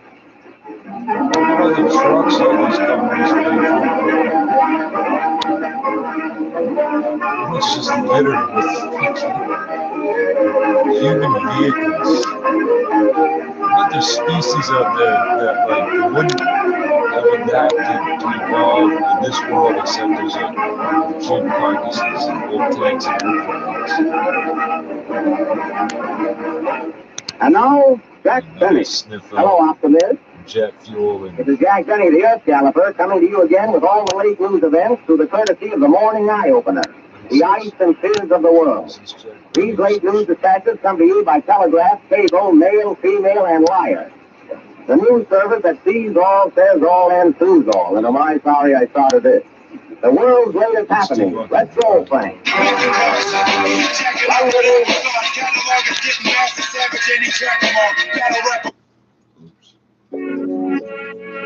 the energy. I'm over here fucking with TF Trawick and Floyd. I'm on the block right now. Drinking. Hey, stay on the phone with me. Hey, fuck y'all. Hey, my arm hurts. How you doing? You all right? Bro. Come on, chill. Fuck the police. I gotta go back to my house. For what? I ain't did nothing. Man, you been looking for me. What I do? Got the gun. It's a wrap.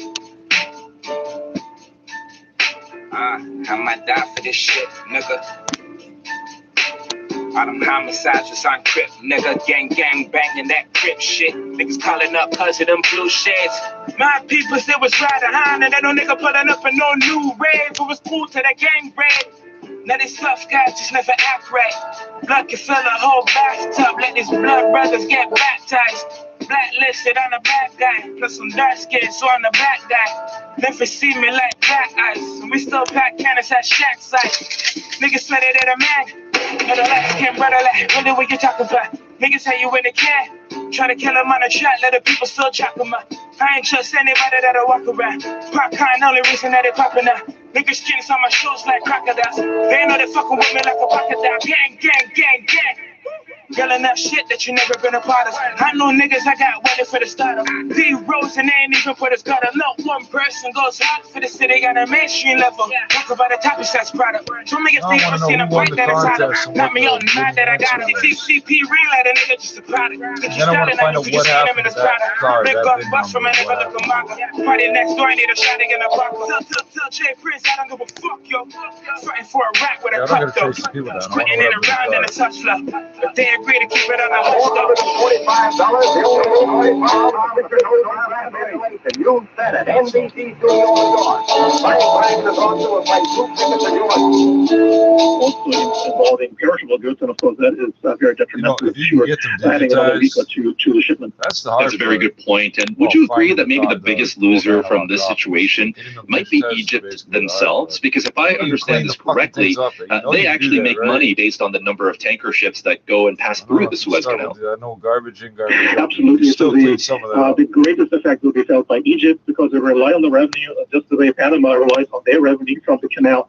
This is a very major source of income, and so basically any disruption that takes weeks to solve will also mean a very significant revenue shortfall. How many days for Egypt?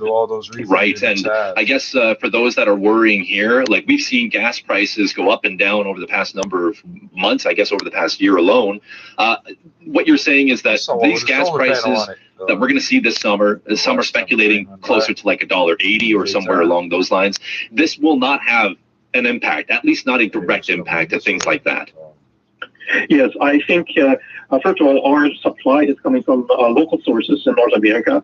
And so the international prices do play a role, but if you see significant repercussions on international oil prices, it would really come from other sources. So the Suez Canal isn't really a major contributing factor to oil prices, simply because oil can be moved, it's also stored. So basically, a disruption of a week or two really doesn't make that much of a difference. And ultimately, the oil will get to market just using a different route. So I really do not see that the Suez issue will have a significant impact on oil prices internationally. And of course, the markets haven't reacted, other than when the news broke, there was an instant reaction for a few hours, and then now it has actually really faded away already. The markets kind of have factored in that the market will adjust, and that the oil will be rerouted through basically going around Africa, and that means we should see no effect from this. But if prices go up here in North America, it will be for other reasons. And simply, if you're coming out of the pandemic and demand is picking up, if there are other shortages that are local in nature, all of that could contribute to higher prices here in Canada. Although I don't see that oil prices will reach much more over the limit that we have seen from the 2019 levels of maybe $60 a barrel. So I think they have reached a point where we probably don't see significant increases going forward.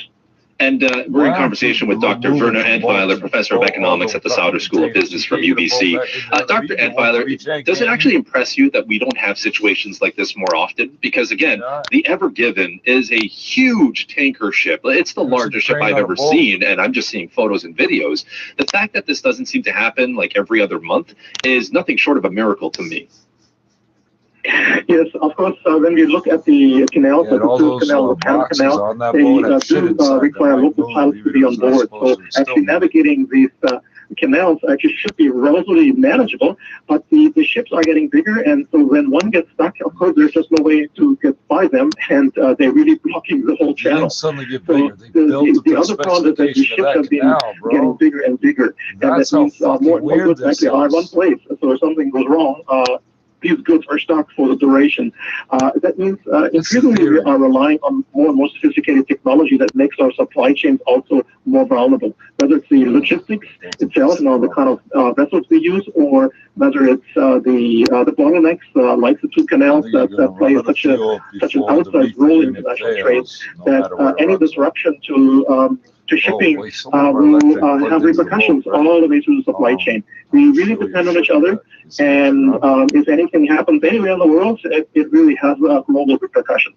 And finally, in order to fix the situation, you were talking about the possibility of this taking more days, possibly weeks, which is something I've also read. Is this going to require international teamwork? Like, is this something where all countries of the world should want to be fixing as soon as possible, so everybody should try and pitch in to help? Well, it's a very specialized industry, so getting a ship to stock really requires the right kind of logistics. And there are firms really specializing in these types of salvage operations. So in that sense, it's really requiring the companies that manage these incidents to be well equipped and mobile. And that doesn't really require a whole lot of governments getting involved on this, but it really means that we need to enable these companies to get to where they need to fix these issues more quickly with the right kind of equipment. And that means having their logistics actually maybe eased somewhat to enable them to do their job. But that said, there can be shortages. If more than one incident happens at the same time, of course, they're going to be stretched. And so the real dilemma could arise when there are multiple incidents in multiple locations around the world where the resources are really stretched to the limit and we aren't prepared for these multiple incidents. In a way, this could be sort of a silver lining, so that in the event something like this happens in the future, we'll have better preparedness, and maybe places like the Suez Canal in Egypt and the Panama Canal, they'll just have to increase the amount of resources they have available so that they can prevent things like this from taking as long as it has. But it'll be a situation to watch here for sure. Dr. Entweiler, thank you so much for giving some time here and helping us to understand a little bit more about the Suez Canal. It's halfway around the world, so a lot of us just don't know enough about the importance of this canal and the role it plays on the world industry, the world economy. But it's great to have your expertise here today. Thank you so much. Thank you. Dr. Entweiler, of course, a professor of economics at the Sauder School of Business at the University of British Columbia, laying down some very, very important facts there, like the whole notion that our gas prices are going to spike unexpectedly because of the Suez Canal. I mean, certainly, as he said, international trade has an impact, but most of the time, our oil, our crude oil, converted into the oil you get at the pump, in Canada, we get it mostly domestically. We get it mostly locally here in North America. So this may not have a significant impact, at least not to us in North America. For those that live in Europe, certainly in the Mediterranean, in the Middle East, in some parts of Asia, this is a big deal. And I think it'll really make us, I hope at least, it'll make us think as a species, as a civilization, just the very nature of tanker ships, right? I mean, so much of technology has changed. It's kind of been a theme on the show tonight. Like, we've got cars that drive themselves. Again, we've landed a rover on Mars, but we're still using crude tanker ships to transport goods from one place on the Earth to another. Maybe it's time we think about more efficient means. I don't have the answer for you. I don't get paid enough dollars to theorize what the future of transportation could look like when it comes to intercontinental travel. But certainly there's got to be more efficient ways. I just wonder why it's taking so long, or why there seems to be a pushback on breakthroughs like that. Regardless, the Suez Canal, it is a situation worth monitoring. But as you heard from Dr. Antweiler, even if all the countries in the world wanted to help out and get the Ever Given moving again and get it freed, it's going to take a very specialized task force, because this requires such a specific type of help that the resources simply aren't available from all the countries in the world. So again, thank you to Dr. Antweiler for that. We'll get your reaction. The whole Suez Canal, what does it mean to you? What do you think about all this? 877-399-9898. We'll get your reaction, plus a discussion on anti-Asian hate crime as shared by an Asian woman. We'll have that audio for you next. It's here. It's on the show.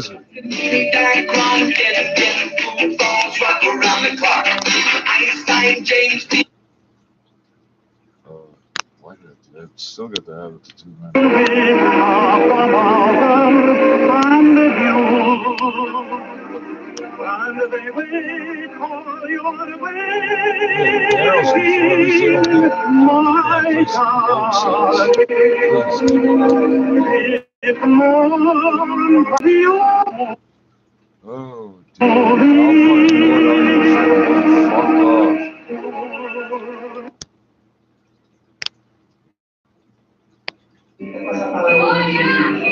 Other congregants find such declarations inspiring. It gives them hope. Then another dealer comes forward to receive a blessing. To outsiders, it might seem very odd that drug dealers can be God-fearing. Everybody must know in his heart what he is doing. He declares his intention to live a cleaner life. I want to give up drugs.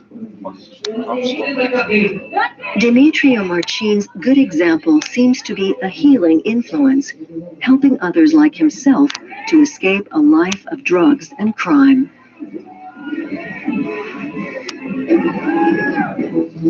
In May 2020, a tropical cyclone hit the coast of Bangladesh. Millions of people had to flee for their lives. Storms in the Bay of Bengal often drive seawater far inland, damming two of the country's main rivers, the Ganges and the Brahmaputra. This can cause them to burst their banks, flooding large areas of land. Experts believe that climate change will inevitably make extreme weather more common. The country's annual monsoon rains are already becoming increasingly heavy. They also fear that by the end of the century, sea levels around Bangladesh could rise by 1 to 1.5 meters. Large areas of the low-lying country would then be submerged underwater. In southern Bangladesh, the monsoon rains are getting heavier year by year, and that means ever more extensive flooding. Nowadays, Abedan fields are not just underwater during monsoon season, but for a full 8 months of the year. So he's turned to growing vegetables on floating beds. The water here is fresh, not salty. Molla has become a farming pioneer by reviving a technique that dates back many centuries. I learned it from my father. I learned it from my father. We've developed the technique further.